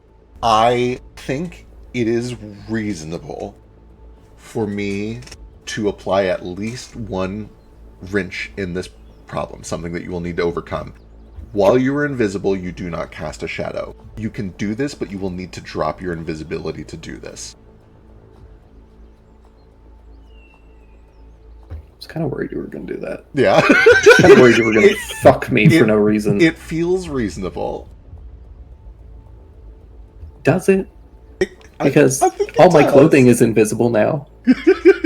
This isn't Minecraft. The only game to do invisibility correctly. The alternative is that you've been casting a shadow this whole time, which I don't think makes any sense. True. Can I get a sense for how strong these people are? Especially this woman who is now naked? Yeah, give me a perception check. Naked is an overstatement. She's missing her armor. She still has robes on. This is like badass, magical, enchanted. Jesus like, Oh my Christ. god, Dex. God, He Drake wants has it so never bad. rolled this well ever. This is important to me. this is so good. I'm so excited. Didn't even need those hero points. The acolyte. Compensation for us torturing you. Oh, I'm going to need those hero points when I have to drop invisibility. Fair. The acolyte is probably something in the order of like level 3, level 4. She's moderately skilled, but Jane is probably a better spellcaster than her. The paladin is something on the order of level 12 or 13-ish. You critically succeeded. She's level 13. Without her armor, she is certainly in a worse state. Her AC is going to be lower, and you also were able to tell when Fetch walked by you that armor is almost certainly magical, so there's probably other things that she's unable to do without her armor. So she is essentially an unarmored level 13 paladin of some sort. Yeah, do with that what you will. Call me Dum Dum one more time.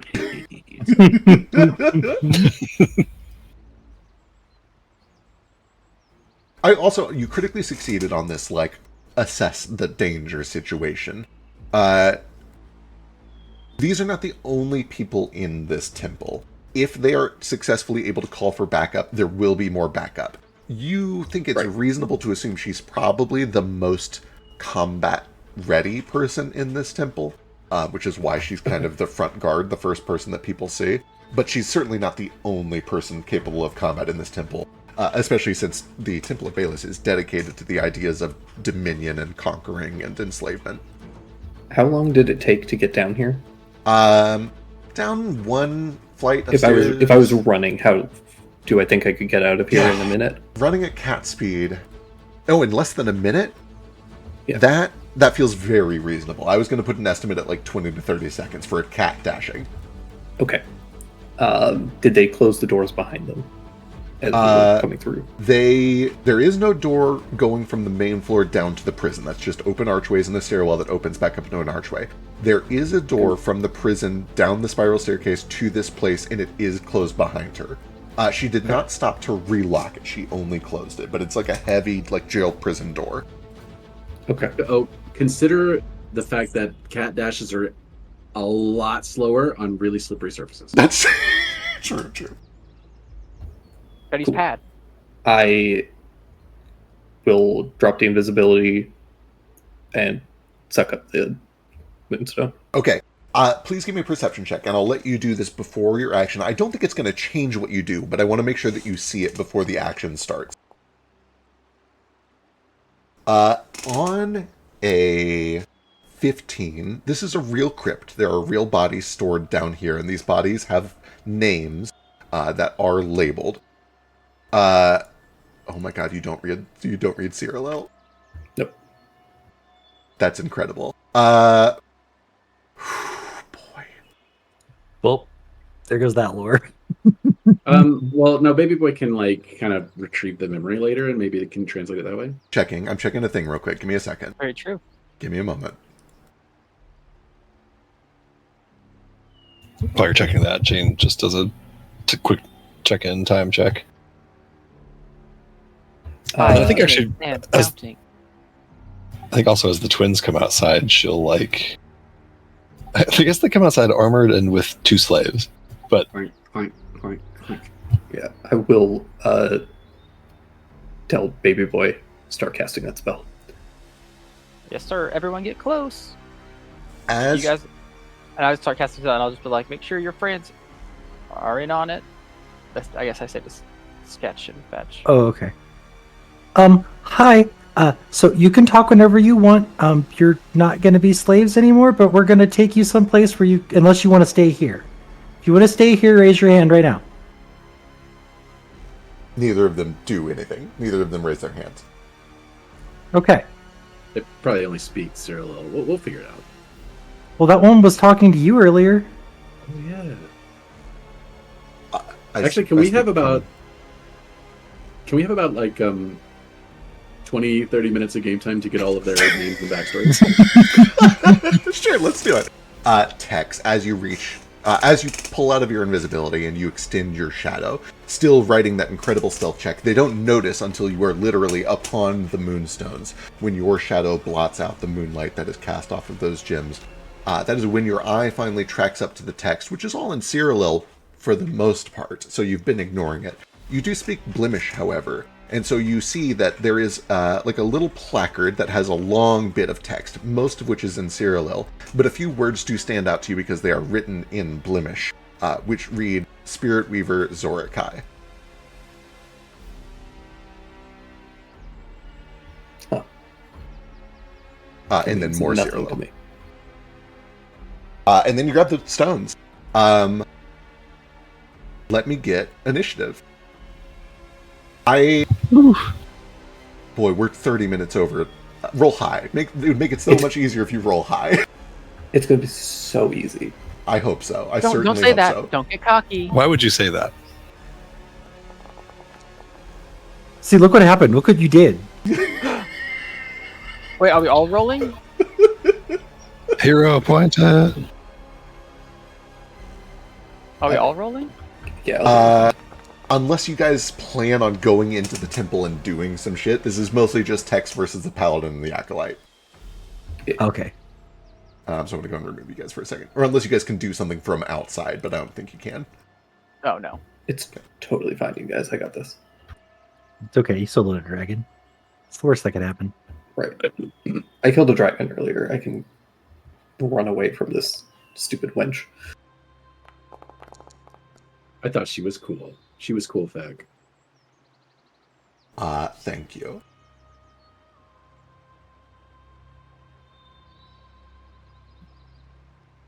She was like every lesbian teacher who thought they were smarter than me. I only had a couple of those, but it was very I was resonating. going to say, that's quite a category. Yeah, I had 2 or 3 of them. Did they know more than you? Yeah, Of course they did. and their As a child. respective fields, but also I was a child. Of course, she knew more about chemistry than I did, and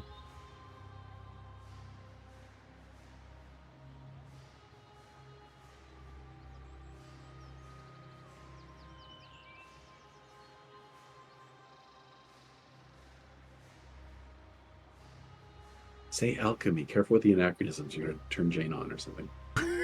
So, Straight up.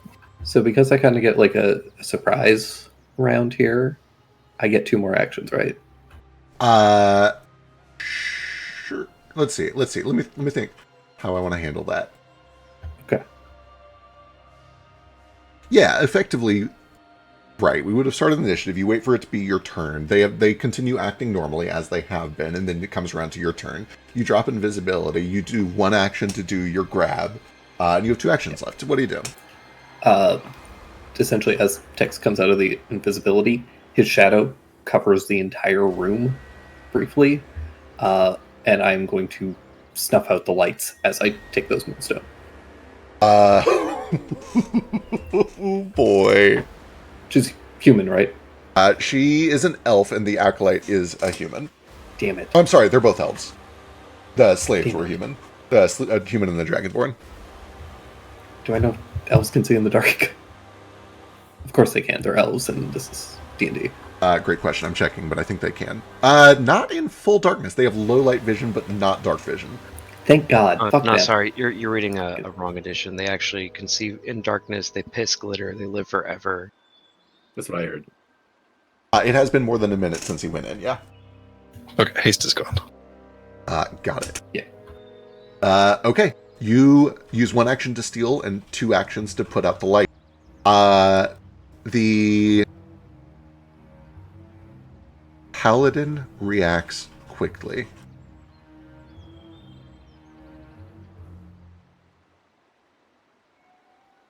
Paladin uses a piddly to pull out a lantern and an action to light it.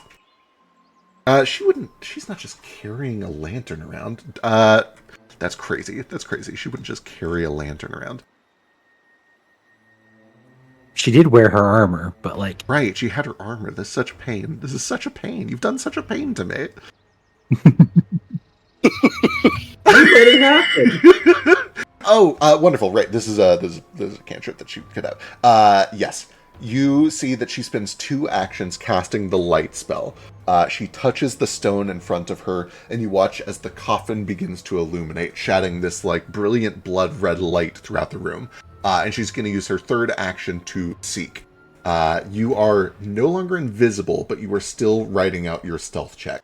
What is your stealth DC? A lot. 21. Your stealth DC is 21? Yeah. Holy fucking shit. Oh my god, it actually is. That's crazy. Okay. Well, good luck to her.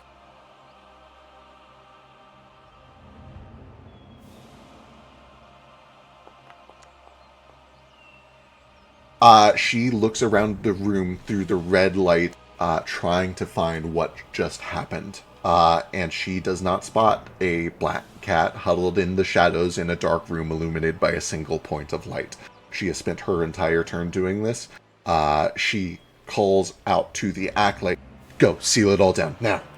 But you act before the acolyte. What do you do? Cool.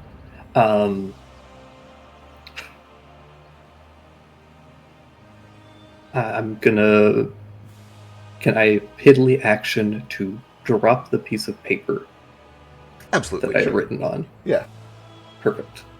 And then I'm gonna try and stealth back up the stairs, doing my best to kind of like try and beat the backlight out of this place.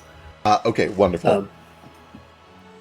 If at some point it feels like how do I want to do this actually?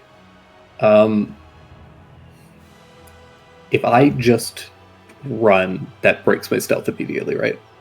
Correct. Theoretically, if you run out of cover at all, but I assume because you've been stealthing and because you can grab this thing from a range, you were probably waiting near the door to do this. Like your plan was to run. Yeah. Then yeah, I assume that you are around the corner at the door currently. Perfect. Then, yeah, I'm gonna go cast invisibility, and I'm gonna run. Amazing. You cast invisibility. Do you have the invisibility spell? Mm-hmm. Incredible. Mine isn't quite as good as the standard spell. It only lasts for a minute, but I do have it. Perfect. That is probably enough to get you out of here. So, using 2 actions to cast the spell and 1 action to run, presumably running before you cast the spell so they don't see your manifestations, you begin to head up. And 1 action of running is enough to essentially get you to the closed door. Importantly, my invisibility also only costs 1 action. Oh, nice. So you have 2 actions to run. Full sprint. Perfect. Excellent. So your first obstacle, and honestly, probably the hardest one. How do you open the heavy door? I'm gonna just use my hefting shadow and just try to wrench it open. Oh, sick. Let me see it.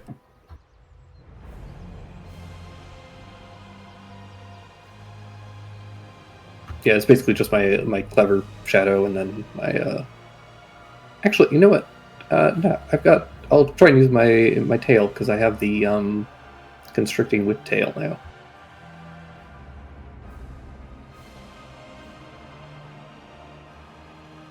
Yes, a prehensile. Wonderful, good, perfect.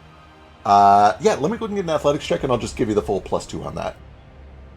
Again, this is not a hard DC. You're literally just opening an unlocked door, but it is kind of a heavy door, and you're a cat. I am a cat. Yeah, right. Like, you're a cat. Yes, that's more than enough. You're a very supernatural cat. You run up to the door, use your tail to just grab and shove it open, and then bolt through. Another action gets you basically through the prison room and maybe a third of the way up the second set of stairs. Behind you, you hear yelling and shouting. You hear the sound of spells being cast. After some of those spells are cast, you hear footsteps that are moving very, very, very quickly. You can recognize the almost like comically fast footsteps as somebody who has been hasted is now chasing you. But it's back to you. What do you do? Perfect. You hear shouting, "Shut it down! Shut it all down!" as loud as she can behind you. Flintstone's ass running sound.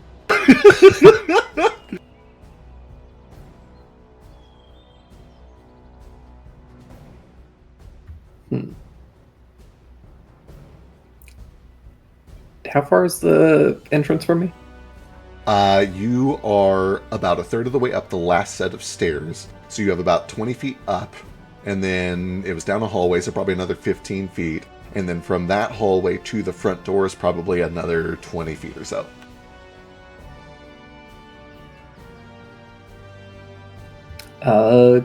Cool. Then, yeah, I think I just triple dash over to the team. Yeah, 3 dashes is enough to get you out there. The rest of you guys see nothing. Tex is fully invisible. I just leap onto Baby Boy so he knows that I'm there. Excellent. Baby Boy, out of nowhere, you just feel claws dig into your shoulder. It happens. True, I'm so used to this by now. Mm-hmm. Can I? Oh, he's not it. Baby Boy just looks like Stretch right now. So Correct, yeah. Never mind. I don't have layers of fake fur to protect me. Yeah. The rest of you hear behind shouting and yelling coming from inside the temple. You hear footsteps starting to push out towards the front door after Tex. What do you guys do? When does my spell go off? Great question. You tell me. What was the cast time and when did you start casting it? I started casting it when Tex told me to, and it has a cast time of 1 minute. Then you have about 45 seconds left. I think we were like the text was trying to time it to be a minute with some of my help to be like exactly how long is it going to take him to run out of this place, so that essentially we would run out the door and we would release the spell, sort of thing. True. You do have an expert at timing here. Yeah. You know what? Let me get. How do I want to do this? Jane does the timing portion of it perfectly. The question is just how well Tex estimates how long he's going to run, which feels like a perception check to me. But also, yeah, it also like Jane timed him walking down there. But that was me That was walking. not So a different full sprint. pace. I was also stealth walking, so Yeah, so Tex, give me the most important estimation check that has happened in the campaign to estimate how long it takes to run out from the dungeon. Can I help? I don't know if you can. He's the only one who has seen this path. What you're essentially doing... Oh, perfect. Tex plots out the path in his mind. He enters his mind palace and runs this course 30 times to see how long it'll take. He gives Jane a number. Jane begins counting down that number. You coordinate, you time it all perfectly, and right when Jane says go, Tex nabs the moonstones and begins to run. Baby boy, you feel claws dig into your shoulder a second and a half before your spell finishes. Fucking sweet. Can you make a Hell concentration yes. check, please? And I Not assume this that this thing. is the same astral Yes, I am. umbral projection thing. Ethereal spelled Oh, correctly. ethereal. Sorry, the ethereal projection spell. Not in the. Ethereal. I It's didn't- still not Still spelled Yeah, spelled wrong. ethereal. Yeah. The ethereal projection.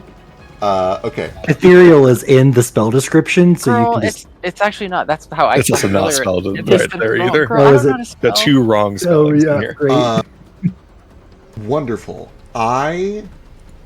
There's a moment of holy shit, heart racing. You actually did it. You're here. You're in the ethereal border, presumably with all of the moonstone gathered into your shadow, and nothing at first seems to follow you.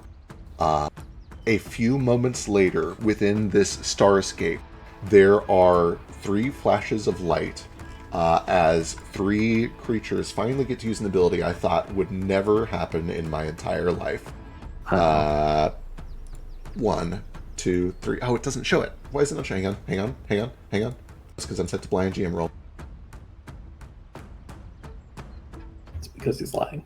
I did That's a lie. lie. I'm so upset. I'm going to post it anyway, but then you guys will understand why I'm lying and why I'm now disappointed yet again. This only works if you teleport to somewhere on the same plane. I'm so upset. Ah. I'm so Get fucked. ridiculously Get upset. I might be upset too. So the ethereal journey, is that targeting everybody? Yep. Yeah, I brought the slaves with us too. So That is important Fetch to bring the this- slaves, yeah. Yeah, Yeah. I bring them with us. They said they didn't want to stay here. Well, they didn't say they didn't want to. I Anyway, included them if they were willing. They could come with. So the ethereal form of Fetch is looking kind of dejected, a little upset, a little disappointed, and he's holding his little spider web wand, and he's like, I really wanted it. I didn't get Aw. a chance. I was going to squirt it on the doorway, and then... I assume that you get into this place and just continue to bolt. I assume you don't just sit around here, but you guys tell me, Yeah. what do you do? Absolutely. It'll take us like 3 hours to get to Pi. Okay, that is the destination. You're heading to Pi? Yeah. Unless we have somewhere else to go. Okay. Amazing. You guys begin to bolt, and I think we're almost an hour late here. We should probably wrap up here, but Tex, You know, you look into your shadow and you count 12 or 13 pieces of moonstone. Amazing. My God. That plan had no business working, and here we are. yeah, I fucking 400 love that. platinum, 2 slaves, 12 moonstone, Lots Right. of enemies. heavy armor. You guys are going to share that with the rest of the party, right? This went Under no easier than Branch circumstances. trying to steal someone's fucking wallet. What the fuck? So, it's because he had help. All right, guys, So- I gotta go to sleep immediately. Yeah. Fairly Good well. night. Good night. very importantly, Yes. the note that I left was written on this, on the Oh, back yeah. of this, Okay. and it's the thing above it is what is written on there. Damn it! Oh my Asshole! God. I think I've been playing D&D for coming up on a decade, and I think this is the first time that the player has given me, the DM, a puzzle. I'm so excited. Incredible. Amazing. Tex certainly does understand the real principle here, which is that anybody can get away with a crime in a magical society. The question is whether you get away with it for long. Yeah. Sure. Amazing. Well, Tex will get away with it, but Sketch and Fetch might have some. I assume that's implications here. because I also assume that because we did not let them know what the plan was, Fetch was able to make this blood oath and not have repercussions for it. Fetch had no idea what was going on. You successfully did actually execute your plan of keeping Sketch and Fetch out of the loop so that they couldn't be like exploited. It was perfect. I admire your optimism for thinking that blood would have nobody there spoke the language.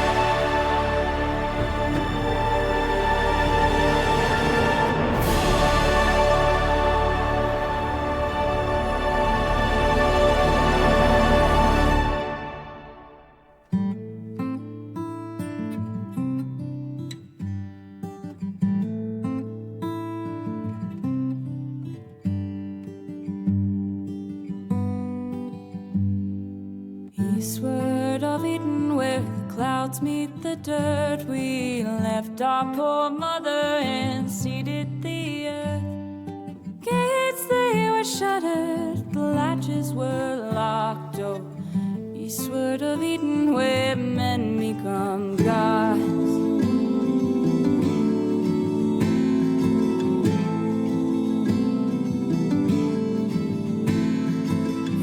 Though our people, we toiled as one, the fruits of our labors thrived under the sun. Our children they sped to outnumber the stars. So eastward of Eden, where day turns to dark.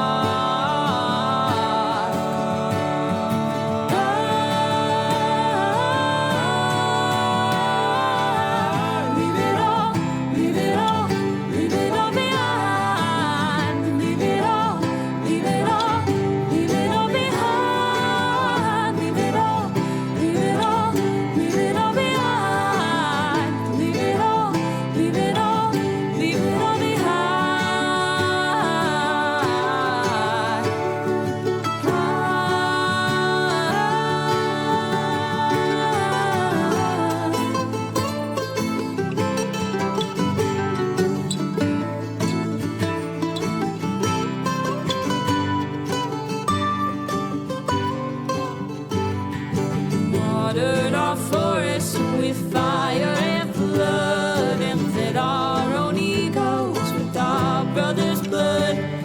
We starved every ocean till they ate up our shores. Oh, eastward of Eden, where we always want more. Our towers they rose up and set with the sun. Our servants they burned us with fiery tongue.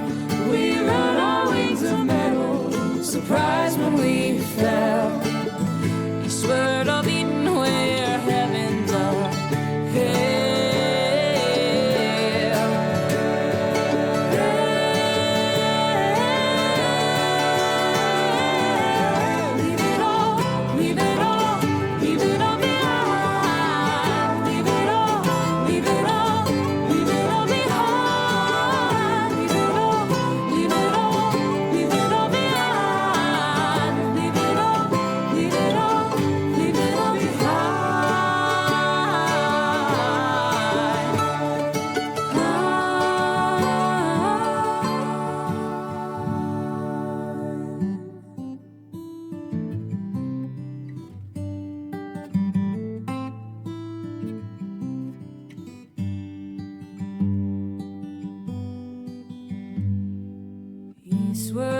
of Eden, where the dust meets the dirt. We murdered our mother and strangled the earth.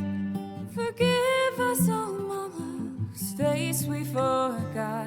Oh, eastward of Eden, where men become gods. Eastward of Eden, where men